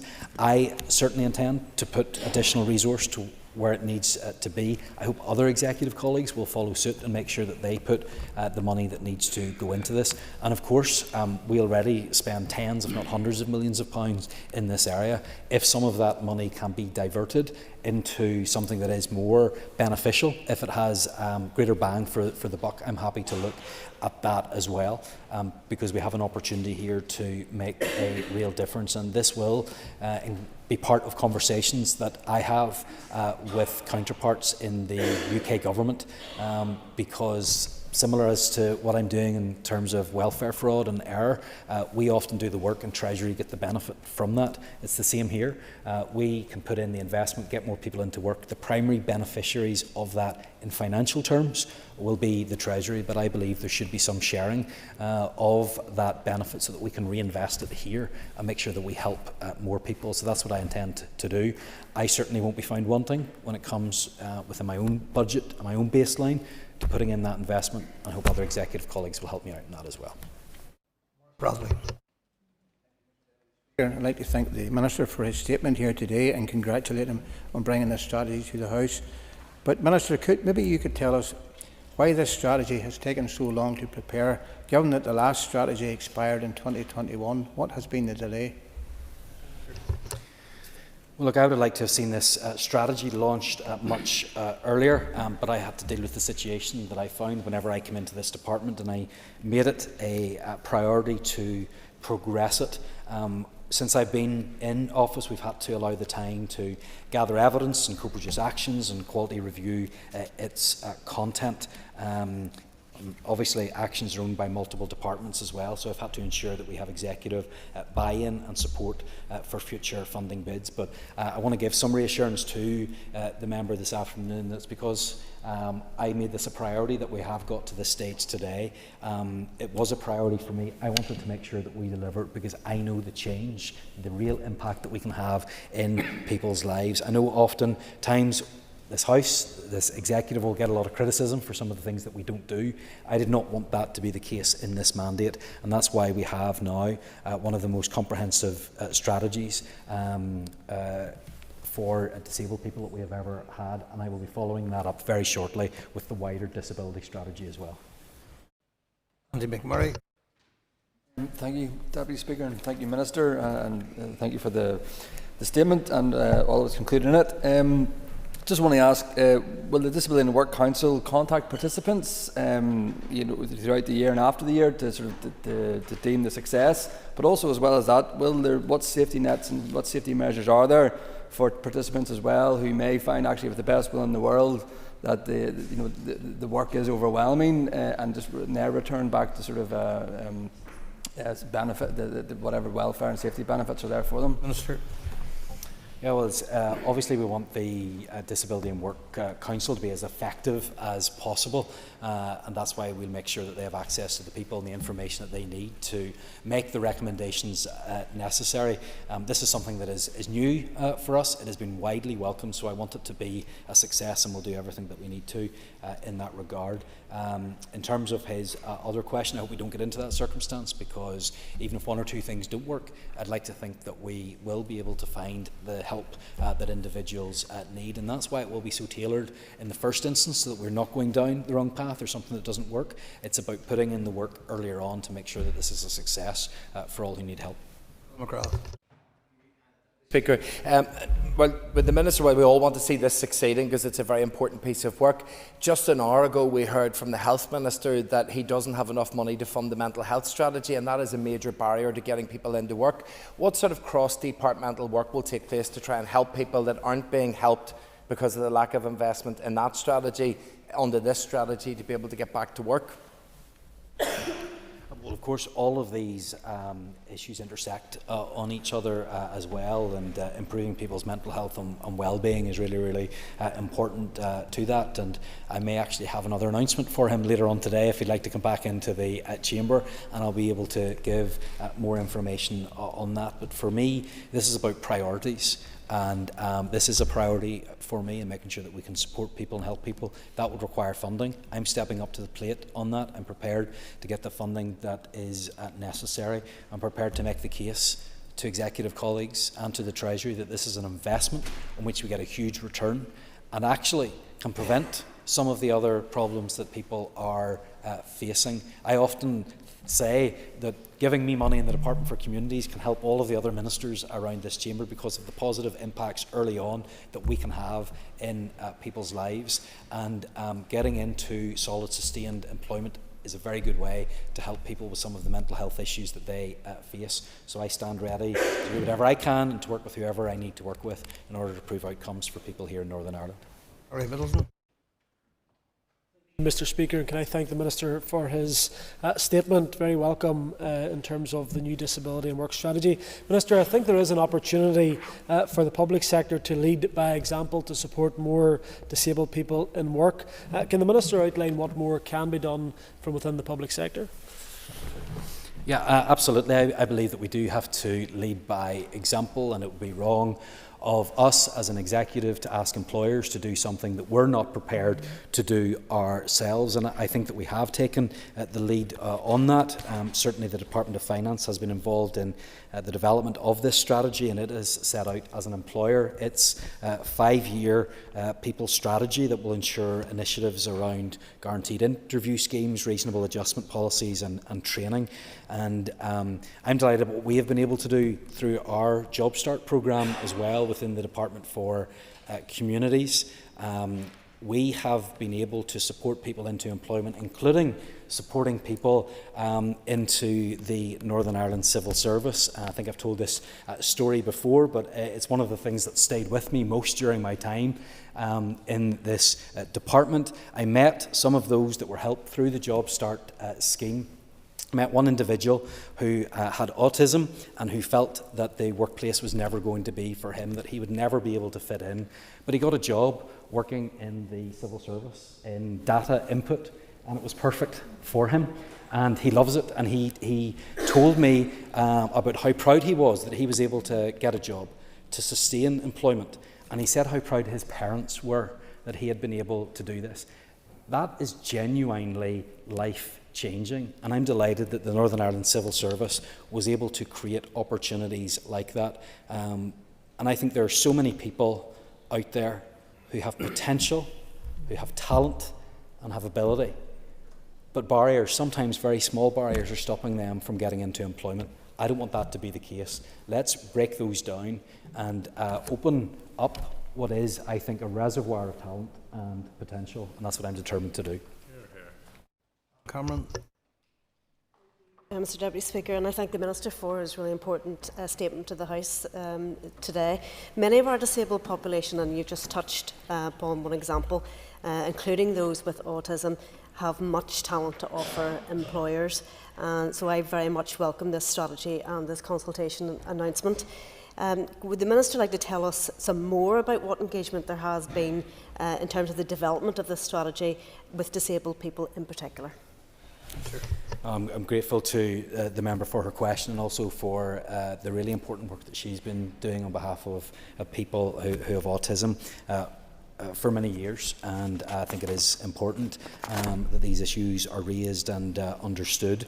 And in understanding the issue, we need to talk to others. We need to hear from those who are at the coalface in terms of employers and those that have lived experience of this as well. So this was a strategy co-produced with a diverse range of over 100 partners from central and local government, voluntary and community sector, employers and their representative bodies, statutory bodies such as the Equality Commission, and people with lived experience of disability, both individuals and those organisations. So I think that we have accurately captured the views of disabled people locally to ensure that their issues are understood, and importantly that their actions are targeted and effective.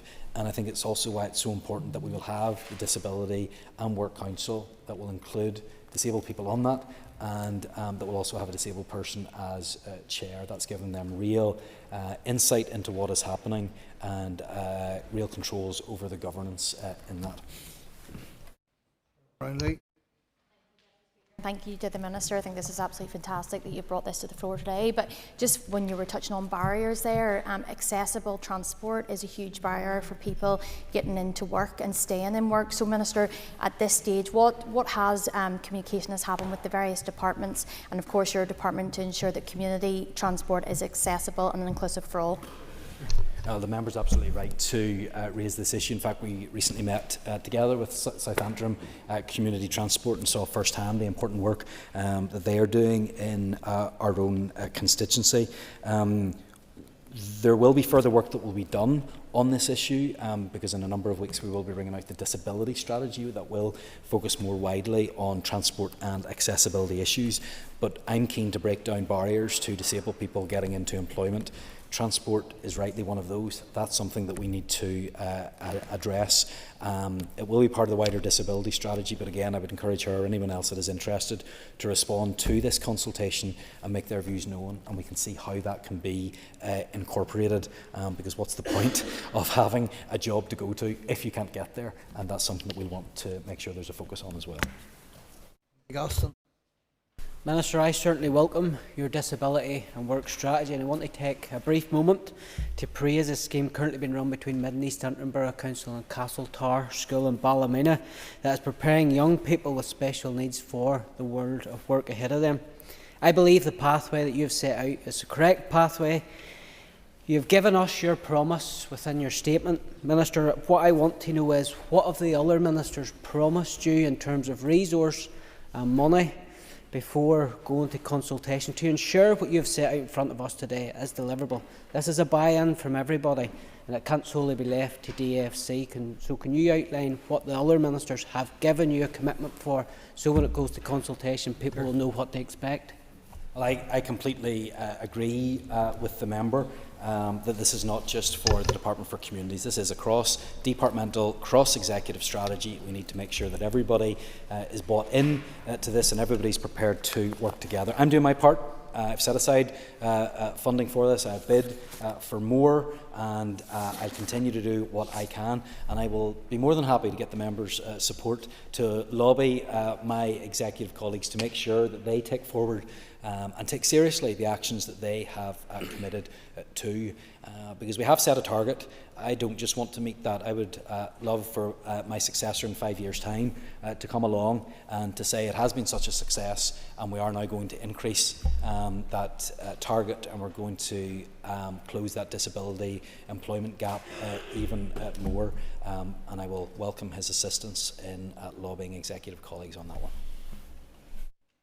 Thank you, Minister. And that concludes the questions on the Minister's statement. Could I ask members to take their ease before we move on to the next item?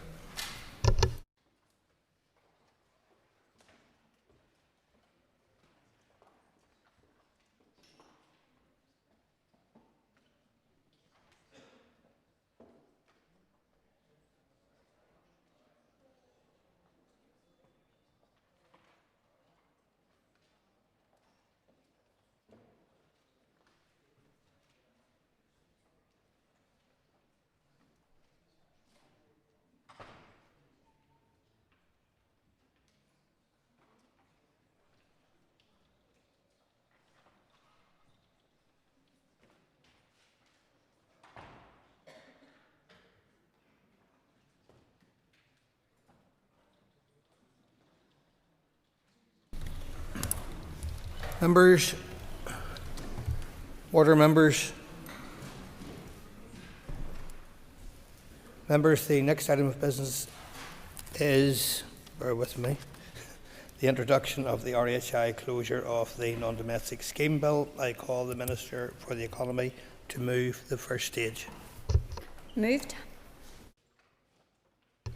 Thank you. Clerk, will you please read the long title? A bill to enable the Department for the Economy to make regulations to close the non-domestic RHI scheme. Thank you, members. That constitutes the bill's first stage, and it shall now be printed. Members, we now move to the next item of business, which is a motion on addressing regional imbalance. Clerk, please read the motion. That this Assembly notes with concern the recent resignation from the Invest NI Board due to concerns regarding a regional imbalance. Further notes that recent executive decisions, including the allocation of the Northern Ireland Football Fund, appear to have paid little regard to the need for regional imbalance. Calls on the Minister for the Economy to urgently publish an assessment on the progress of the sub-regional economic plan, and further calls on the Minister to outline what steps she will take to ensure all executive departments contribute to its successful implementation, including any proposals that aim to strengthen accountability where regional balance is not being delivered. Thank you. And I call Sinead McLaughlin to move the motion. Moved. Thank you. The Business Committee has agreed to allow up to 1 hour 30 minutes for this debate. The proposer of the motion will have 10 minutes to propose and 10 minutes to wind. All other speakers will have 5 minutes. Ms McLaughlin, please open the debate on the motion. Thank you, Mr Deputy Speaker. I rise today to speak in the interests of fairness and opportunity for people across Northern Ireland. Because fairness, that basic promise that everyone should have a fair crack of the whip, a fair shot in life, is at the core of this motion and at the heart of regional balance. Yet the reality of our economy today is that wealth is dictated more by postcode than by merit or talent. Let's begin with the facts. People in Derry face a gap of around 10% in employment and economic activity compared with other areas across the north. Average wages are almost 30% lower than in Belfast. Poverty in our northwest communities is double the rate of some other parts of Northern Ireland.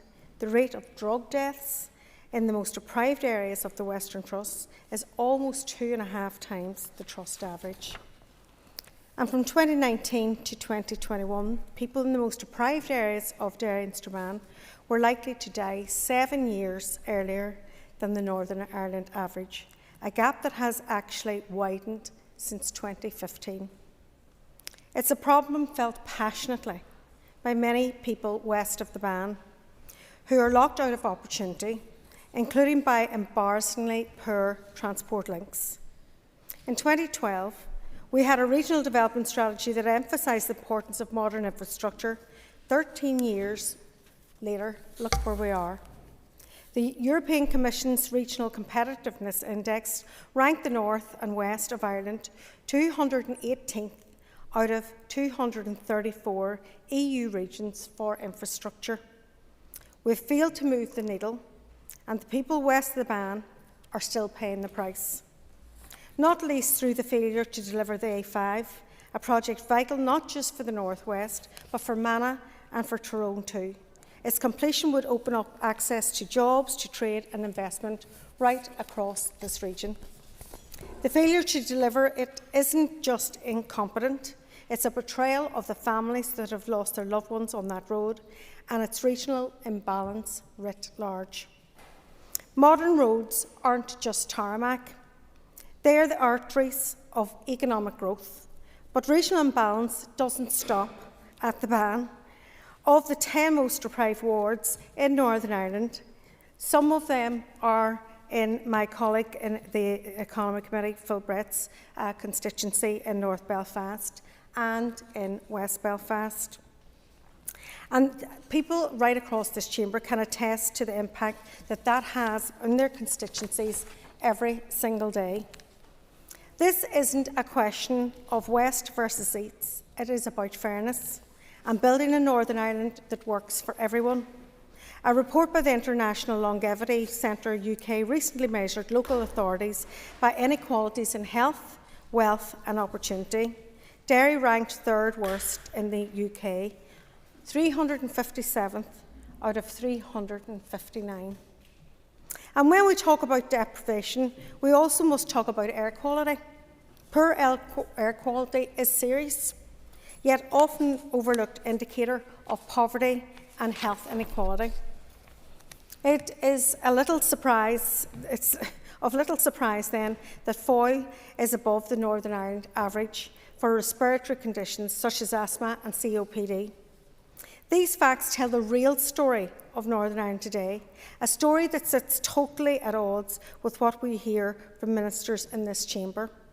Regional balance isn't about pitting one area against another. What's good for the West should be good for Northern Ireland as a whole. That's the challenge, and that's our responsibility as legislators. Yet despite the rhetoric, regional balance remains a claim only on paper, just warm words. For too long, it has been used to pacify the long-standing demands of people denied the university that they were promised, the investment that was pledged, and the economic justice that they deserve. We welcome the recent progress in relation to McGee, and our numbers are now standing at around 6,000 higher education students in Derry. But put this against 46,000 students in Belfast. It's not balanced. The resignation of Kieran Kennedy from the board of Invest NI was a stark warning and a damning indictment of the executive's failure to deliver for regional economies, especially in the North West. Kieran is a respected voice who understands what is at stake. His decision speaks volumes about the lack of urgency and cultural change at the heart of Invest NI. It's all right. It was interesting to read just about an hour ago that Invest NI have just advertised a new role for the head of regional business in Derry. What a coincidence. And when we see decisions like the Football Fund, which left clubs like Derry City Football and Coleraine out in the cold, it's clear that regional balance still isn't embedded across departments. So what needs to change? We need an economic strategy that drives growth in every part of the region, recognising the comparative disadvantages of each area and ensuring that no community is left behind.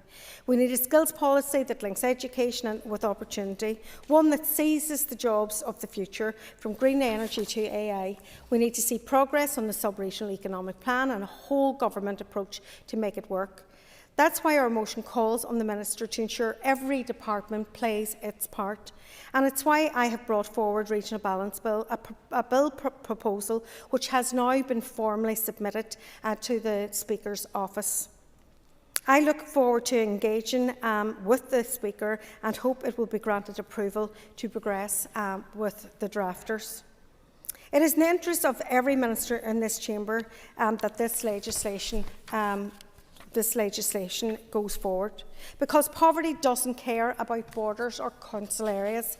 We should all want a society where our chances of a good education, access to healthcare and a prosperous future for your children are not decided by your postcode. Speaker, the First Minister recently told us that the North West is thriving. I'll never stop speaking up for the North West. I'm probably like a broken record at this stage. But I'll also never stop being honest. Walk around the streets of Derry and ask people if they think our city is thriving. Ask them if they feel the difference of government in their wage packets or in their daily lives. Thriving is not the word you will hear. 1 year ago, the Sub-Regional Economic Plan declared new strategic approach to economic policy that places regional balance at its heart. 1 year later, people are still waiting to see the difference, to feel the difference, to even understand what is the purpose of this body. That needs to change, and with a different approach, one grounded in fairness, evidence and ambition, it can change. Mr. Speaker, I put the motion to the floor. Thank you. And I call Patrick Delargy. Regional balance underpins Sinn Féin's economic strategy, a commitment to making the North work for all of its people. And the basis of our economic strategy is to make the economy work for ordinary people, not just for ordinary people to work to boost the economy. And it's only when our economy is delivering real change at a grassroots level that this becomes a reality. That's why Minister Archibald's Good Job Bill and a myriad of other progressive legislation advance this agenda. The key reason why Sinn Féin took up the economic portfolio last year was to address and improve regional balance. That's why we made regional balance a key pillar of the Department's economic strategy. That's why it underpins the other three priorities, and that's why we insisted that regional balance be a shared executive priority. In delivering regional balance, people want to hear what has been achieved.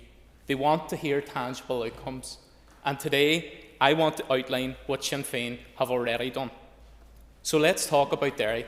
Let's talk about the A6, a transformative project for regional balance delivered by Sinn Féin Infrastructure Minister Chris Hazzard. Let's talk about the decentralisation of the civil service under Finance Ministers John O'Dowd and Conor Murphy, which has brought jobs into the heart of many of our communities. Let's talk about the transformation of McGee, a policy which other parties have talked about, but which Sinn Féin Ministers Conor Murphy and Keith Archibald have delivered. Let's talk about Ebrington, about Meanan Square, about the North West Cancer Centre, about the City of Derry Airport, about a plethora of new schools. Let's talk Derry up. Everyone here knows that Derry and other regions, particularly those west of the Bann, have experienced chronic underinvestment under decades of the Unionist Party. And my grandparents and their generation who came out on our streets as part of the civil rights movement, they marched with a vision, not just to talk about the problems, but to talk about the solutions. They created the framework where I can stand here in this chamber today as an equal to everyone else here, where my generation no longer have to experience the neglect and the lack of opportunity which their generation faced. So the campaign that they talked about and that they marched for was about talking Derry up. It was about selling Derry's story, and it was about selling that to people across Ireland and across the world. Derry's story is changing, and regional balance is changing under Sinn Féin's leadership. That leadership is focused on delivery, it's focused on opportunity, and it's focused on building a positive future for all. But it's also an opportunity and a vision for everyone else in this chamber to get behind that, for everyone in this chamber to work together to build that, because this isn't a partisan issue. It's about fairness and it's about ambition for our whole economy. And when we work together, when we push in the same direction, we can achieve real change. But this takes everyone working together. It takes collective leadership from the North West, and particularly from our political representatives. The people of Derry and of the entire North deserve that. They deserve a society where investment reaches every corner and where no young person feels that they need to leave Derry to succeed.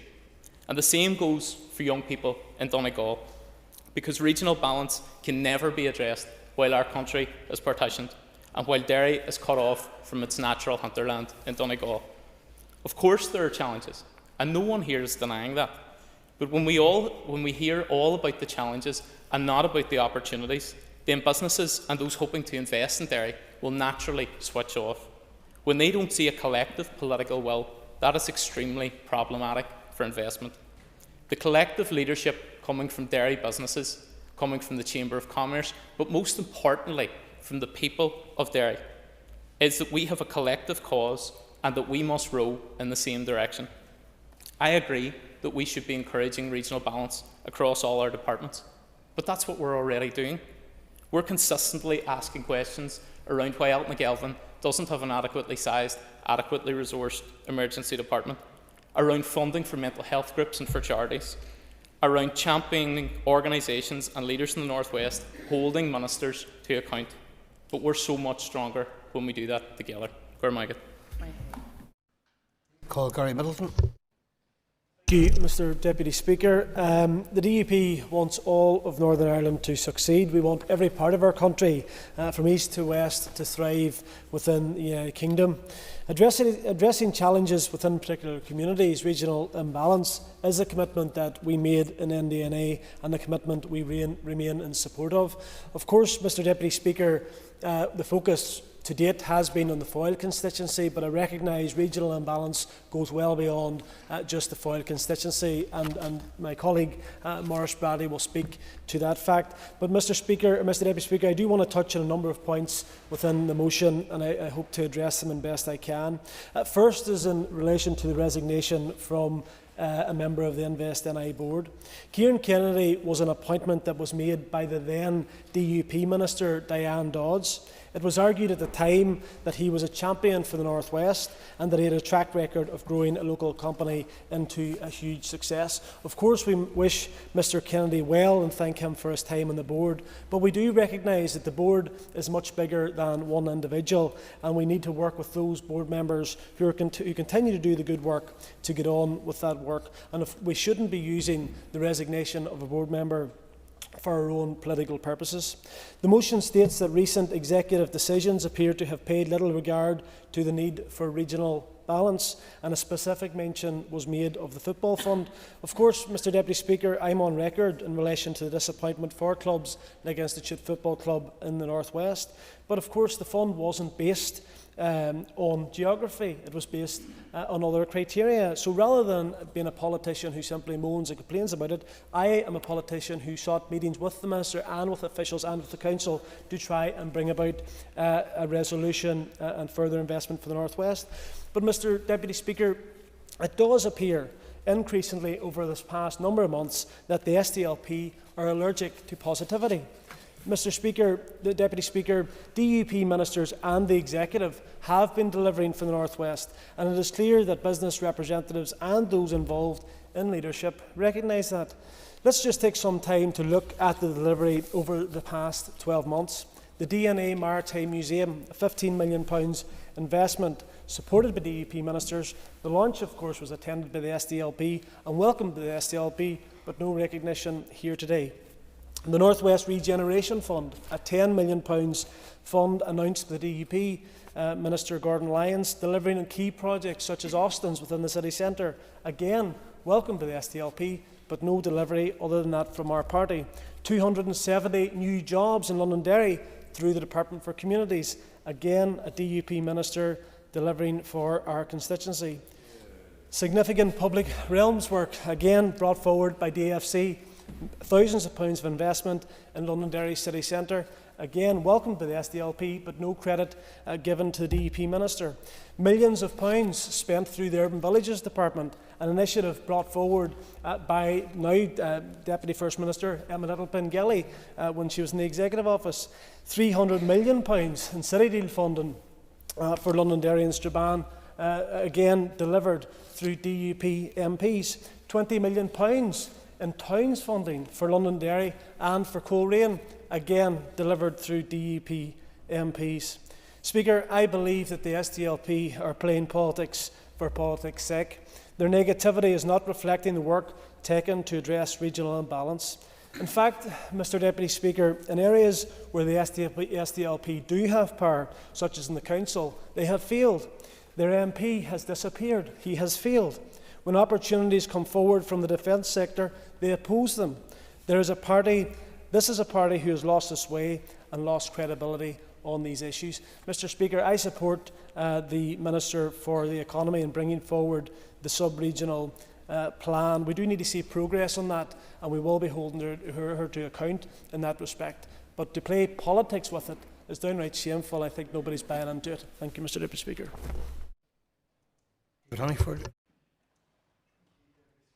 I thank the proposer and Sinead for bringing this forward. It's an important issue, but one that we do need to discuss honestly. And for us in Alliance, regional balance for our economy must mean that every person, no matter their postcode, has equal access to skills, training, jobs and opportunities. But this has got to be much more than numbers on a map or a binary argument that pitches Belfast against Derry or Derry against Belfast. For Alliance, regional balance must mean that every person, whether they live in Derry, whether they live in Coleraine or in Enniskillen, Aroma or Lisburn and Dromore or Newry or actually in Belfast, should have the same chance to succeed. And when you look at the terms, and you did reference it, but some of the most deprived areas are actually in North Belfast and West Belfast. So for us, prosperity must be shared. The wealth gap between the rich and the poor must be reduced to bring a shared society, and all of that requires government to work together across departments, not in silos, because any of the issues we're dealing with, it doesn't fit neatly into just one department. And I want to pick up just on a couple of lines from the motion. The last part of the motion, it says, calls on the Minister to ensure that all executive parties contribute to this successful implementation. I sit also on the PAC, and this is an area that actually does my head in and something that I will keep raising. There's barely an issue that we deal with that it doesn't cut across multiple departments to deliver, yet we only have one minister to scrutinise or to pin the motion, the things we want forward onto. Health is probably the only one where issues are self-contained under the one minister, but most aren't. So if you look at skills, it's across education and economy. If you look at adult reoffending, we did recently, it cuts across communities, education, jobs, mental health, all of that to actually be able to address the issue. Yet our committees are based around scrutinising one minister's department and are powerless in the wider issue. That makes delivery slow, and it makes it difficult to achieve. And for me, that's a major part of the reform that this Assembly needs. If I move to regional balance, I absolutely believe that we need to regionally balance to make sure every community and every town and village across Northern Ireland gets the benefits of prosperity and economic growth. We must raise the value of money in everyone's pocket, not just those in the wealthy suburbs of Belfast or in my own area of Lagan Valley. So I agree on that. What I struggle with is what the SDLP, and with all due respect, often mean by regional balance, because it simply means Derry and not the rest of the area. Regional balance has got to include Derry, absolutely agree, but it's got to include everywhere else as well. Lagan Valley, in my view, is wrongly included in the Minister's definition of Belfast and the metropolitan area. Invest and I have zero land in my area to bring jobs or expand for companies to expand. The DUP continue to block the Maze Loan Cash development, which leaves us with nothing and no areas to bring new jobs and deliver jobs in the area. We're located in the M1A1 corridor, and my constituents are left without any hope of new expansion of jobs locally or opportunities.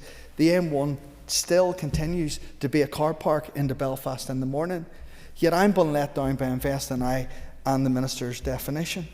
That is a part of regional balance. We need to be able to move stuff and position it as it's needed, where business is looking to position itself. I've been calling for ages for that wider local development plan, that overall Northern Ireland wide plan, a master plan if you like, to sit above the Council's individual LDPs that would shape our economy, to give us locations for energy and renewables where they're positioned, to plot major infrastructure that's needed, like the A5 and implementation of the All-Island Rail Review. Without that, and without that plan, we can't actually deliver regional balance. If you don't have the infrastructure in the A5 and the rail networks, you cannot deliver this. Without the road network, yeah, sure. Does he agree with me to that end that we really need to see the investment strategy published? And is his party asking for it within the executive? Because I have no idea where it is. An extra minute. What I'm talking about is a wider investment's part of this. What I'm talking about is an overall plan where we would have the investors to see the A5 and where the plotting of all of those bits of major infrastructure are needed, because without it, the West and across the West, you can't ask for health reform if you don't allow people to access hospitals quickly and simply on road networks or rail networks. And that has got to be done. Regional balance cannot be about winners or losers. It can't be about Belfast versus Derry. It's got to be about fairness for every community, from the largest city to the smallest village. We owe it to every young person, to every family and to every business to create the economy where prosperity is genuinely shared. I believe completely in the shared future. I believe in the shared island economy. Providing opportunities for everyone is fundamental to Alliance and to what we want to see. But that has got to work right across everywhere, not just Belfast and Derry. Thank you, Deputy Speaker. Anna Armstrong. Deputy Speaker, and I'd like to give a perspective from the South West, and I thank Sinead for bringing this motion forward. The Ulster Unions shares the concerns raised in this motion around regional imbalance. However, we believe regional balance should be tailored to benefit all of Northern Ireland. While investment in the North West is welcome and necessary, it must not come at the expense of other regions like the South West. The story in my constituency, Fermanagh and South Tyrone, has been one of cuts and job losses in recent years.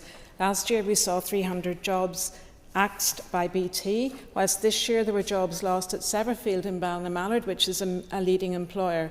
And these are only a few cases from the South West that have exacerbated the feeling of neglect and avoidance. Plus, certainly. Agree with me that the A5 is an absolutely essential element to creating that regional balance in our constituency. Next minute. I thank the member for his intervention. When we look at the A5, we need to also consider the spending priorities. A5 is an executive programme, but we have members mentioning earlier an All-Ireland Rail strategy. So I'm just wondering, where's the magic money tree for everything that we do need? I'm really looking at, of course, jobs in the South West, and any jobs that come. At the moment, the businesses in the South West have had to deal with a very lacklustre infrastructure, and still those businesses are managing to export globally. It's something I want to see improved, of course, so I thank you for your intervention. The North West has already been earmarked a £290 million investment package through the growth deal to Derry City and Strabane Council area. On the other hand, the Mid-South West growth deal, investment of £252 million, is spread across 3 council areas, Fermanagh and Omagh, Mid-Ulster and Armagh, Banbridge and Craigavon, meaning that funds need to be stretched further to support real economic development. Invest NI have reported that in 24-25 they supported 236 investments in the North West, with £22 million in financial support and £165 million in total investment. Quite simply, this level of investment has not been replicated in the South West. The local press recently highlighted the lack of funding to sports and community organisations in the area. Over the past 3 years, Sport NI has allocated a total of 3.25% of its funding to the Fermanagh and Omagh area. The lowest allocation was this year with 1.3% for 24-25. For regional balance to work, people in all corners of Northern Ireland need to feel like the economy is delivering for them. I too echo the call for the Minister for the Economy to publish an assessment of the progress made under the Sub-Regional Economic Plan to give a true picture of economic progress. The local economic partnerships are vital for assessing barriers and opportunities to economic growth, but we desperately need to see some form of outcome from these and a clear plan from the Department on how it intends to support these partnerships going forward. The recent resignation of Mr Kennedy from the Invest NI board has quite rightly raised questions about how regional economic interests are being represented here. A recent response to a written question I posed to the Minister assured me that appointments to the vacant post would be made on merit. I do welcome this, but I believe the Board needs greater regional representation to have a voice from areas such as the South West. Representation from all regions would demonstrate regional balance in economic policy, which is fair and inclusive to all regions in Northern Ireland. In short, we support regional balance, but it must work for the entirety of Northern Ireland. Let's ensure that every community has a fair shot at growth, investment, opportunity and prosperity. Thank you.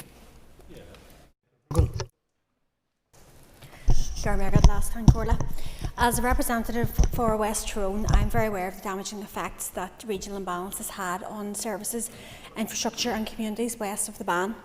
For generations, and different British governments and storming regimes here have starved the West of resources and infrastructure. But that tide is turning. Sinn Féin ministers have made undoing the damage of regional imbalance a key focus of their delivery. As First Minister, Michelle O'Neill ensured regional balance was a programme for government commitment for the Executive. And Minister Archibald is carrying on the work of her predecessor, Conor Murphy, who made regional balance one of the 4 pillars of his department. And she has built on that foundation, not just with words, but with a £45 million regional balance fund that will benefit every council area across the north. In addition to that, Minister Liz Kimmins has been fighting tooth and nail to ensure the delivery of the A5, which not only represents a massive investment in Tyrone, Derry and Donegal, but it is a vital piece of national infrastructure that will have a significant investment, economic and most importantly safety benefits for communities in the north west of Ireland. In addition to that, Minister Kimmins has also recently announced that the A32 Cornamuck project is to progress to the procurement and construction stage. This is a very important road for people in my constituency who travel between Omagh and Enniskillen, particularly those trying to reach the SWA Hospital. Laskincorla, as a member of the Communities Committee, I do share the motion's concerns about the distribution of the Football Fund. The Committee will continue to scrutinise Minister Lyons on this matter, and given the recent announcement of other sporting and cultural funds from the Communities Department, I would again remind the Minister of the regional balance obligations that his party signed up to as part of the programme for government. Laskincorla, for a long time, communities in the West just had to accept that in terms of investment, all they were going to get was scraps from the table, but times have changed and will no longer accept this. Sinn Féin is committed to equality, and regional balance is a crucial part of that commitment, which is why our representatives will continue to fight for marginalised communities all over Ireland. Morris Bradley. Thank you very much, Mr Deputy Speaker, and I rise to agree in broad principle with the motion. We've heard a lot today about regional balance, but when we hear the North West mentioned in this chamber, what is really meant by the North West is foil. But the truth is simpler and far more uncomfortable. There is no real regional balance in Northern Ireland, and one of the most glaring victims of this imbalance, rarely mentioned and even rarely supported or prioritised, is the Causeway Coast and Glens, where there are 2 highly deprived areas. The Minister can cite quite a few millions for Londonderry.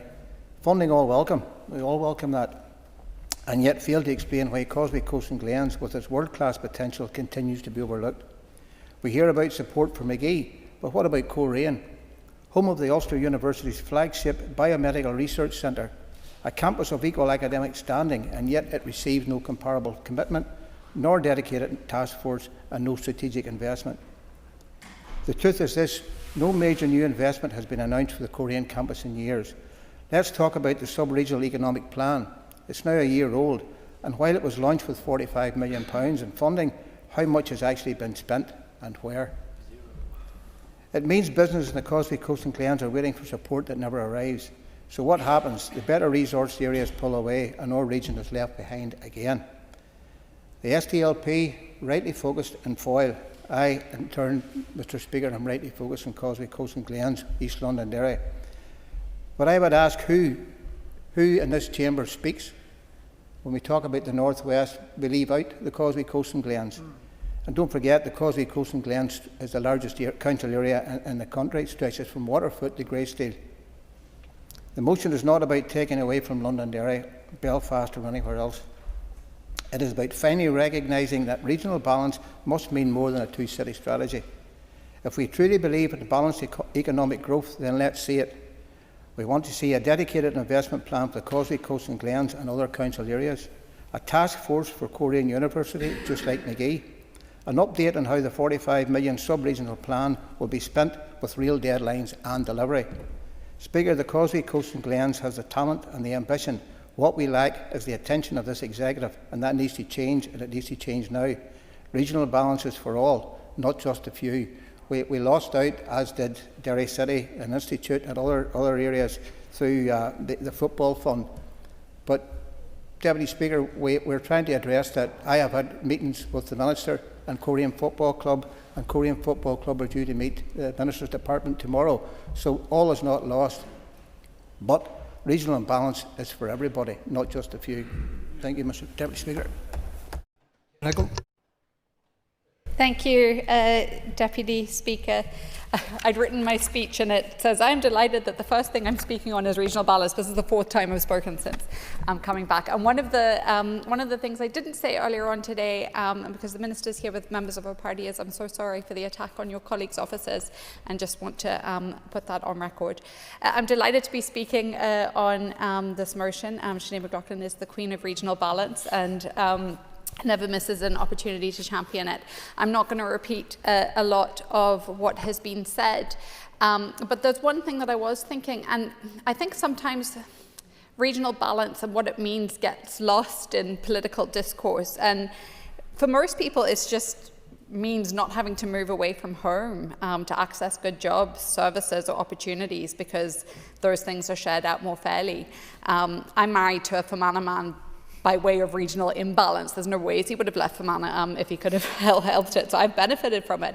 But we need to see fairness and fair distribution of investment and support for all people across Northern Ireland. Regional balance is vital. I'm an unapologetic champion for Belfast. It is and always will be a key economic driver for the region. It's the capital and is actively competing with other large cities across these islands for investment and exposure. However, we can and absolutely should have other economic drivers in the region, including Derry, the Southwest, Mid-Ulster and more. Regional balance isn't just about economics. Economic levers without social and community infrastructure around it will not deliver the kind of sustainable region we should be aiming for. Transport, education, health, housing, infrastructure, and access to high quality, affordable and flexible childcare are all vital. And I'm also not really sure that balance does this debate justice. Ultimately, it's about unlocking and releasing the full potential of all our parts of home and providing the best opportunities for all our people across Northern Ireland. As my colleague David said, to be delivered, there has to be joined up whole of government approach. This is not something that we're that good at in this place, but what we are really good at is innovation. In our tech sector, the connections between industry, academic and government perfectly position us to take advantage. And you just look at the trailblazing success in cyber and screen, and an area I'm really interested in is the potential within AI. The Artificial Intelligence Collaboration Centre outlined in their recent capability census, whilst Belfast emerges as our AI hub, democratising AI across all of Northern Ireland remains central to our mission. Their presence in Derry helps to serve businesses across the region, from what they describe as Fermanagh's agri-tech innovators to Mid-Ulster's manufacturers, ensuring they can access the tools, skills and support needed to thrive. And I think that the growth of AI firms and firms making use of AI presents a real opportunity for creating more evenly spread opportunities across the whole region, and it's really great to see AICC leading by example. I think regional balance must be delivered, but it needs to be holistic. And if there's one message that comes from my speech, I want it to be that. It requires a joined-up approach right across government, and we need to see more sustainable long-term opportunities and investment in all parts of Northern Ireland. Thank you. Call Emma Sheeran. Last King Corlia, and I think I'm struck by the commonality across the chamber today during this debate, and welcome it. As others have said, the members for Foyle talk often about Derry, but I suppose it strikes me that we have something in common with even how dairy is discussed. We're all saying the same thing, but we're just saying it differently, and our language differs when we refer to dairy, and it's differing when we're talking about what we see the priorities for regional balance. As somebody who is also from Derry, a different part of Derry, and it's one of my most frustrating I suppose parts of life when I meet somebody new and you tell them you're from Derry, the two most common retorts, is it Derry or, and I immediately cut that off, because if I called it something other than Derry, I would have. And also then to say that they assume I'm from the city, which I'm not. I'm from Mid-Ulster, and Mid-Ulster has also suffered very, very badly as a result of a lack of investment down through the generations, and that's something that we in Sinn Féin want to change and address, and that has been pursued by our two ministers within the economy brief since we took it on.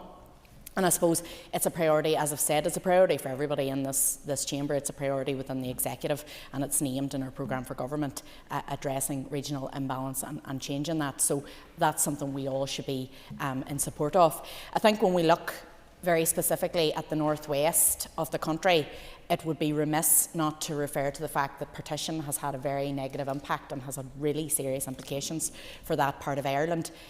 My colleague, Mr Delargy, already outlined the fact that the natural hinterland for Derry City is Donegal, and there has been a barrier put in place there that is still having ramifications today, and that's something that we need to address, and realistically we're not going to see the likes of the economic prosperity we all want to see until we're in a new and revised Ireland, and that's something we have to battle with. But it shouldn't mean that we shouldn't make progress in the interim, and that's what my party colleagues are trying to do.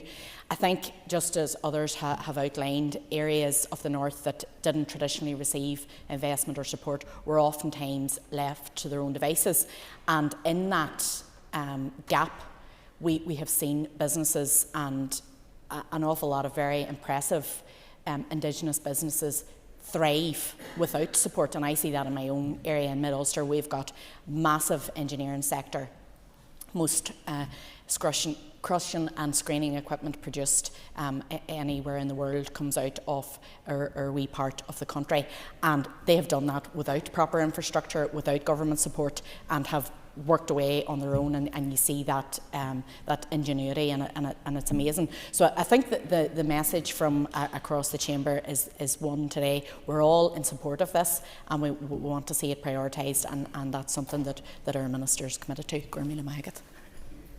Philip Brett.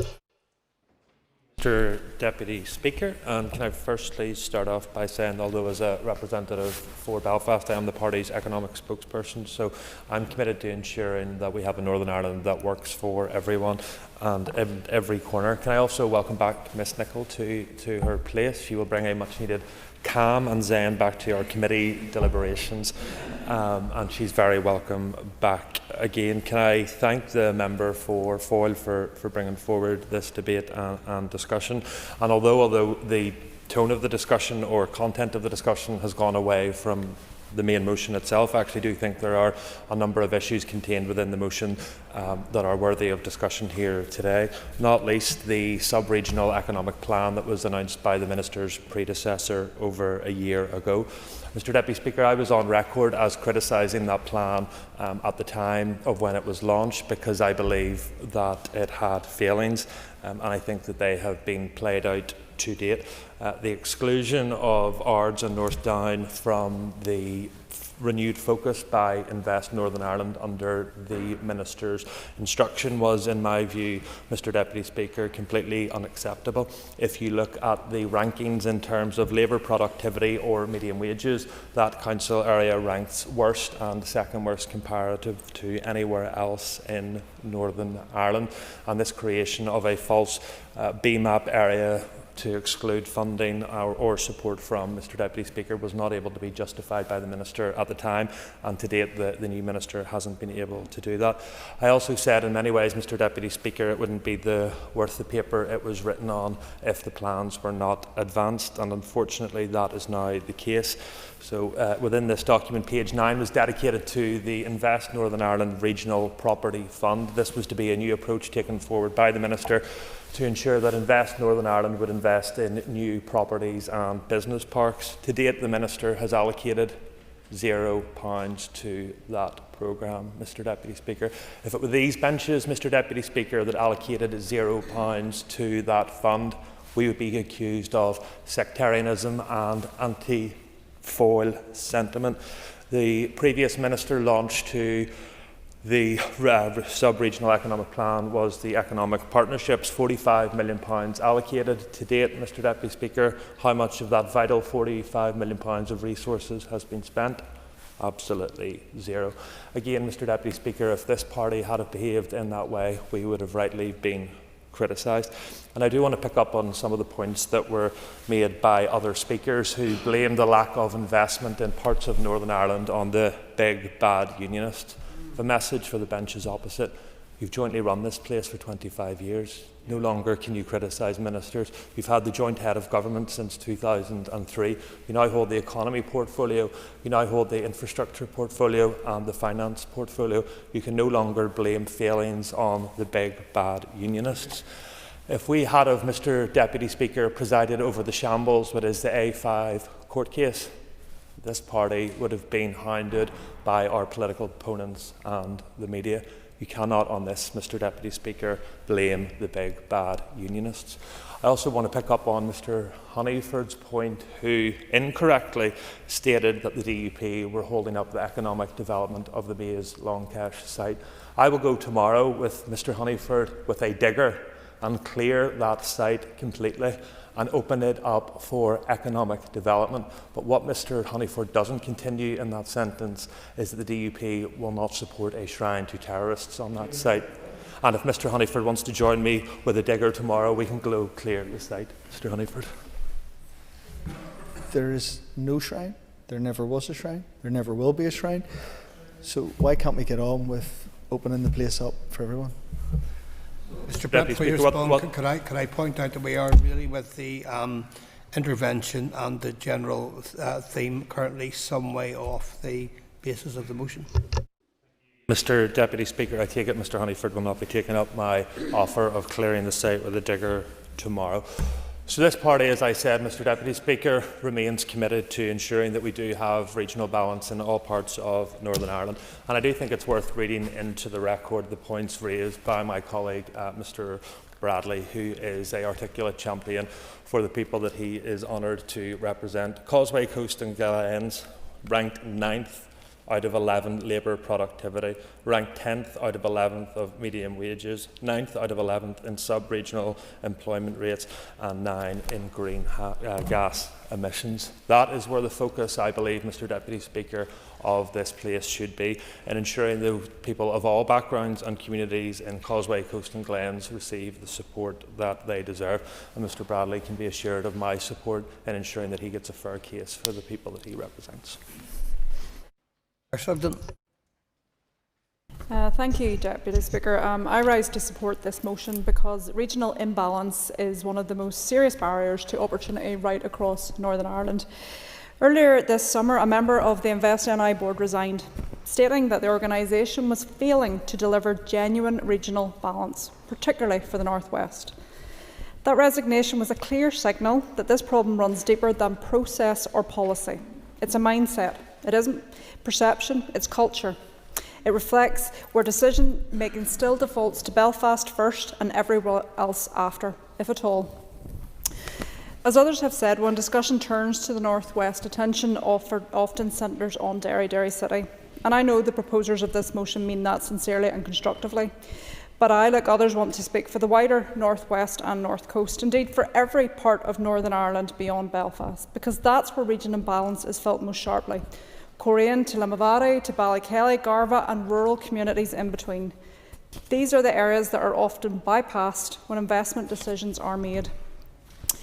East Londonderry, my constituency, is in a policy blind spot, not because of distance, but because of direction. Northern Ireland is a small place. You can travel from the furthest point to the next furthest point in around 2 to 3 hours. So geography isn't a barrier, connectivity is. When transport links, digital infrastructure and investment pipelines all flow inward to Belfast, opportunity cannot spread outward. And until we fix those connections, physical, digital and economic, we will never achieve real regional balance. And the issue isn't how far we are from Belfast, it's how far decision-making is from everywhere else.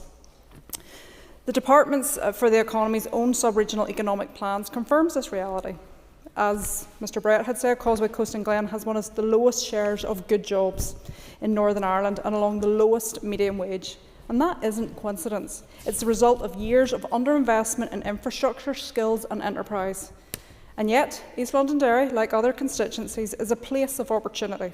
A world-class university campus, expertise in life sciences, renewable energy potential, thriving small businesses, and the strongest tourism brand across the UK and Ireland. So potential isn't our problem, it's political attention that is. And announcements alone won't change that. Yes, we've seen the growth deal and we are optimistic, but it's being delivered slowly. We've seen investment frameworks with no sub-regional targets. Meanwhile, economic inactivity remains high, wages stagnant, and too many young people are leaving the North Coast for their futures. And let me say that East Londonderry has one of the strongest political representations, particularly within government and at Westminster. Yet, despite that level of access and influence, our constituency continues to record some of the poorest outcomes in Northern Ireland. Amongst the highest inactivity rates, deepest deprivation and some of the lowest pay levels across the region. These should concern every member of every constituency, because if a constituency with this level of representation still falls this far behind, then something in the system is not working. And I appreciate that these problems didn't appear overnight. They've taken years to build up, but the same parties have held power for most of that time. They've had the opportunity to fix it. So while the imbalance is long-standing, the failure to correct is not inevitable. It's a choice. And it isn't one department's problem. Go ahead. I totally agree with you, and let's be absolutely clear here. When I talk about regional imbalance, I'm talking about places that have left behind. Obviously, Derry is in my heart. It's the constituency that I represent. But if we fail the people of my constituency, that's a tragedy. But it's also a tragedy if we fail the people of the Causeway Coast and Glens or Fermanagh. West of the Ban has not got the investment that is needed. It is a place that has been left behind. It has potential, opportunity and ambition, and it has been failed consecutively, year after year, decade after decade. And if regional balance is good policy, then regional balance is good law, and it applies to all places in this place that has been left behind. Be brief, Ms McLaughlin. Thank you, Deputy. Member out of time. You have an extra minute. Thank you, Deputy Speaker, and I appreciate the intervention. And 100%, because to get to Derry from Belfast, you have to come through East Londonderry. To get to other parts of Northern Ireland, you have to go through. So I reiterate the point that this is about connectivity. It's about looking at Northern Ireland as its own corporate plan, and it's about ensuring that every part of that is connected. Because if we don't, we're failing Northern Ireland. We're not just failing its individual parts. We're failing the opportunities that we can have as a region. And again, Northern Ireland is not a huge place. About 2 million people population. There is huge opportunity with that, and I think this government needs to do so much more in trying to realise that opportunity. I'll touch on the point in relation to the other departments, because I appreciate the Minister's going to respond. However, it isn't just her department; it's a cross-cutting issue. The Department for Communities and others have talked about the Northern Ireland Football Fund. I appreciate that it wasn't a geographical application, but it's created a geographical problem because the North West isn't represented, and I think that in itself is something that we do need to reflect on. Department for Infrastructure in relation to transport, Department for Economy in relation to Coleraine, and I absolutely reiterate Mr Bradley's point. This shouldn't be a competition between Coleraine and Magee. This should be about complementing one another so that we can realise our potential in higher education. I support this motion. I think it's important not just for East Londonderry but for everyone in Northern Ireland that we do, and I look forward to plans in doing so. Time is up. Thank you. I now call the Minister for the Economy to respond to the debate. Minister, you have up to 15 minutes. And I really welcome the opportunity to speak about this important issue. The geographical imbalances in our economy have deep roots, as other members have referred to. Historical patterns of underinvestment tend to become self-reinforcing as investment is drawn towards areas that are already economically strong. So overturning this legacy requires political commitment and determined action over a period of time. This is the first time my party has controlled the Economy Department, and we have brought a new strategic focus on regional balance. It's one of our 4 key objectives. In October last year, my department published its sub-regional economic plan. The plan committed to the creation of 11 local economic partnerships to identify the main barriers to economic development and the interventions needed to unlock it. These have all been established and they are now developing their action plans. As far as I'm aware, a number have already signed off their draft plans, including Morris, Causeway Coast and Glens. Departments will be asked to work with the partnerships to deliver these plans. My department has also established a £45 million regional balance fund to help partnerships with delivery, profiled over the 3 years.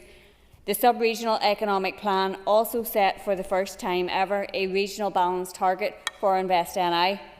That target is to increase the number of investments outside of the Belfast metropolitan area from 56% to 65% over 3 years. Having hit 59% in year 1 of the strategy, InvestNI is on course to achieve this ambitious target. The lack of land is a major barrier to regional balance. InvestNI is therefore implementing a new regional property programme. And while infrastructure challenges exist, key projects have been identified, including a new business park at Desert Crate, aimed at promoting green growth and addressing the shortage of industrial land in Mid-Ulster. The North West is an area with a particularly high level of unrealised economic potential and is therefore a particular focus for my department and for InvestNI. The most significant project is the Magee expansion. This is a huge undertaking involving investment in infrastructure, teaching facilities, new courses, new staff, marketing initiatives and student accommodation. That is why the task force was established, to bring together business, the university, students and the community sector together in a city-wide effort.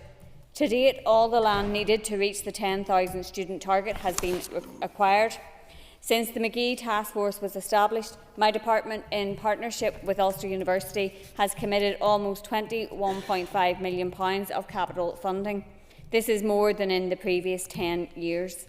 Student enrolments at Magee have increased by 44% since 2021, with the university confident that it will reach 6,300 students this year. As people see the progress that is being made, those who previously doubted are now believing and giving their support to the project. That momentum will be invaluable in reaching 10,000 students by 2032. In addition, £3 million of annual funding from my department has helped to secure important routes for the City of Derry Airport. And Fintree, Seagate, EY and Alchemy Technologies have all announced significant investments in the area. But with the support of InvestNI, we have seen investments right across the north. To bolster our creative sector, we have developed Studio Ulster to support further investment in the future of film, animation, immersive and gaming. Studio Ulster receives £25 million of investment through the Belfast City Region deal, demonstrating our strong commitment to creating high-value, high-paying jobs. In Newry, McGuinness Mechanical Engineering is investing over £3 million to double its workforce. This will enable it to grow its maintenance division and increase sales in the south. In Dungannon, Mackle Snacks invested over £6 million to expand its factory, enhance automation, boost productivity and create more good jobs. This was the first investment supported by InvestNI's new Agri-Food Investment Initiative. In Omagh, almost £3 million investment by Lagan Energy will grow its team with 30 roles over the next few years as it continues to expand its footprint in the global renewables sector. In Kilrea, almost £12 million has been invested by Hutchinson Engineering in new equipment that will further boost its productivity and support growth. In Ballymena, InvestNI has also supported Siga Healthcare to secure almost £3 million in international contracts. These announcements in Belfast, Newry, Dungannon, Omagh, Kilrea, Ballymena and Derry are helping to deliver well-paid, highly skilled jobs in every town, city and rural community. As Economy Minister, I will build on this positive momentum because everyone, no matter where they live, should have an opportunity to build a life here at home for them and their family. My focus on supporting our tourism sector is also key to achieving regional balance. 70% of all employment across our tourism industry is based outside of Belfast. The Tourism Vision and Action Plan, which was co-designed by my department in partnership with the industry, is being implemented. As part of this plan, my department is working with Fáilte Ireland to ensure that the North can benefit from their all-island regional brands. Significant investment has already been made to support the joining of the Wild Atlantic Way with the Causeway coastal route. This will help bring more tourists to our amazing coastline. And my department is also working closely with their counterparts in Fáilte Ireland on Ireland's hidden heartlands to bring together the Shannon and Erne waterway, allowing the Fermanagh region to also benefit from this popular tourism route. Cancorlia, the legacy of underinvestment will not be fully addressed overnight, but I and my department have a credible plan in place to promote regional balance, and progress is being made. This work will continue because everyone should share in the benefits of prosperity. Thank you, Minister, for that response. I now call on Mark Durkin to conclude and wind up the debate on the motion, and you have up to 10 minutes. Thank you, Mr Deputy Speaker. This motion goes to the heart of something that we in the North West have been saying for years, and many of you have been hearing for years, that regional imbalance is not an accident. It's been baked into decision making at every level of government for a long, long time, and it's going to be hard to unpick that. Regional balance isn't a slogan. It's a formula for fairness, equal opportunity, and a stronger, more prosperous Northern Ireland and a stronger, more prosperous Ireland. The point was made, and I'd been going to make it anyway, the partition hasn't worked for Derry, nor has it worked for Donegal. The North West isn't thriving, contrary to the First Minister's belief, and neither are most council areas outside of Belfast. That mindset, so detached from reality, demonstrates just how Belfast-centric politics here has become, and how out of touch many of our political representatives have become. And it's not just Derry. Tomorrow, the SDLP, the opposition, will be calling for support for the apple growing industry in Armagh. Derry is, though, we're told, the second city, and we do continue to receive second-class treatment. So no, I don't think there's anywhere where that imbalance has been more pronounced or more painfully felt.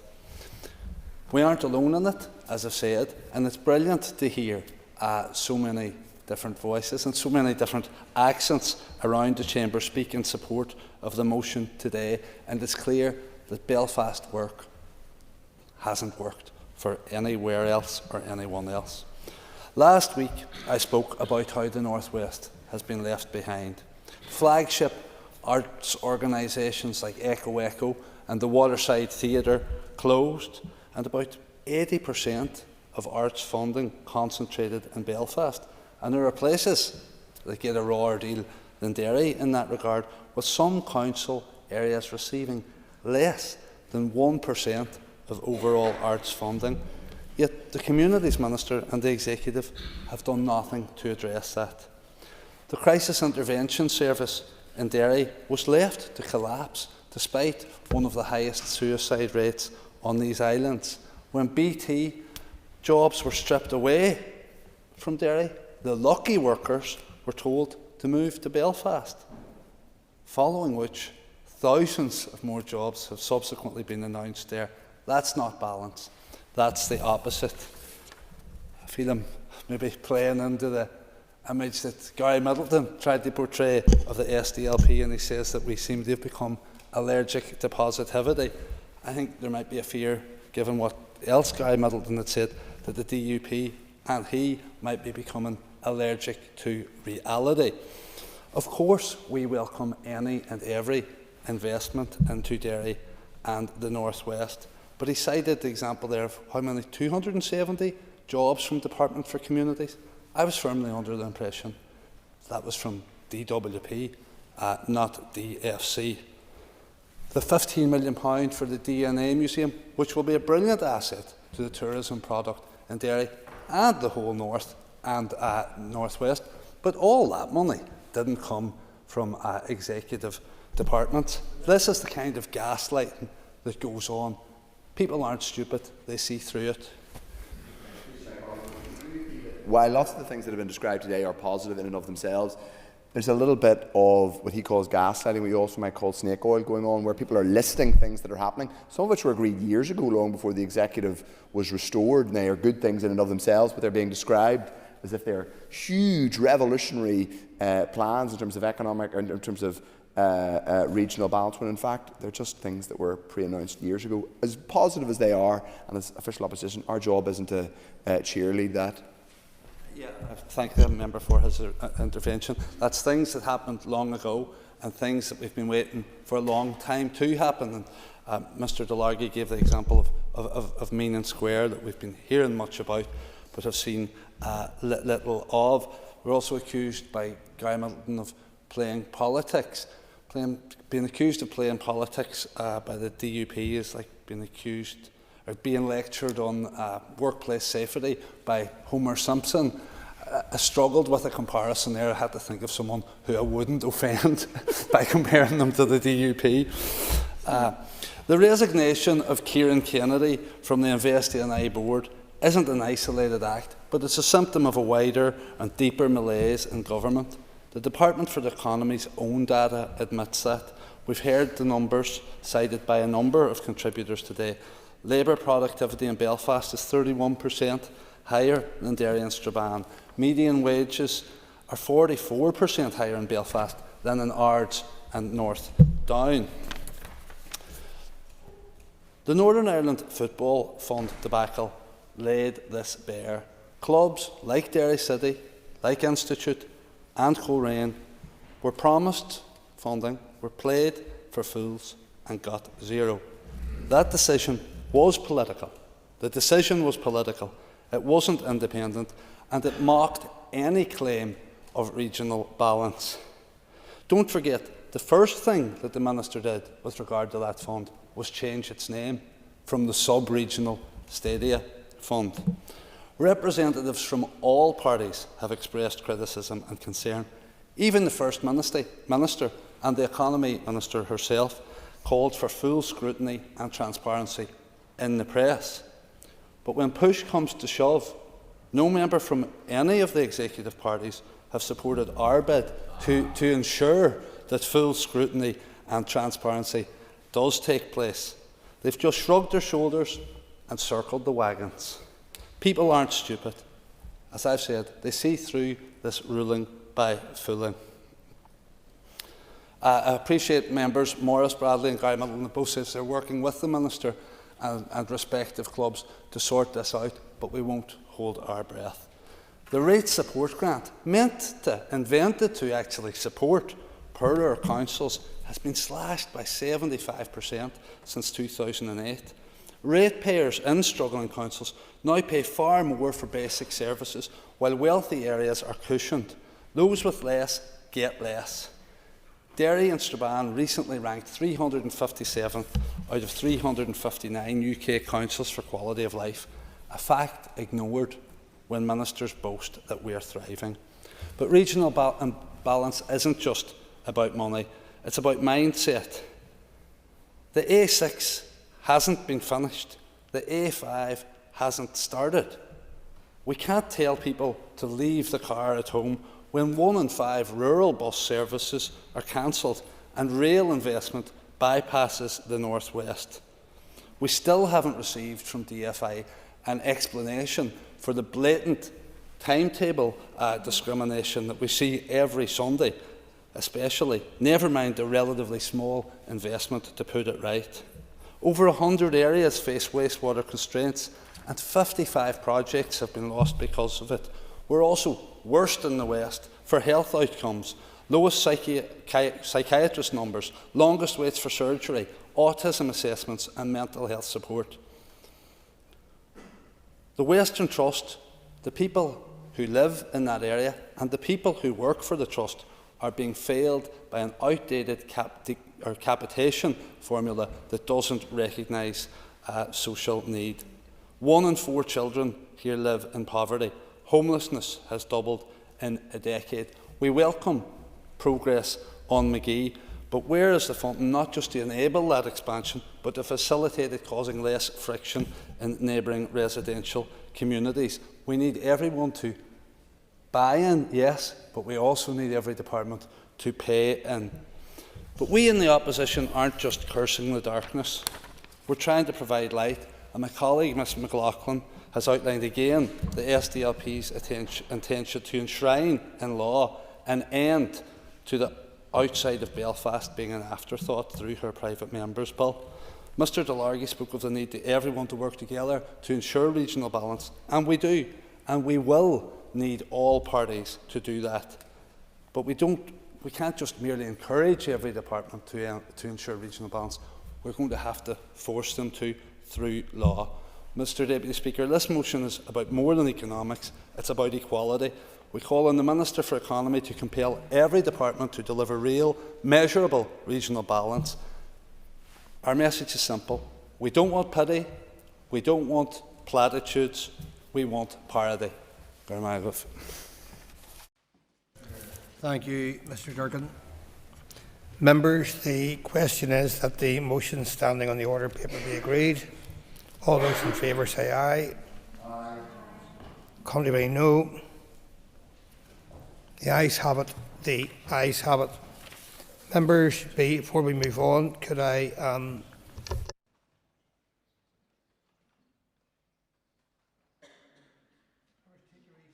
please, before we move to the next item.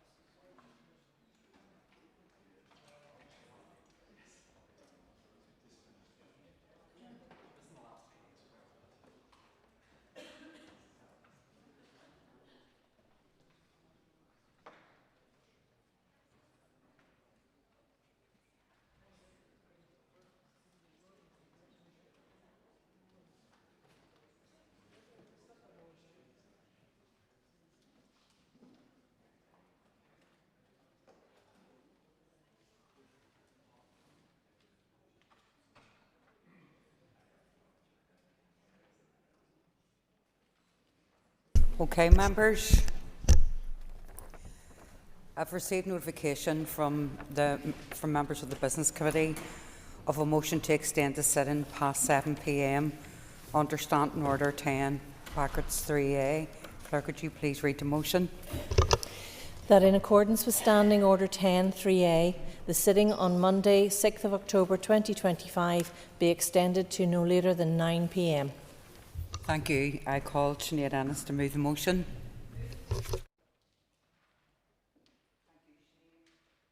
Thank you, Sinead. So the question is that the motion standing in the name of the Business Committee be agreed. All those in favour say aye. Contrary of any noes. The ayes have it. The ayes have it. The motion is carried and the Assembly may sit until 9 p.m. this evening if necessary.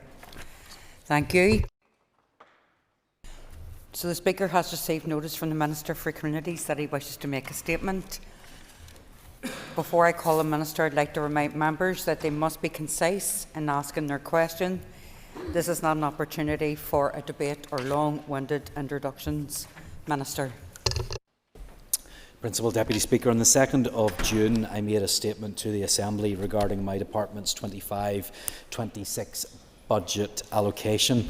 In that statement, I conveyed my desire to increase opportunities and life chances for everyone in Northern Ireland and announced my intent to invest in a multi-million pounds employment programme that would support all age groups and help tackle the barriers to economic activity.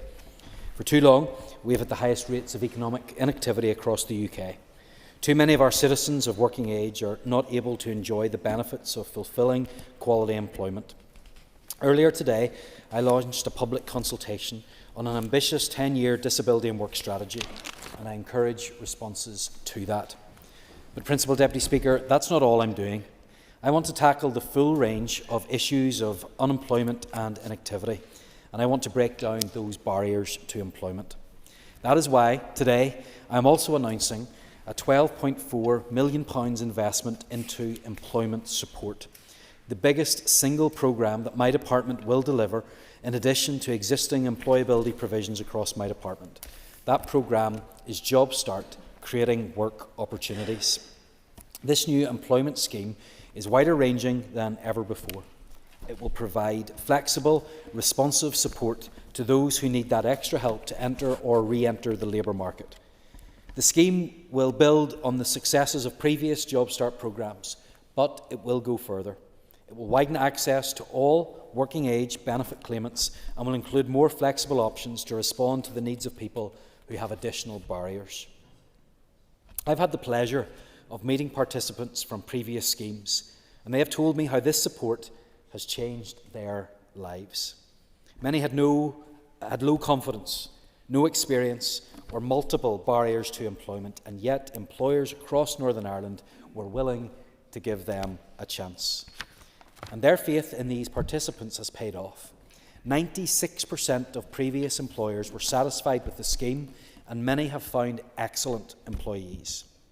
For participants, many of them did not have the confidence to find employment on their own. Indeed, those participants now working in my own department told me they thought they would never get a job in the civil service. When those young people arrived with us, they struggled to make eye contact with anyone, and their confidence was very low. What a difference a training plan, a patient line manager, and a supportive team makes. My department recruited 9 young people at the end of the first JobStart scheme. 2 years later, these young people are thriving in their roles. Their confidence levels are through the roof, and one has already secured a promotion. As is the case for the programme I am launching today, the previous schemes were open to the public, private and voluntary and community sectors, and there are many good news stories. Let me share just a couple.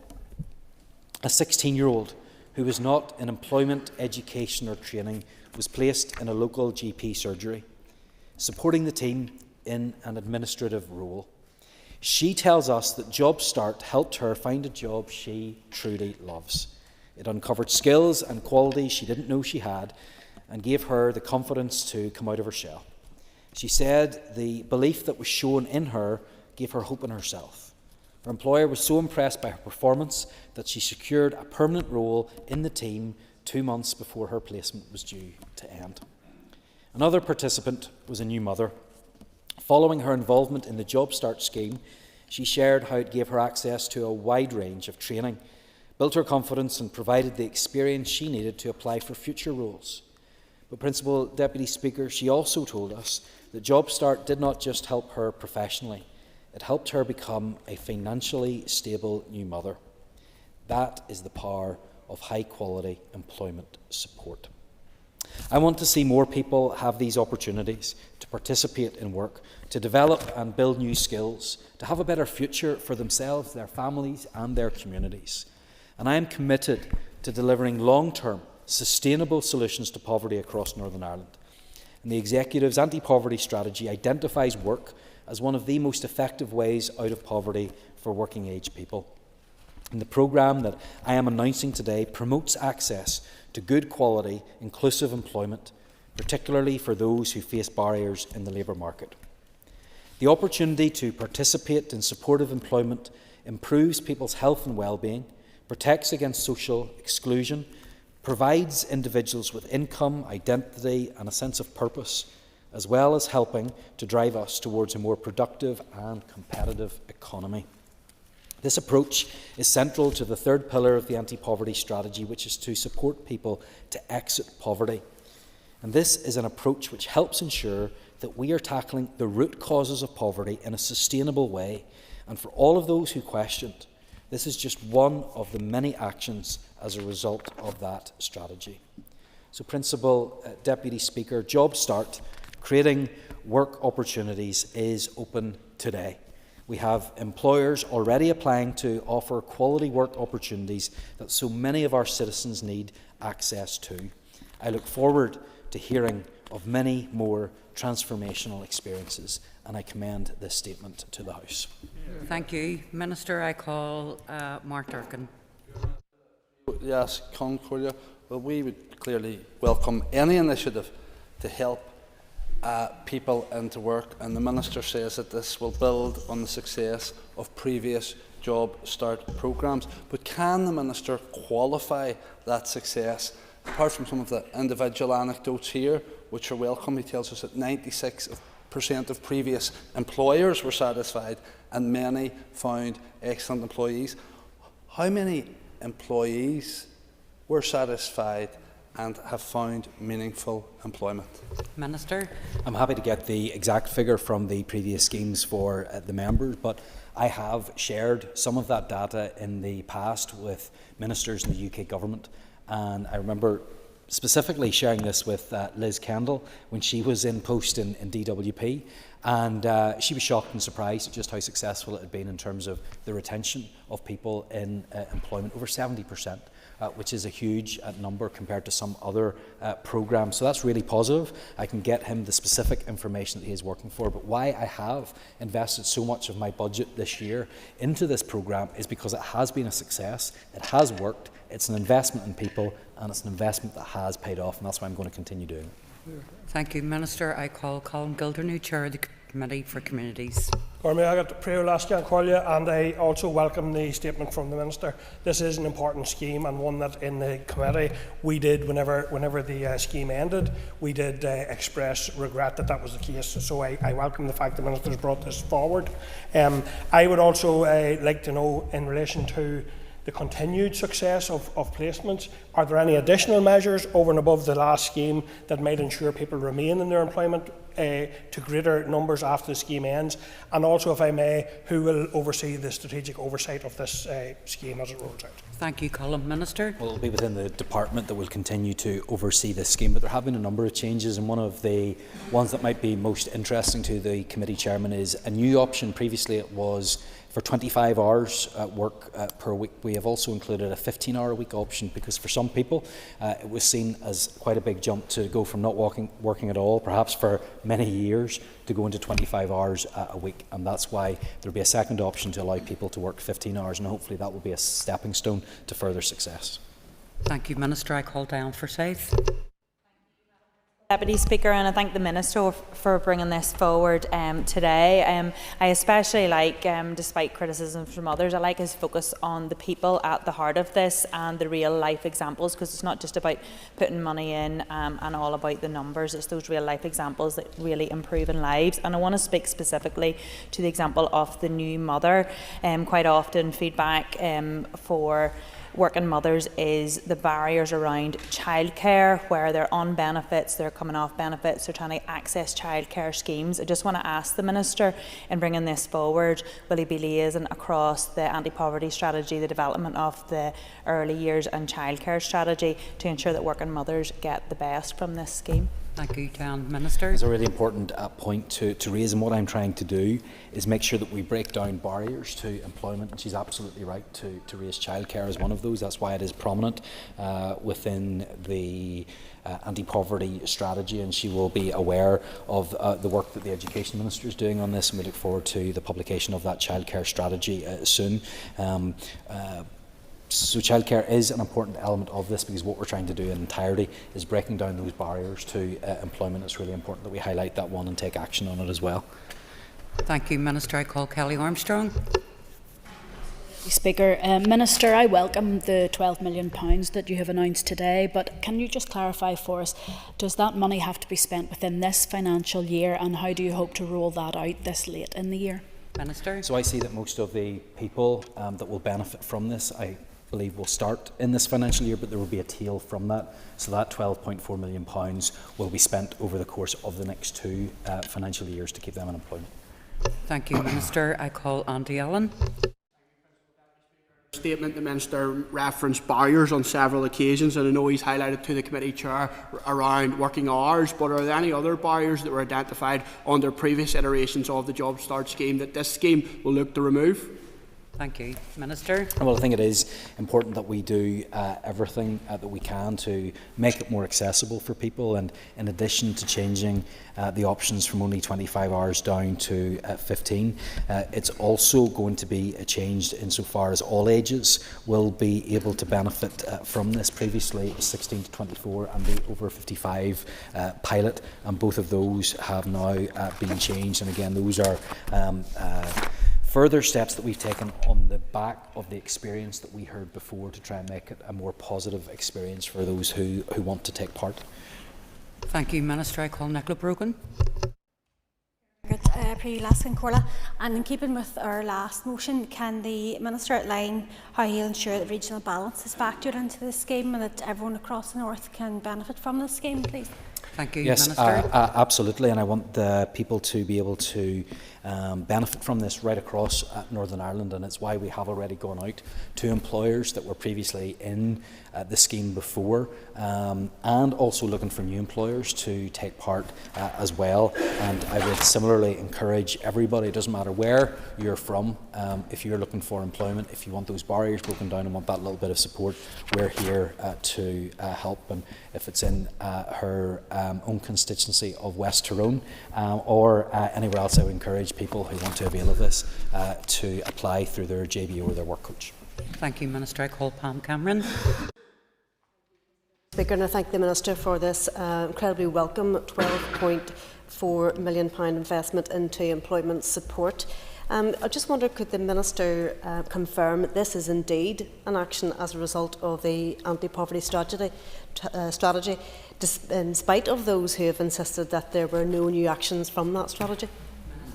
Yeah, we've heard that a few times, people saying there are no new actions. Well, I did pledge, both in a ministerial statement earlier on this year and within the strategy itself, it said that there would be new actions coming forward. One of those was an employability programme, and this is that employability programme that we are bringing forward. But I look forward to more actions being realised, and of course within the anti-poverty strategy, bringing forward the action plan for that so that we can put even more meat in the bones. Thank you, Minister. I call Sean Mulholland. Deputy Speaker, Minister, given that there is some evidence that community-led employability schemes achieve comparable costs and sometimes higher retention, some have implored us not to establish standalone government or statutory schemes, but instead scale up the voluntary and community sector-led employability delivery around those existing models that you have within your department. So I'm just wondering, have you considered allocating new employability funding through existing voluntary and community sector networks rather than developing new government-led schemes? Minister. Well, as the chairman of the committee had previously said, this was a successful scheme and one that many people wanted to see continuing, but I don't see it as pitting one against the other in any way. I think she's absolutely right to, and I agree with her, there are many good employment schemes in that way, but I believe that this has served a specific purpose at that time, and we're wanting to build on that success. But of course I'm always open to hearing other ideas about how we can use the budget that we have to even greater effect. And I do believe that this is one of the best ways in which we can spend the money that we have, because we get such a significant return on the investment, not just in terms of the pound and pence, but the impact that it has on people's lives. I have the evidence from previous schemes that I want to present to the Treasury, because I want to be very clear with them that this is of huge benefit to them. And I hope that we will be able to have something similar in place as we're now negotiating around welfare fraud and error, because we're going to great lengths and great expense to put these measures in place. Treasury, is the primary benefit in terms of the financial benefit. I want to share that so that we can go even further and create more opportunities for people right across Northern Ireland, including in some of the programmes that she's mentioned. Thank you, Minister. I call Malaysia McHugh. Thank you, Madam Principal Deputy Speaker, and I thank the Minister for his statement. The scheme. Minister, will the JobStart scheme interact with the Disability at Work scheme you announced earlier? Will disabled people be able to be eligible under this scheme? Thank you, Minister. Yes, absolutely. In fact, the scheme is now available to all eligible benefit claimants, and that has been flexed so that people of all ages can benefit from that, and that wasn't previously the case. And of course, it absolutely ties in with what I announced earlier on in relation to the disability and work strategy. And in many cases, the people that we have been able to take in to the civil service and directly within the Department for Communities have been people who have a disability, and I want to see that continue. So the two are very closely linked, and one will continue to impact upon the other. And I certainly hope that we can continue this funding in the future, because it will make a huge difference to the work that we are doing and the target of getting 50,000 more disabled people into work over the next decade. Thank you, Minister. I call Maurice Bradley. Speaker, and I thank the Minister for his statement. That's his second statement of delivery today, and I thank him very much for that. But Minister, who can participate in the JobStart scheme, and where can they apply? Well, I want to be absolutely clear that this has gone further than the schemes that we've had in place that were age specific, but we saw such a huge demand and interest from other age groups, so we have opened it up to all eligible benefit claimants regardless of age, and those that are interested can apply through their work coach via their local jobs and benefits office if they don't have a work coach, or even via the Job Apply NI website, and I hope that that will be of benefit to people right across East Londonderry as well. Thank you, Minister. I call Diana Armstrong. Speaker, Minister, I welcome your statement today and to see this scheme funded to the level it is. Minister, you state that this scheme will include more flexible options to respond to the needs of people who have additional barriers. What steps will be taken to ensure rural employers and job seekers can access the scheme equitably, and given the transport and digital connectivity problems there may be? Absolutely, and as I said to the member for West Tyrone, Ms Brogan, that I want to make sure that this does have an impact right across Northern Ireland, and this scheme is all about breaking down barriers. And she's absolutely correct to identify that for many people in rural areas, you will see barriers in terms of connectivity and transport, and sometimes those digital connections as well. And that's why we would look at all of those issues together with their work coach to see what needs to be done to help in those areas and to make sure that we can get as many people in as possible. And I would encourage her to get in contact with the department if she has constituents who are perhaps having some trouble or feel that additional support is necessary, because we want to hear from this and learn from this. I would love for this to be a rolling scheme that meets the needs of people right across Northern Ireland, and I'm happy to work with her on that. Thank you, Minister. I call Stuart Dixon. Thank you, Minister, for your statement. It's very welcome. But could you tell the House today, Minister, will people who've been accepted onto this scheme be eligible for the Chancellor's right to try with regards to employment? Well, there's still some work we need to do on that, just to see what the connections between those are, but we'll certainly be working with the Department for Work and Pensions and the Treasury where necessary to see what needs to be done. I'm able to provide the member with further information when we get that clarity. I just don't have it at this moment in time. Thank you, Minister. I call Timothy Gaston. Principal Deputy Speaker, and I feel slightly uneasy that for the second time today I get to my feet to welcome a statement from the Minister, but there we are.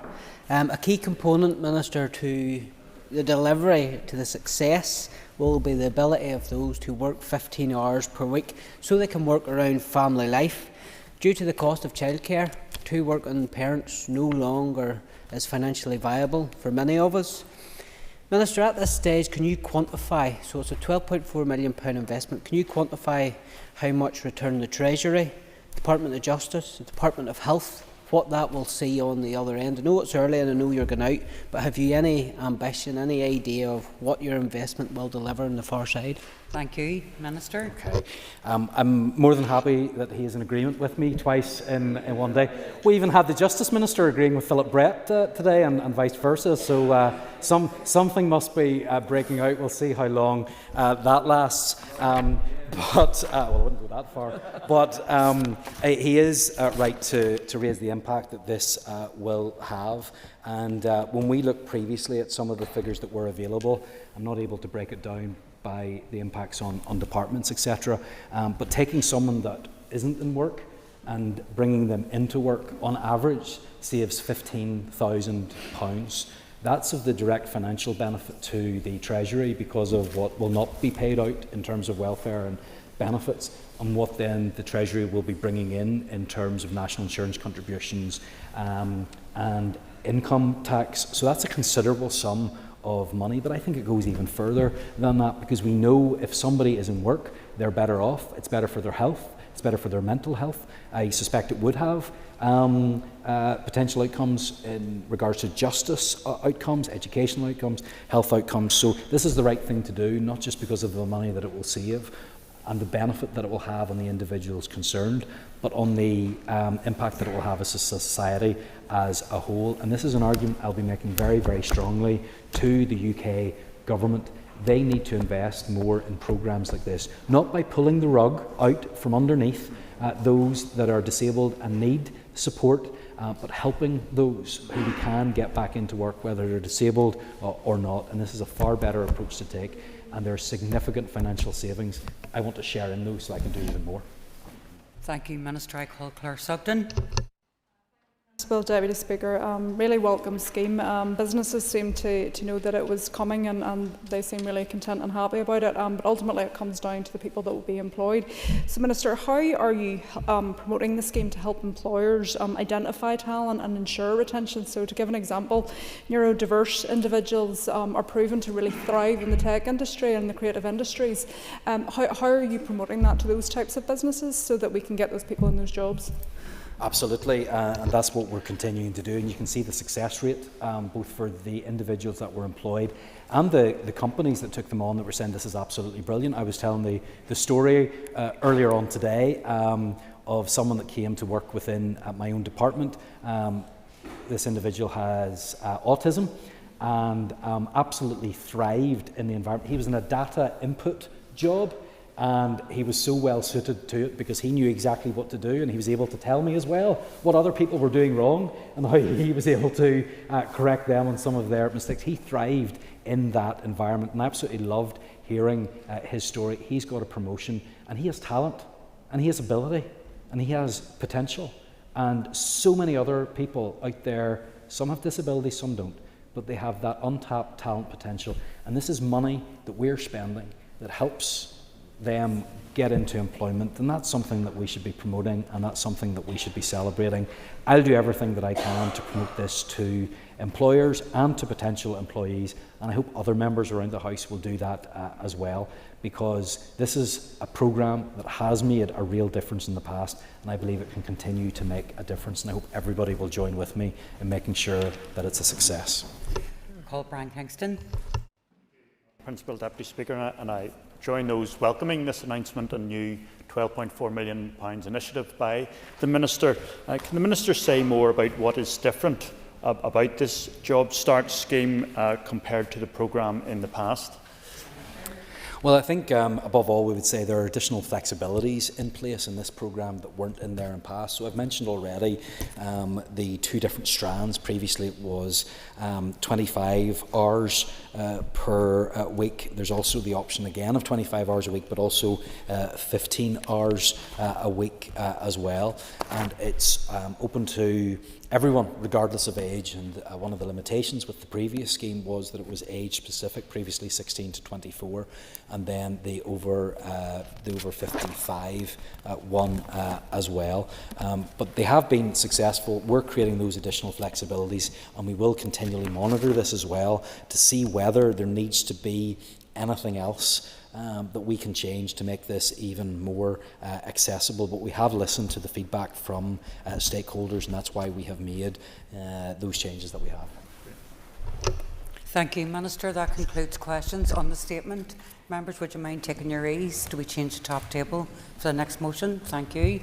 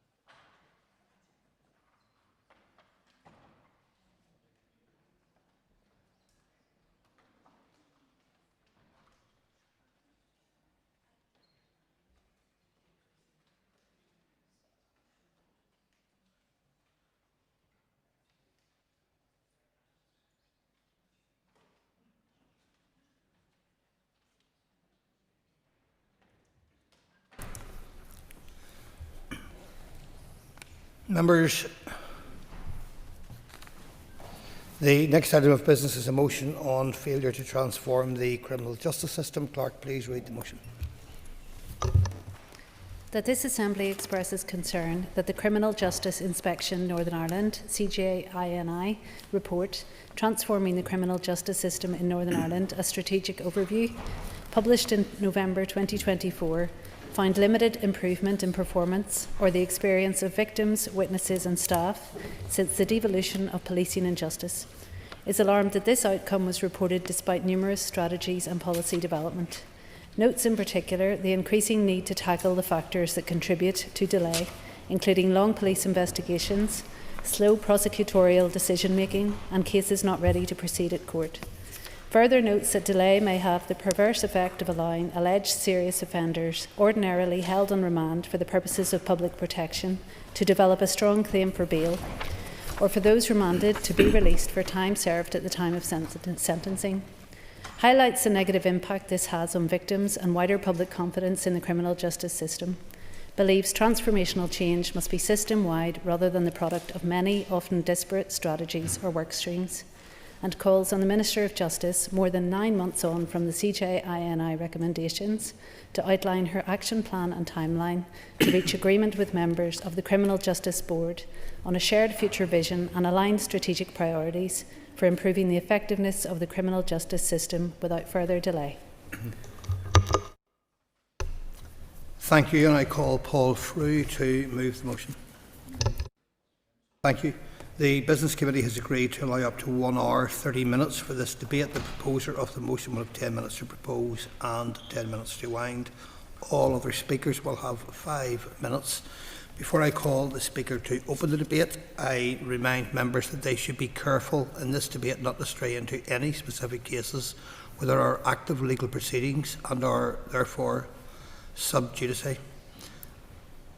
Please open the debate on the motion, Mr. Frew.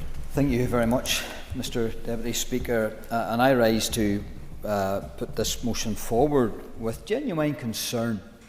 And so this House should be genuinely concerned, not from a political stance, not from a party political stance, but based on a report given by CJINI, an organisation that's there to inspect the criminal justice element in the Department of Justice. And their report that was published November 2024 is absolutely damning. It's absolutely damning. And so this House should be concerned that even with that report last year, nearly a year, that there seems to be very little done, if at all, in trying to improve this condition and the situation in our criminal justice system. And that's damning in its own right. So not only do we have a report that's damning, but we have an inaction from the Justice Minister in trying to improve things. If a state can't protect its people, we have a massive problem. One of the priorities of any state should be to keep its people safe. That's why the criminal justice system is so important. That's why it will always be a priority in a programme for government. And indeed, there are two: ending violence against women and girls and safer communities. And I must say, Mr Deputy Speaker, when you look at all of the indicators for the safer communities priority, they're all going in the wrong direction. Personal safety, there's no change. Worry about crime, there's no change. Crime prevalence rates, worsening. Processing times for criminal cases, worsening. Safe towns and city centres, worsening. And that's the programme for government.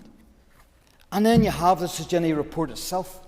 The purpose of the criminal justice system is to reduce crime, bring offenders to justice, protect the public, provide the victims of crime with justice, and to ensure justice is administered in a fair and just way. If that's going wrong, then what's the point of a Department for Justice? What is the point of a Minister for Justice? They're presiding over failure. And that's why this Assembly must step up and take notice. And that's why we have moved this debate today. Change has been slow and strong leadership is not there. The inspectors have made 3 recommendations for improvements, including 1 at a strategic level. Within 6 months from the publication of this report, the DOJ should facilitate Criminal Justice Board members' agreement for a shared future vision and strategic priorities to deliver transformational change and innovation across the criminal justice system. These should be clearly communicated and reflected appropriately in organisations' corporate and business plan. Where is that? Why has it not been done? It's now over 9 months since this damning report. Where is the action? Where is the urgency from the Department and from this Minister? We see none of it. We see none of it. And then another target that relates to the Department of Justice. Within 6 months from the publication of this report, the DOJ members of the Criminal Justice Board, the Director General of the NIPS and the Chief Executives of the Probation Board, the Forensic Science Northern Ireland and the Youth Justice Agency should review the purpose and membership of existing programmes and project boards, working groups and other fora with the aim of reducing duplication to release capacity. This should be aligned with the prioritisation outlined in this report's strategic recommendation. Appropriate staff resource capacity and skills required for meaningful participation and decision-making authorities should also be considered. Where is it? Where is the action? Why have we not seen it? Why is it not published? Why has this Assembly not seen any purposeful action from the Minister of Justice and the Department? That is failure. That is failure.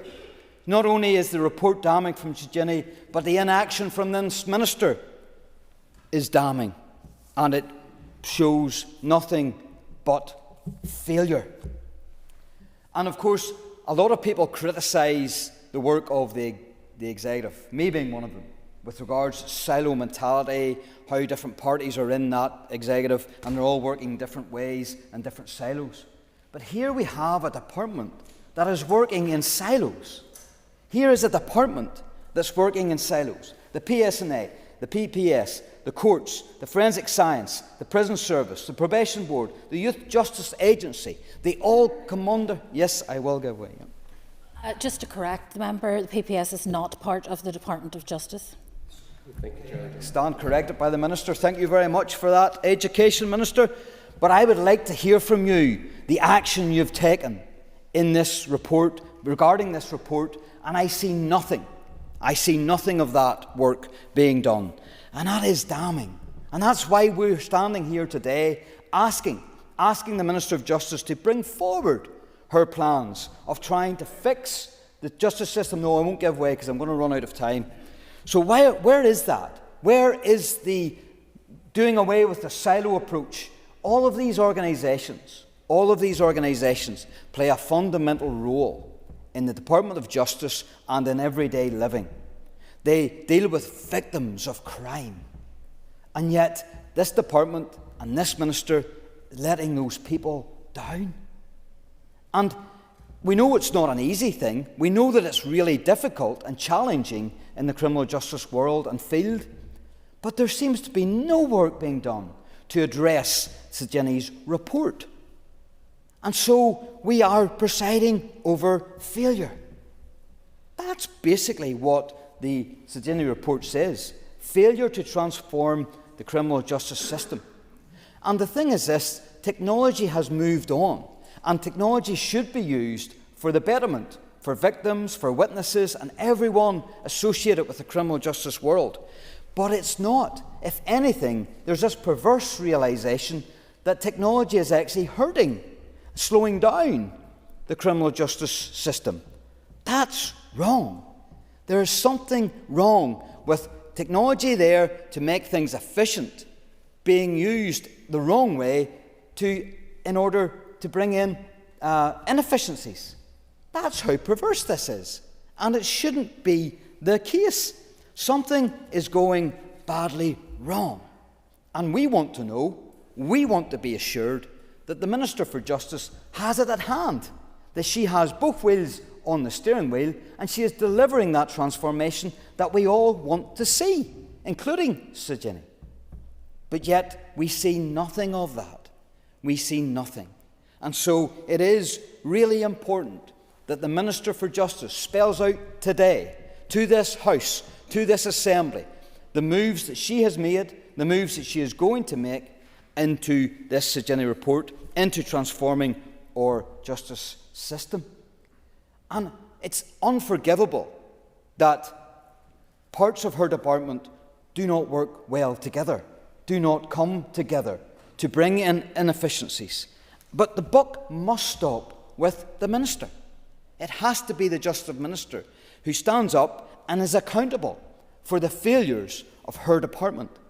And so this is what we want to see today in front of this House, to this Assembly, to the people and the public out there, and to all of the people who are caught up in the criminal justice system, people who are waiting for their day in court, people who are on remand, who need to get through the justice system also.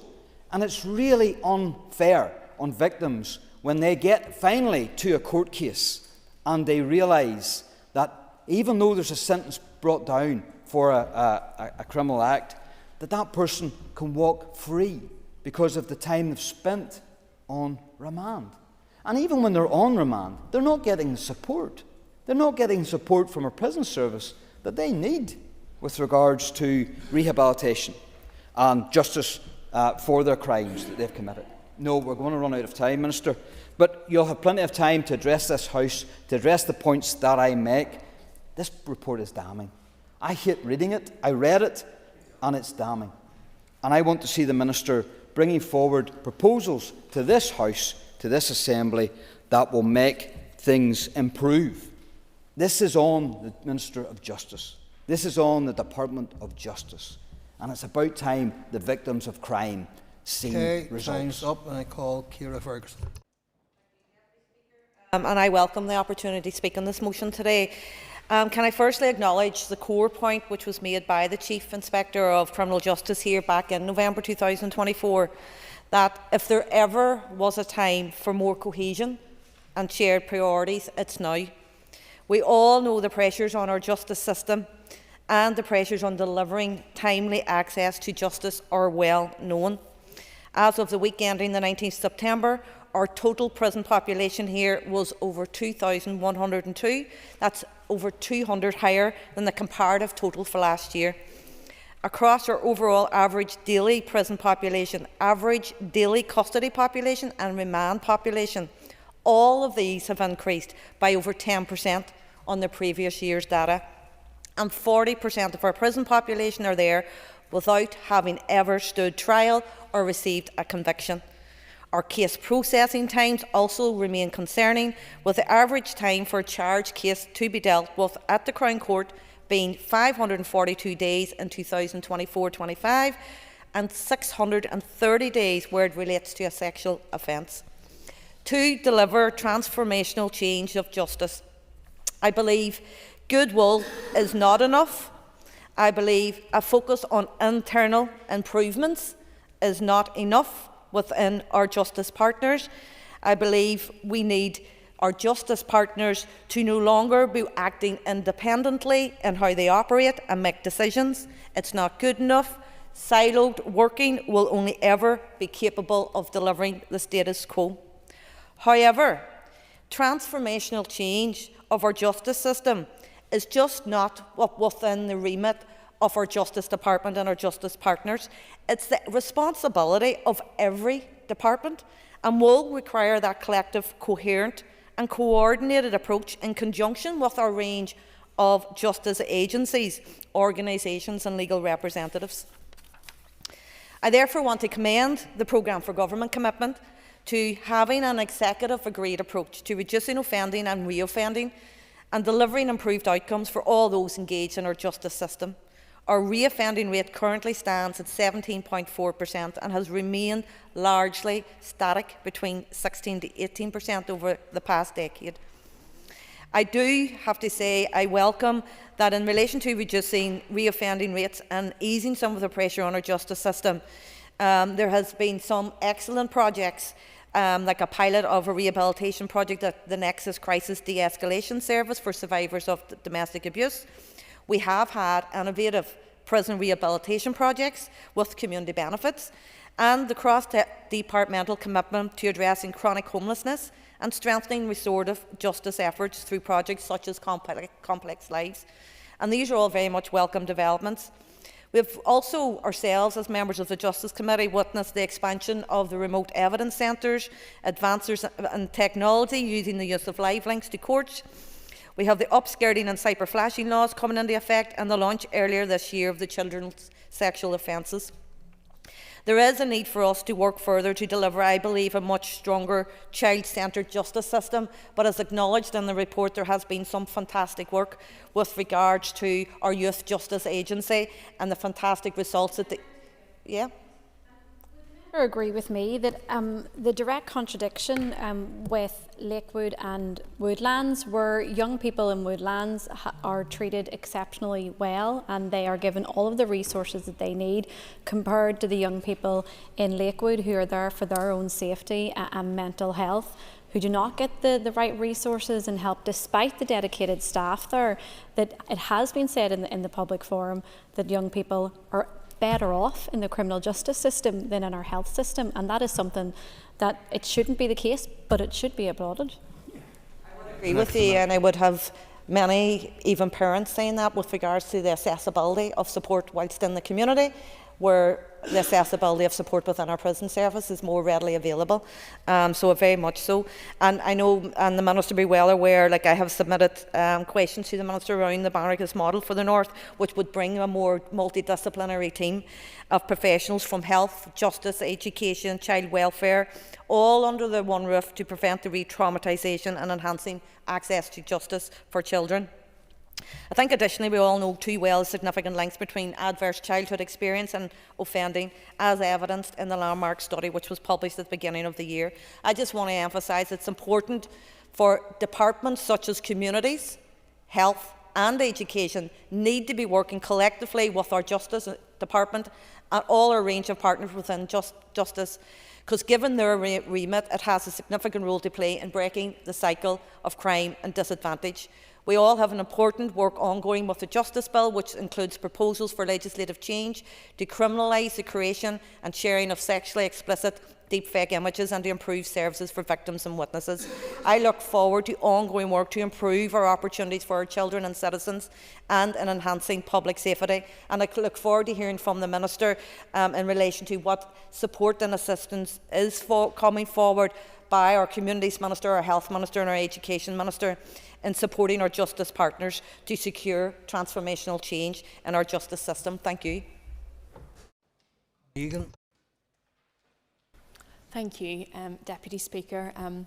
Shared goals and a shared vision across all criminal justice agencies is essential for delivering effective public services and building safer communities in Northern Ireland. Any transformation or change to our criminal justice system must have the needs of victims and the public at its heart.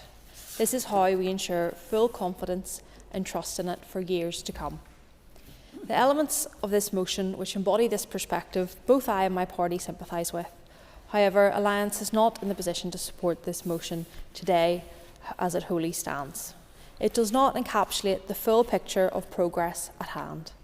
A motion entitled Failure to Transform the Criminal Justice System is one which focuses blame rather than the real-time progress that is being made. Inspections are about continuous progress and improvement, building upon the learnings of the past to ensure a better future looking forward. And this was emphasised by the Chief Inspector of Criminal Justice when I met with her earlier this year. The work their office completes is vital for proper assurance for the systems which govern criminal justice. The CGI's report this motion references intends to provide a high-level strategic overview of transformation work across the criminal justice system. Its publication was welcomed across the spectrum of parties this Assembly holds, including my own Alliance. It also reiterates what so many of us know already. Silo working across government or partners of government can contribute to problems with its effective functioning. Justice agencies that are unable to be consistently funded to the level of actual need can create delays and long-lasting damage that cannot be undone in one budget cycle. This report also shone a light of examples of where collaboration and shared goals have persisted, where improvement has occurred. For example, modernising systems through impactful digital platforms or the transitioning to the Youth Justice Strategy. Following the publication of the Criminal Justice Inspections Report, it is on public record that the Minister and her officials carefully considered the recommendations and in May of this year accepted the strategic recommendation which iterated the need for shared strategic priorities across the criminal justice sector. This acceptance shows the Minister's willingness to reflect on the expertise and finding of the Inspector and her department's dedication to delivering real transformation. The Minister is also on public record on numerous instances stating that this work is underway and that it will be shared when complete. But this work can take time, particularly when it involves consultation with operationally independent bodies with competing priorities of work, all with their own needs and budgetary asks. And whilst it is progress, good work is being done. The Criminal Justice Board, as it stands, is brought together through a terms of reference rather than through a specific shared vision piece like the report recommended. So whilst it does not have executive decision-making powers, it does have an excellent foundation of positive relationships between senior leaders across justice agencies. Their openness for collaboration between each other and with the DOJ has resulted in action where a cross-system response is most needed. A particular example is the Department's speeding up justice work, as in the programme for government, to enable efficiency and deal with the delays that this motion mentions. This report also outlines some of the difficulties that the criminal justice system has experienced since the devolution of policing and justice, none of which should sound particularly unfamiliar to any of us. Some noted include executive collapse, which resulted in gaps with no ministerial leadership, the Department of Justice's historically lacking budgetary position, and challenges during the COVID-19 pandemic. What do all of these difficulties have in common? That they also rely on actions and agency of other political parties across this chamber today. The motion did seem to neglect this. If we really want to commit as an Assembly to transforming the criminal justice system, there should be a commitment to staying in government to give all this work the best chance at success. I want to be clear, this motion does not come across as a criticism of the Justice Minister or the Department of Justice as a whole, but in fact all justice agencies who sit on the Criminal Justice Board. It neglects specific progress that has been made as referenced in the report, or others, including the unannounced inspection into Hydebank Wood Secure College, which was published the same month, which highlighted Hydebank as an impressive institution. I do not accept that this report is damning as the proposer puts forward, and as such, Alliance will not be voting in favour of the motion today. Thank you. John Burrows. Mr. Speaker, Mr. Deputy Speaker, there is a grave crisis facing our justice system, which is now the softest and the slowest in the United Kingdom, and which is letting down victims. A dangerous culture has emerged that puts perpetrators first and victims last. And I'm going to particularly look at violence against women and girls, and sexual violence, and domestic violence against women. This is a case study of what is wrong in our justice system. And I said at the start, you cannot have transformational change without transformational leadership. That is not going to be delivered by the current Justice Minister, who has failed to grip the issues at hand. Let me talk about domestic violence for a moment. Delay is described as an anathema to justice. When it comes to domestic violence, delay is deadly for women. At every point where there's a delay in a domestic violence case, the chance of the woman dropping out of the case increases exponentially. Suspects in domestic violence, as a tactic, plead not guilty until the very last moment, hoping the victim drops out. It is also the case that the judges give bail to people because the case is so delayed they can't justify holding them on remand. So you have a case where either the victim drops out or the suspect, who has terrified the victim, gets out and either kills the victim, as has happened numerous times, or the victim drops the case. Yes, I will. If we're talking about reform and transformation of the justice system, would the member accept that it's one of the reasons why the trial that has been done about using the remote evidence centre for domestic abuse contest cases has been such an outstanding success, with well in excess of 95% conviction rates, because the victim is empowered to turn up, as they wouldn't have been before, and often there is a guilty plea immediately on them doing so, and that those who have been asked for their views of how that has worked have actually said it has been very impressive. I'm afraid it's too many, it is too little, too late. Too little, too late. And I've been calling for these things for years. The Minister needs to take responsibility for her in... very briefly. But would he agree with me in examples such as recently where it was released just by the Justice Department that one case in particular has been 15 years waiting to go to trial? Yeah, it is unjustifiable and beyond refute that we have a slow criminal justice system. But instead of dealing with it, we've talked around the edges. Here's how you deal with it. You actually change the sentencing guidelines to make it a case that if you don't plead guilty until the last minute, you get no credit. And in fact, you get an exemplary sentence so that everybody knows. No, I won't give away again because my time is short. So delay is an anathema. We're also the softest justice system in the UK.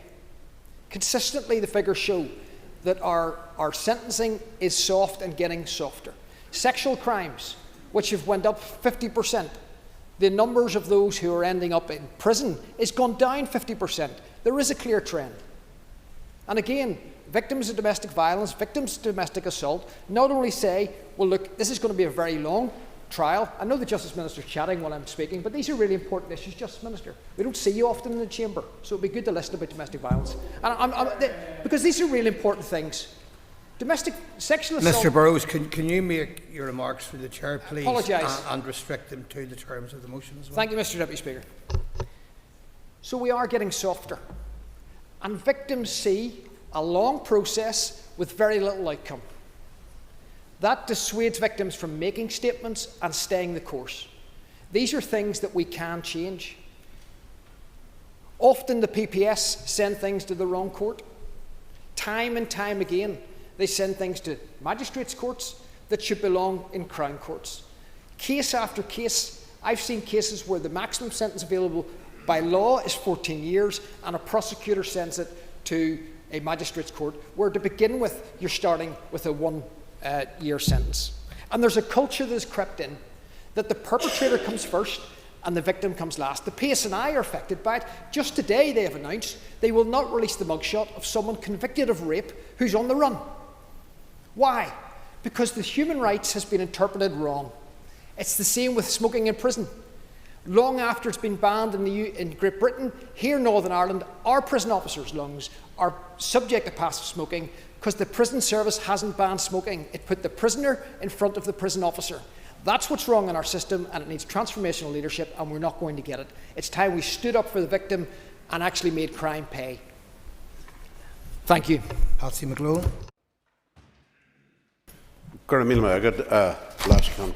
Thank you indeed. We welcome the motion and the opportunity to highlight concerns about the criminal justice system and the experiences of victims and witnesses of criminal activity since the devolution of policing and justice. The motion from the DUP, as we now expect from another executive party, blames the Justice Minister, well, almost for everything. But it is ultimately the Minister's responsibility to set the agenda and to ensure that strategies are in place to achieve the vision that she has for her department. Perhaps that's where the problem lies, because the criminal justice system is in need of transformation. Like the executive, it isn't entirely working. The police service is understaffed and underfunded and is not representative of the community. There have been systematic abuses of police surveillance powers, and arrests can often seem arbitrary. Prosecutions are taking too long to go to court, and when they do get to court, sentencing often appears to be unduly lenient, even to the prosecution service. The Prison Service, Probation Board, Youth Justice Agency and Forensic Science Agency are all facing staffing and resource pressures. The Minister's promise in 2020 to address hate crime as a priority was suspended along with the Executive. The stand-alone hate crime bill proposed in Judge Marinen's review of hate crime legislation has been dropped, as the Minister informed this Assembly in September 2024, because of lack of time and resource. Over a year later, the Marinen recommendations she is bringing forward remain in draft form. This isn't the new start that was promised by the Good Friday Agreement, and certainly not the new start that was promised when policing and justice was eventually devolved. All of this has an impact on public confidence in the criminal justice system, and that's the responsibility of the Justice Minister. It is, as the motion points out, more than 9 months since the publication of the recommendations in the Criminal Justice Inspection Report. That report made recommendations for system-wide improvement. It called for the Minister to agree with the Criminal Justice Board a shared future vision and strategic priorities to deliver change across the criminal justice system. To date, that hasn't happened, and I look forward to the Minister's response. Until that shared future vision is agreed, the corresponding strategy, objectives and actions cannot be properly developed. Again, it would help if the Minister would explain where any current disagreements on the future vision still remain. The Minister has previously stated that the CJI has been informed of and accepts her position in terms of the timescales. The Minister has, of course, argued that given the scale of the ambition and the complexity of the system, it is important to do this right. And it is. And again, I look forward to hearing from the Minister as to how that intention is. As it is the Minister's role to lead. Transforming the criminal justice system needs a Minister determined to drive the necessary transformation of the criminal justice system. It needs a Minister determined to convince others of the need for reform and to get agreement on the way forward. That is where the Minister is failing in her duty to this Assembly and to the public. There is as yet no shared future vision, there is no action plan, there is no strategy. There must be no more delay. The Minister needs to explain what her vision for the future criminal justice system actually is. She needs to explain to this Assembly what she plans to do to reach agreement with the Criminal Justice Board on that vision and when. Then and only then can effective strategies, objectives and actions, which I look forward to and which our party looks forward to achieve that vision, can be properly developed.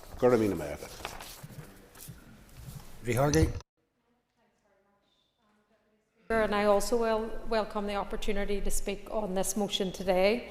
Sinn Féin believes in a justice system that works for all in a timely manner, that's human rights compliant and importantly victim-centred. We also believe in the effective rehabilitation in order to build healthy and safe communities where reoffending and crime are reduced. Our engagement at a constituency level and indeed through our work on the Justice Committee shows that many people in our communities believe that the justice system is too slow in delivering fairness, timeliness or accountability. And this undoubtedly impacts on public confidence, and that is an issue that we all in this chamber and outside have a duty to address collectively. The CJI report last November was timely, as the Justice Committee had been looking at these issues and raising concerns around delays in the system, the impact that it had on victims and witnesses, and of course the ongoing dispute around legal aid. I think it is important to restate, however, that the report also recognised that with the transfer of policing and justice powers to the Assembly, it had also inherited a criminal justice system that had historic significant areas for improvement, which included delays, access to justice, rehabilitation, and the impact on victims and witnesses. So the transfer at that time was not matched with the adequate resources to tackle these historic gaps left under direct rule. It is also concerning that we are seeing limited improvements in the performance, as was laid out in the report, and more importantly, little or no improvement in the experience of victims, witnesses or frontline staff. These are areas that must be a priority and that we want to work with the Minister in addressing, and I know she is bringing legislation forward within this mandate around that area of work. The report rightly highlights long police investigations, slow decision making by the PPS, and cases arriving in court that are not ready to proceed, and the continued issues around legal aid. These aren't new issues, they've been raised time and time again by the legal profession, and more importantly by victims and families themselves. We have seen a number of strategies develop since 2010, but the report rightly highlights that despite these change has often been slow, and despite areas of investment, outcomes have been static, and that needs to change. The real concern with all of this is a lack of joined-up thinking or clear, coherent strategy, and importantly, an agreed strategic vision. We know that CJI had given the Department 6 months to allow for a shared future vision to be developed, and again we have been asking for updates on this at the committee. And I would be keen to hear from the Minister today on a timeline for the publication of that vision. And of course, a lot of this work also includes the importance, as was stated earlier, of cross-departmental working, whether that's within the Health Department, the Education Department, or indeed the Department for Communities. And we know that any slippage in any of those areas, whether that's in housing, whether that's in access to a social worker, that this further feeds the delay within the justice system. One of the most concerning issues highlighted in the report is the delay in establishing a proper needs assessment service for victims and witnesses, and the consequences of this can be devastating. Not only are victims left re-traumatised by drawn-out complex processes, but the knock-on effect is growing the lack of trust within the system itself.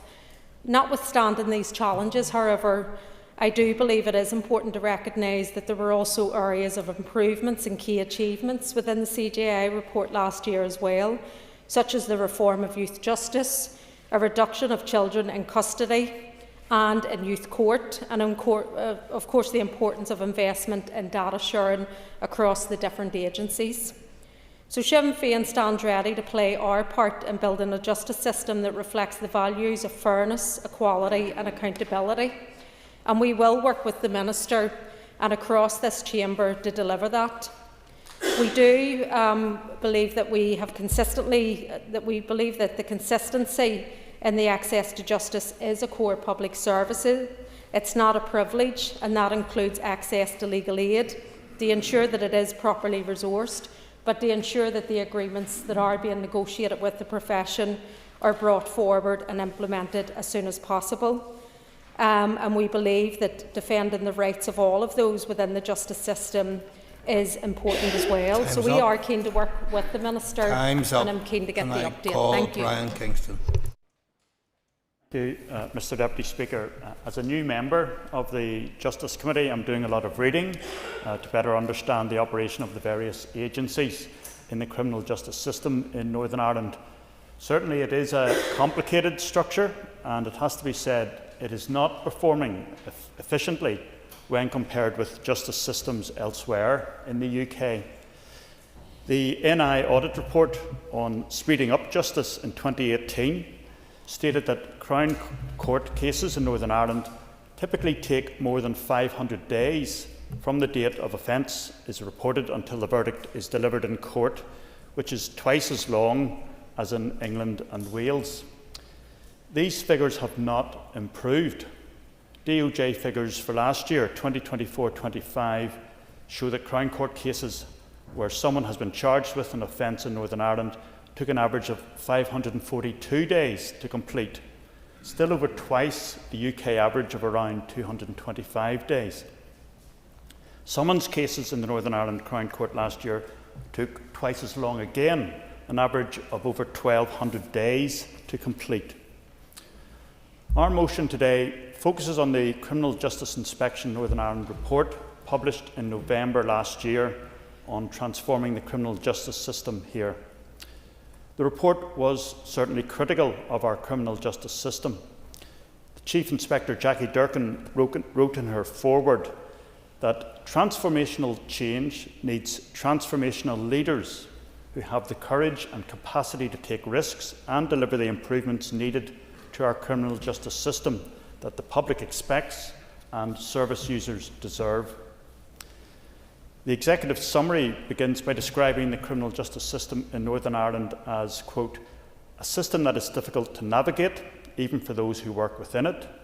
It involves a collection of organisations and leaders that have operational independence, different operating models, workforces, budgets and governance arrangements, end quote. It is now 15 years since justice was devolved to the Northern Ireland Executive and Assembly in 2010. So the Inspectorate and the public will rightly ask what improvements have been made to reduce delays. However, the inspection report states that there has been, quote, limited improvement since 2010 in how the criminal justice system was performing and the experience for victims, witnesses and defendants, as well as those working in the criminal justice system, end quote. The report concludes that the Criminal Justice Board, which I understand the Minister chairs, is, quote, uniquely placed to provide the direction and decision-making needed to agree criminal justice system-wide strategic priorities aligned to achieving better outcomes for service users and the public with available funding levels, end quote. The report is helpfully brief in giving just one strategic recommendation and just two operational recommendations to focus minds. The single strategic recommendation in the report is that within 6 months of the publication of the report last November, that the Criminal Justice Board, which the Minister chairs, should agree a shared future vision and strategic priorities to deliver transformational change and innovation across the criminal justice system. There are two operational recommendations, one for the PSNI Strategic Transformation Board, and the other is that within 6 months, the Department, the Criminal Justice Board and various chief officers should review various elements in the criminal justice structure with the aim of reducing duplication to release capacity. In other words, an efficiency drive. Hence, now that it is 11 months since the report was published, our motion asks the Minister what progress has been made. Have these recommendations been achieved? If not, why not? And what is the action plan and timescale going forward to achieve a shared future vision and align strategic priorities for improving the effectiveness of the criminal justice system without further delay? I am astonished that Alliance have said they will vote against the motion. Are they rejecting the CGI report? The actions in our motion are the actions in the CGI report. Scrutiny, criticism and recommendations are the pathway to improvement. When criminal justice does not perform effectively, it has a significant impact on victims, defendants, witnesses and their families. Time's up. We all, and no, the Minister, time's up, Mr Kingston. We have a duty to deliver that strategic change. Thank you. Thank you. McAllister. Speaker. There is an urgent need to transform public services across the board in Northern Ireland, something that I am too well aware of as my role as a member of the Health Committee. The criminal justice system is not exempt from that need.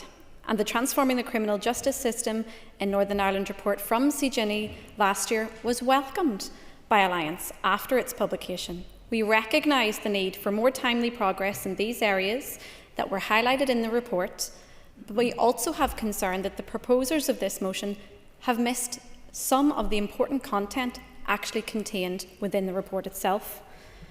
There is also a level of irony, because if you look at page 18 of the CGINI report, you might not like it being referenced, but the fact is that since devolution of policing and justice in 2010, this place has spent 1/3 of its time in collapse, something that report actually highlights and criticises.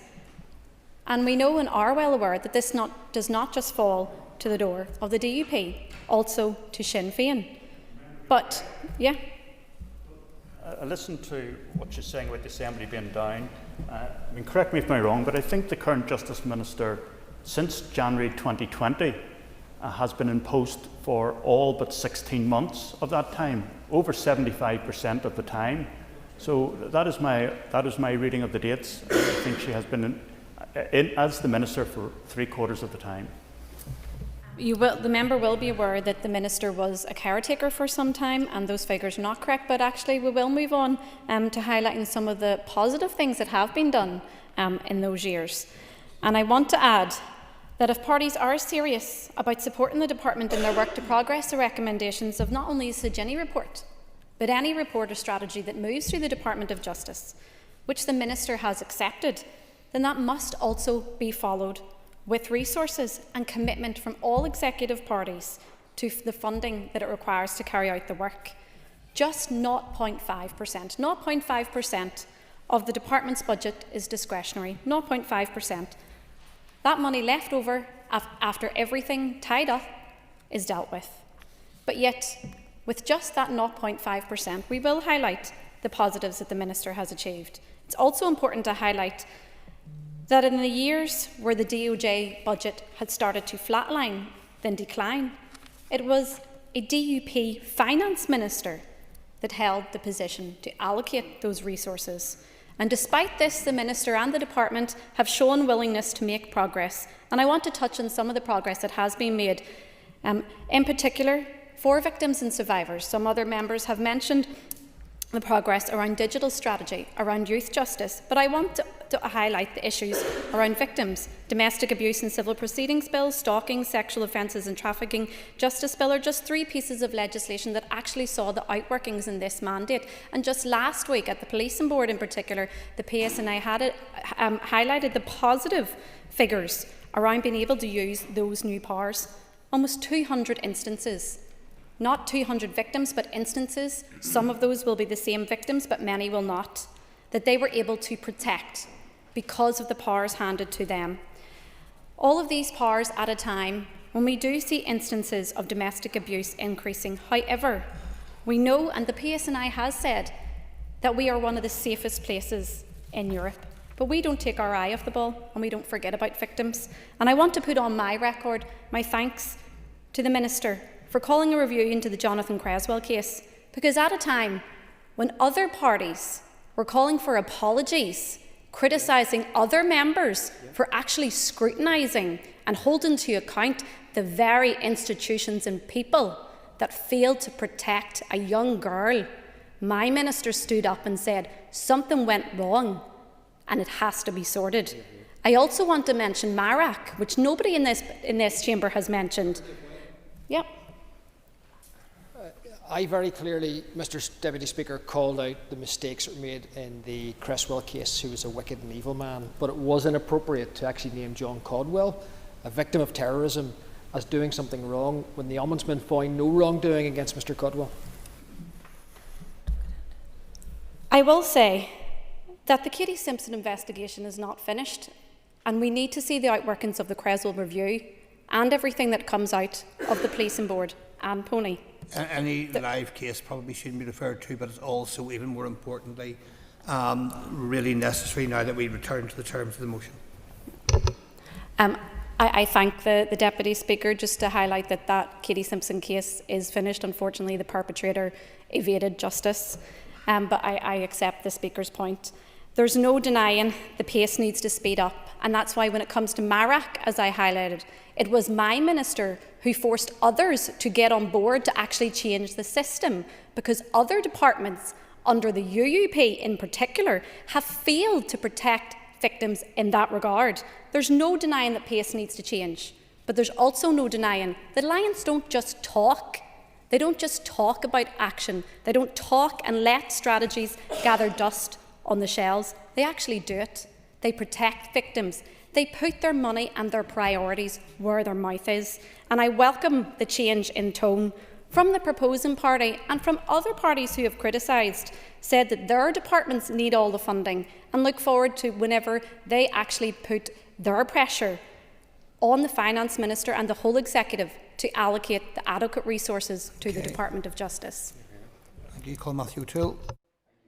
Deputy Speaker, I'm going to try and speak briefly to this motion, which we will. The SLP, as my colleague Patsy McGlone said, we will support. We're not all that often in agreement with the DUP, but I think this is a totally reasonable motion, actually. And I think the point about it being reasonable is made ever more starkly obvious by what has to be said, frankly, an intemperate response by members of the Alliance Party to this motion, which I think is reasonable.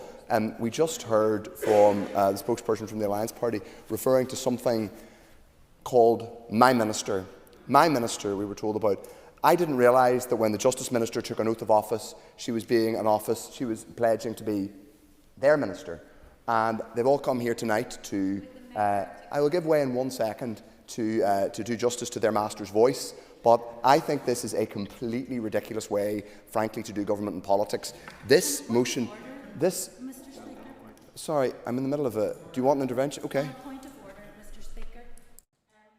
The remark has just been made. I would be grateful if you would review the transcript, because it seems to suggest that I was dictating what members of the party ought to say on the floor of the House.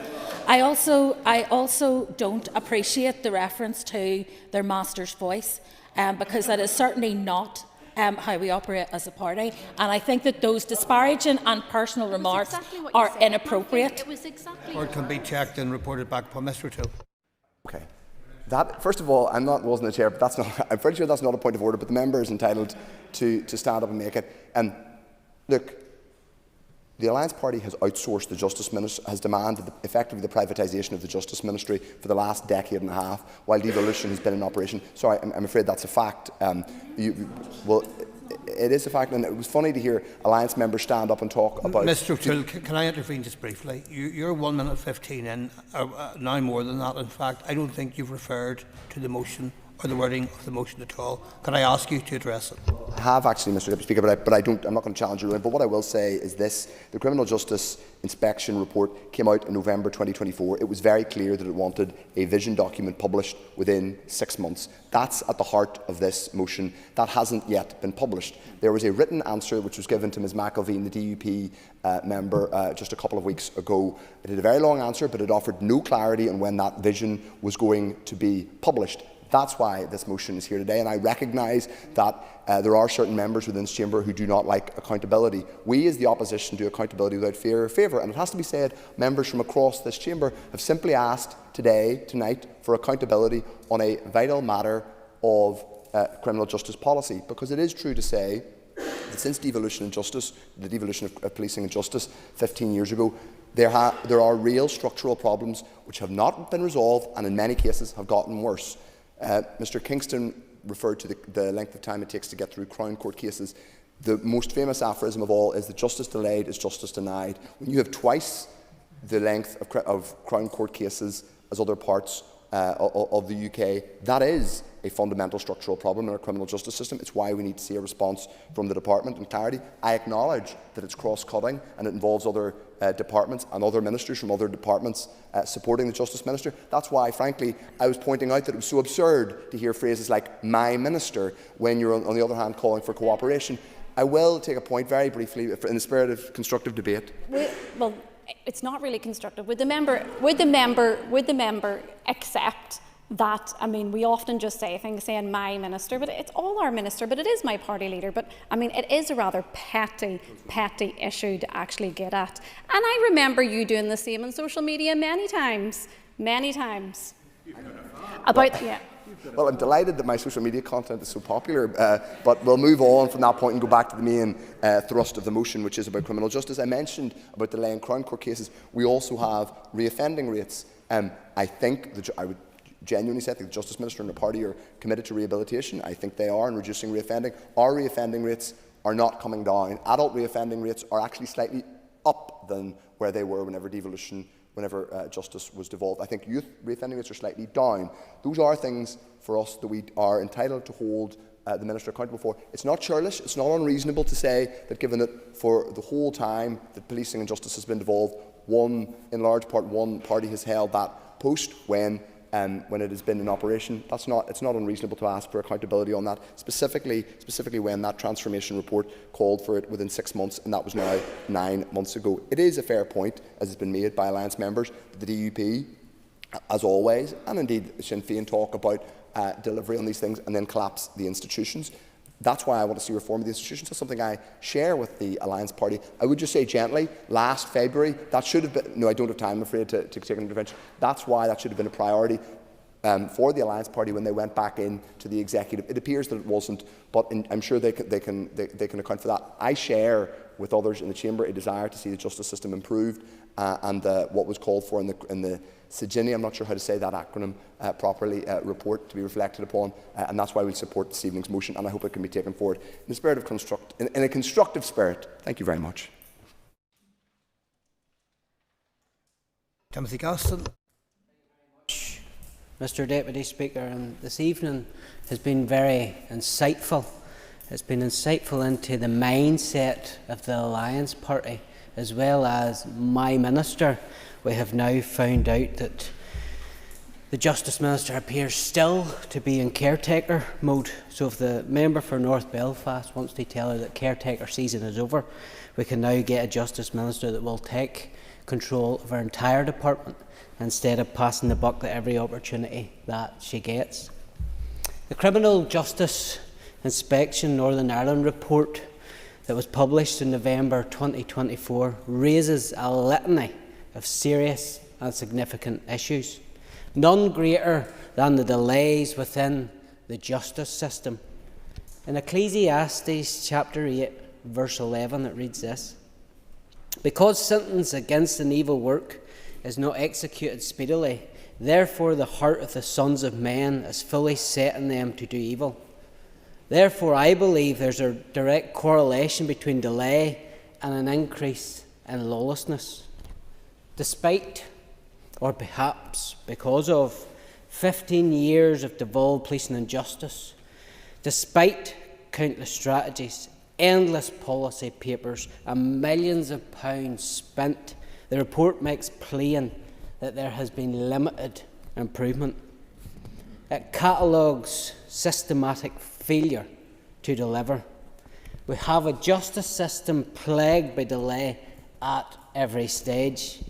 Criminal cases are now taking, on average, 769 days to complete, up from 527 days just 5 years ago. That means victims are waiting 2 full years for justice. Delay is not a neutral matter. It has real and dangerous consequences.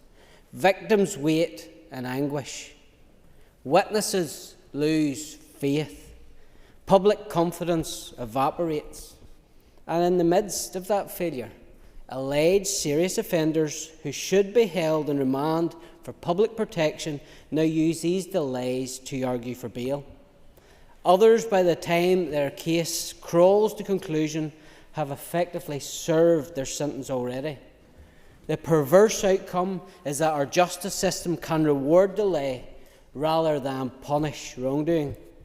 That is not justice, it is dysfunction. The report also lays bare how victims are treated. Too often they are left in the dark, not informed about key decisions or changes in bail conditions.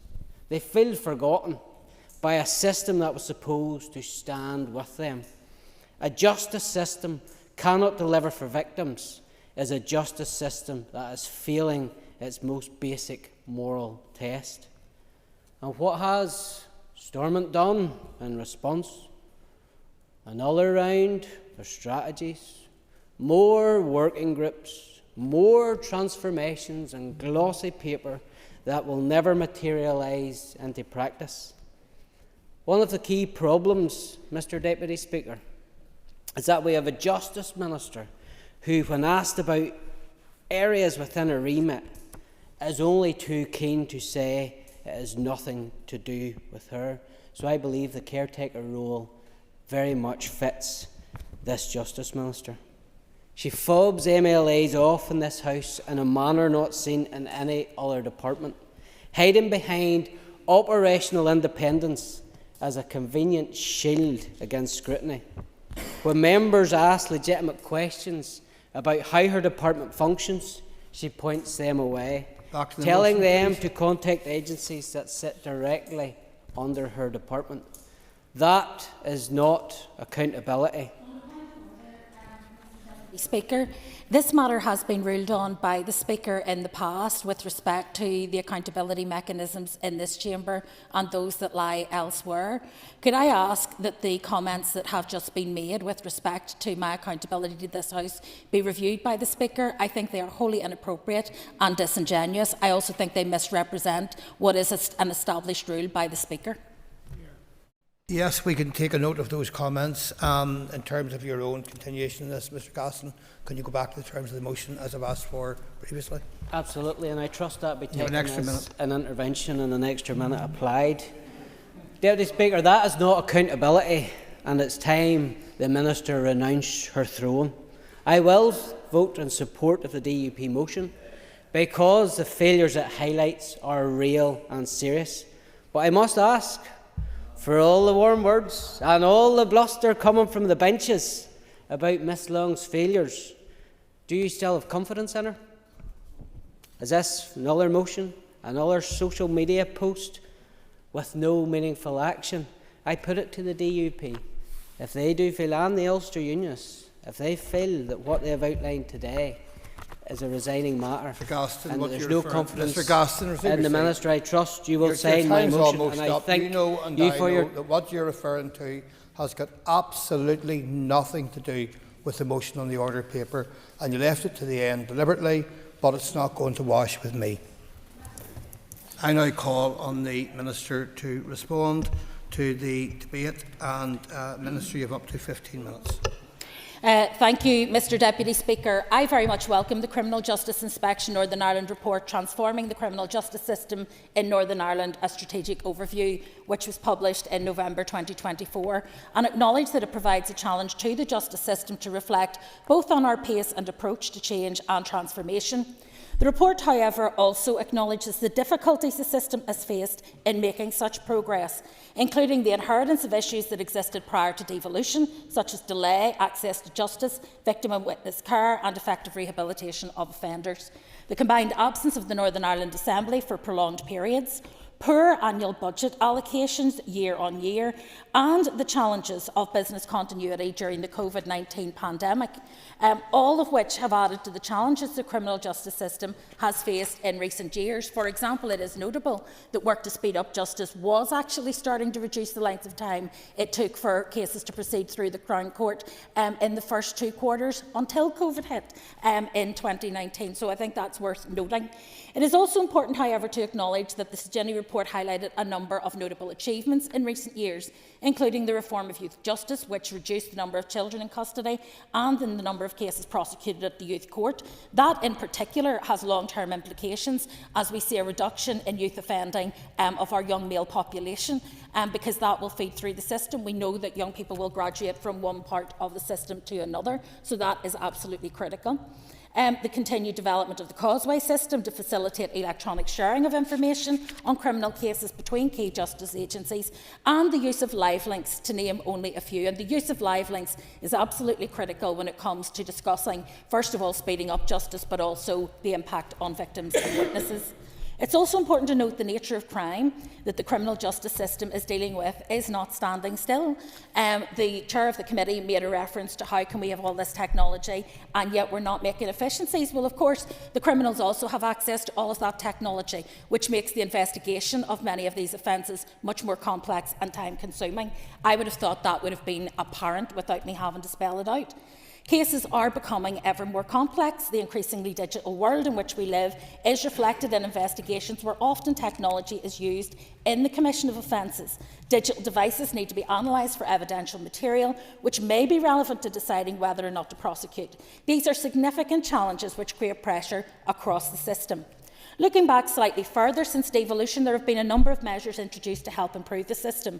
New measures were introduced to simplify the summons process, encourage earlier guilty pleas, and I'll come to the issue of early guilty pleas because, of course, there is a court ruling which constrains the amount of credit a judge can give, depending on the timing of the guilty pleas, something which we are now actively looking at.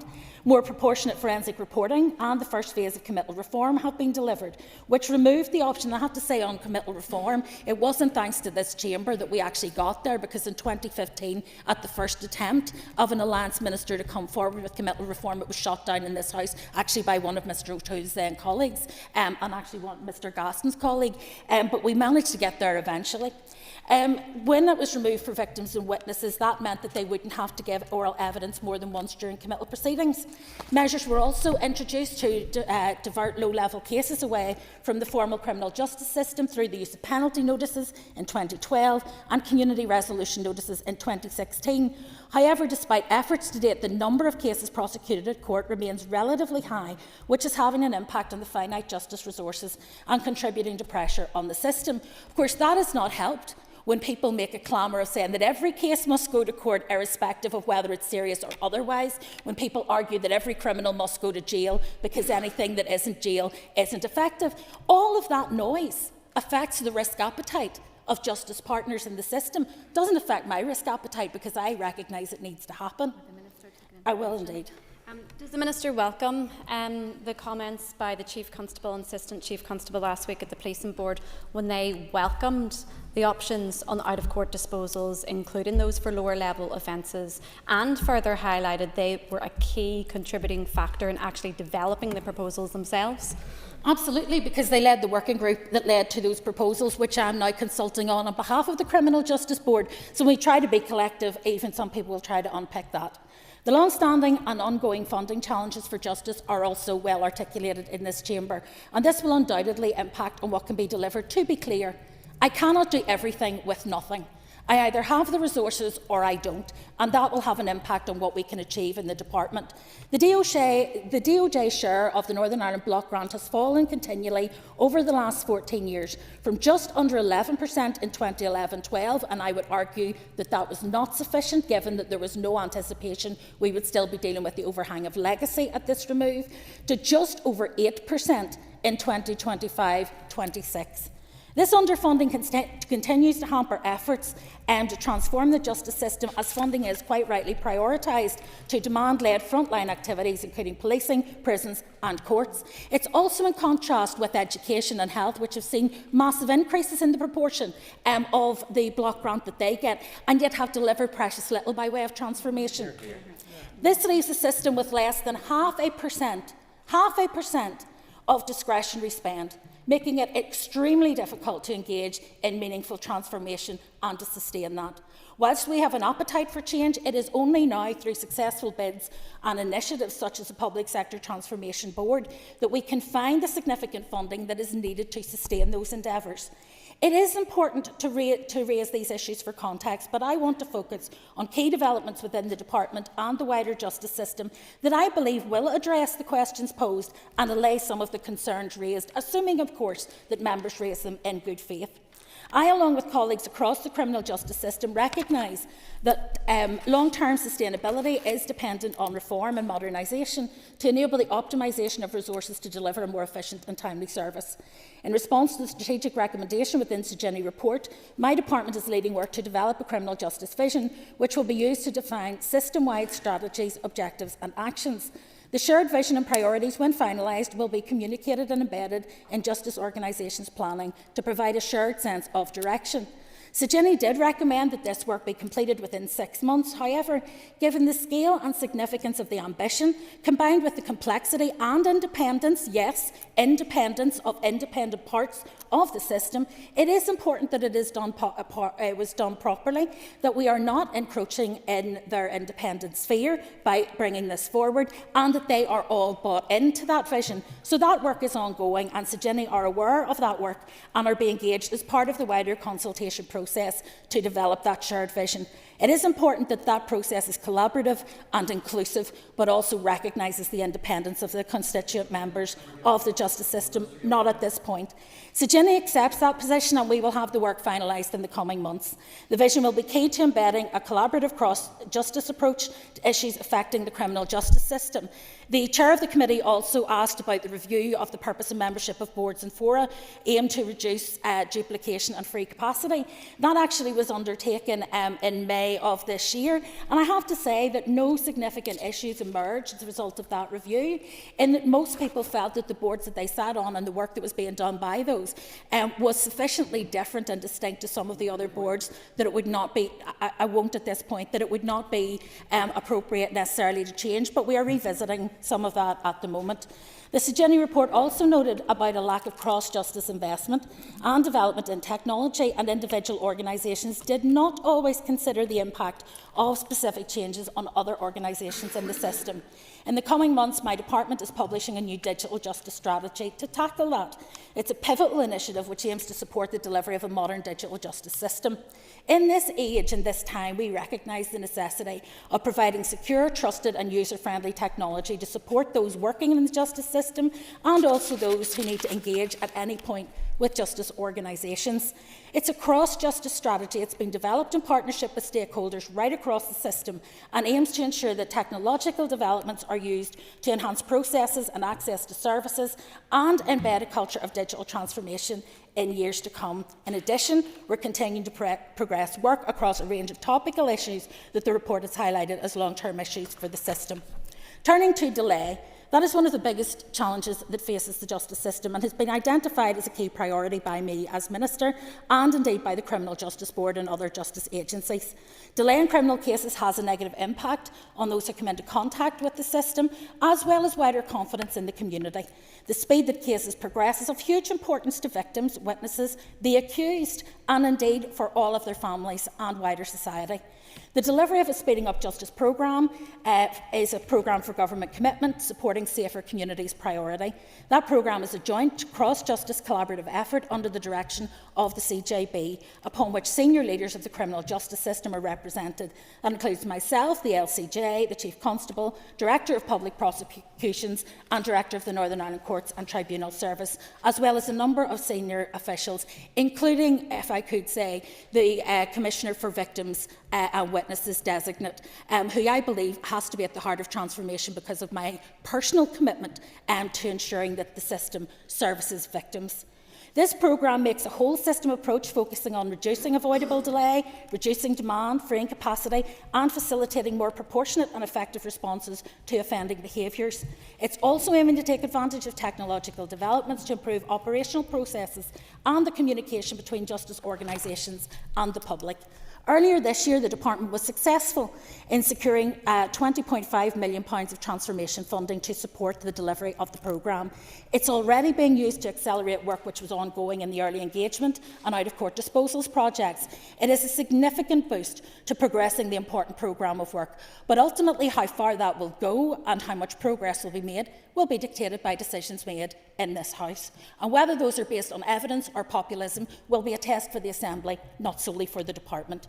Victims and witnesses in the Department are also, our section is also finalising the new Victims and Witnesses of Crime strategy. We have a mission statement to provide victims and witnesses, including children, young people and vulnerable users, with tailored support and effective communication in a transparent, rights-compliant way. Recognising that victims and witnesses are impacted across many areas of justice, the strategy and action plan currently in development are planned in collaboration with criminal justice organisations, Victim Support NI, NSPCC and the Commissioner for Victims of Crime, and will complement and inform related work streams, including tackling delay, which I believe will support ongoing system-wide improvement. There are already, as I pointed out, some significant improvements which have been made as a result of use of the remote evidence centres, which I also champion. And I think it is really important to recognise that that can be breakthrough technology which will allow people to have their cases heard and to get the outcomes that they want. I do recognise delays in the justice system can contribute to pressures elsewhere in the system.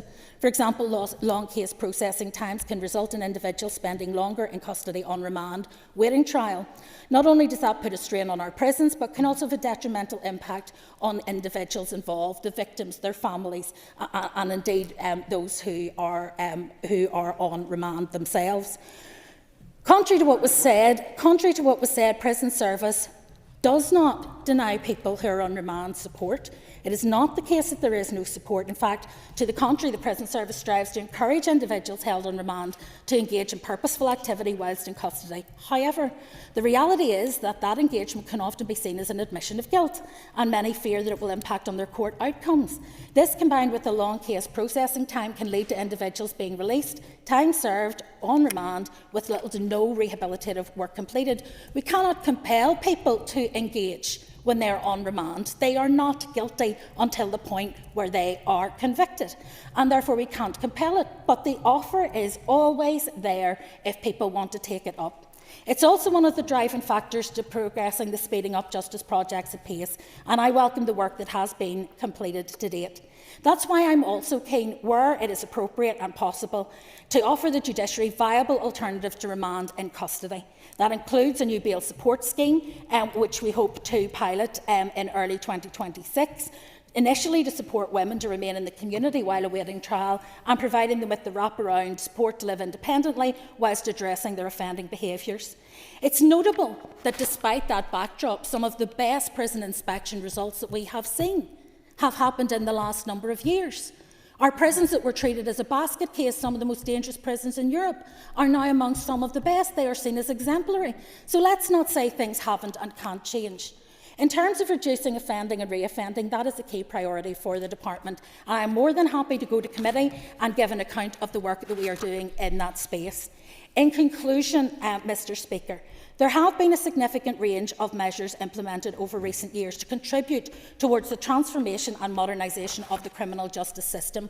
Undoubtedly, challenges remain, not least of all in light of our funding challenges that we face. But at the end of the day, money that is invested in other departments is not being invested in justice.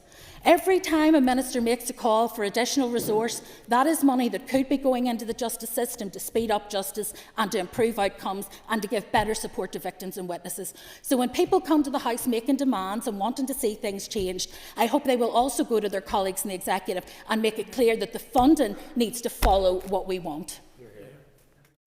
Thank you, Minister, for that response to the debate. I now call on Maurice Bradley to conclude and wind up the debate on the motion, and you have up to 10 minutes.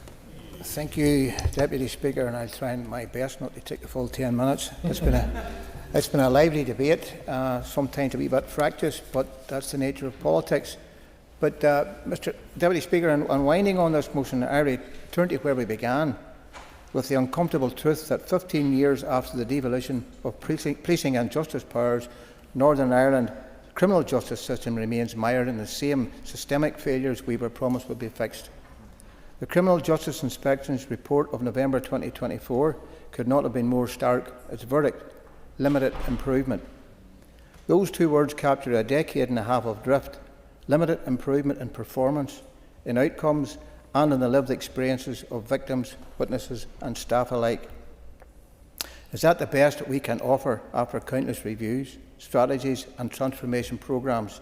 Then something deep within the system is badly broken. We have been told, again, that leadership is lacking, that strategic vision is missing, that siloed working, overlapping work streams and fragmented digital investments have produced a justice system that is inefficient, inconsistent and too often unjust. I would give credit to the Minister when she says that her department is underfunded, vastly underfunded, as indeed is the PSNI. That's a matter for the Executive as a whole. But the Audit Office warned us in 2018, Jenny warned us again in 2024. The pattern repeats. Recommendations made, strategies launched, outcomes unchanged. Transformation has become a slogan rather than a standard. So in closing, I echo the questions that still demand clear answers. Where is the shared vision? When will a fully aligned cross-sectoral strategy be published with measurable goals and timelines? And when will this Assembly and the public see not just promises? Yes. Mr. Deputy Speaker, would the member concur with me that it is concerning that Justice Minister would frequently say she can't answer something because of operational independence, that in answer to a question I submitted has never once sought legal advice about what operational independence involves and what the boundaries of it are? Thank the member for that intervention, and I think that's... I am drawing to your attention the remarks that have just been made, which again directly challenge the advice that was provided to members by the Speaker on this matter. And it is not a challenge to my authority. I know where the boundaries are, I can read the legislation, but it is a challenge to the ruling of the Speaker. Thank you, Minister, and that can be checked also by the Speaker's office, and members can be given the advice if appropriate. Mr. Bradley. Thank you very much, Deputy Speaker, and I thank the Minister for answering the question that Mr. Burrows asked me. Very kind, thank you. Finally, would the member give way? Yes. Does it not alarm the member that when the Minister had the opportunity for 15 minutes, she didn't even outline a deadline of when her vision, which is her operational responsibility, will be finished? Thank the member for that intervention. I think I've mentioned that the vision needs to be produced, and we all need to see it, and we look forward to it. So finally, I would like to call on the Minister to make 3 firm commitments before the year's end. Publish the criminal justice vision and digital strategy. Align all justice partners, including the PSNI and the legal professions, under a single accountable framework, and centre every reform on victims, witnesses and public confidence, not as an afterthought, but as a very test of success. Members, transformation cannot be another word for delay. Justice cannot be something we continually promise but never deliver. The public, and especially the victims of crime, deserve better. I recommend the motion.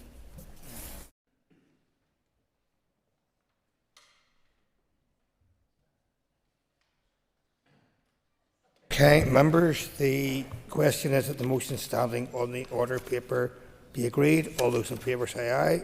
Aye. Contrary, no. No. Aye. I think the ayes have it. Aye. Okay, members, clear the lobby. The question will be put in 3 minutes.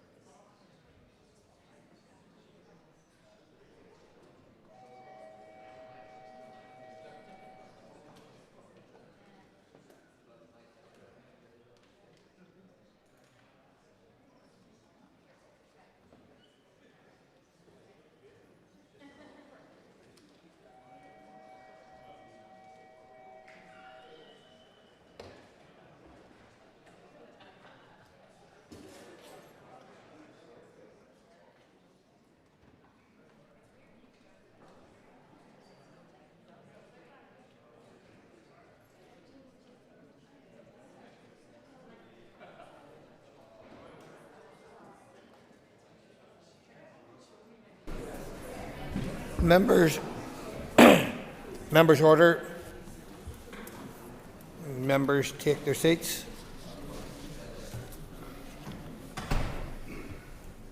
Thank you, members.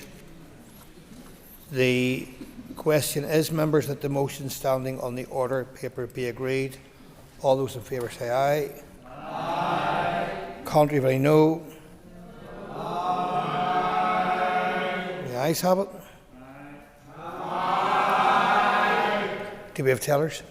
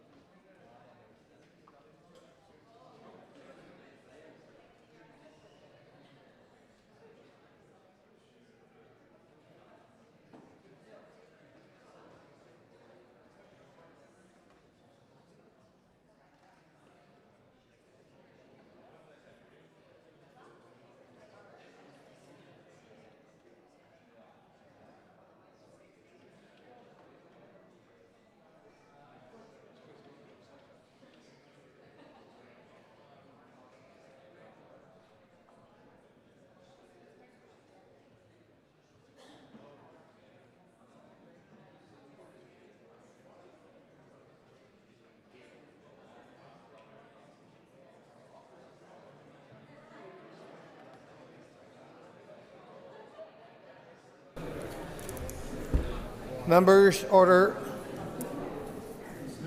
Members, order. Tellers have been appointed as follows. Tellers for the ayes are Paul Frew and Brian Kingston. Tellers for the noes are Connie Egan and Andy McMurray. Clear the lobbies. The Assembly will divide ayes to my right and noes to my left.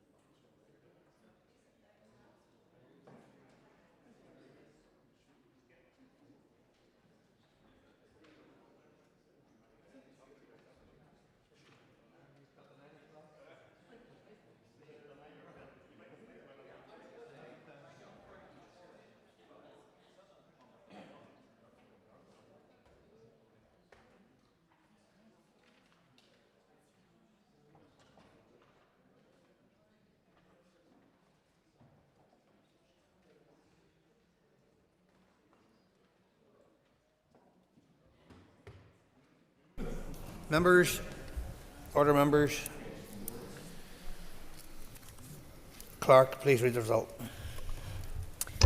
60 members voted, 48 members voted aye, 12 members voted no. The motion is carried. Members, the motion is carried. Order, members. Item 6 on the unfasten the doors. Sorry, I missed that bit out there. So the motion is carried. Unfasten the doors. The next item, item 6 on the order paper, the adjournment. The question that the Assembly do now adjourn. The Assembly is adjourned.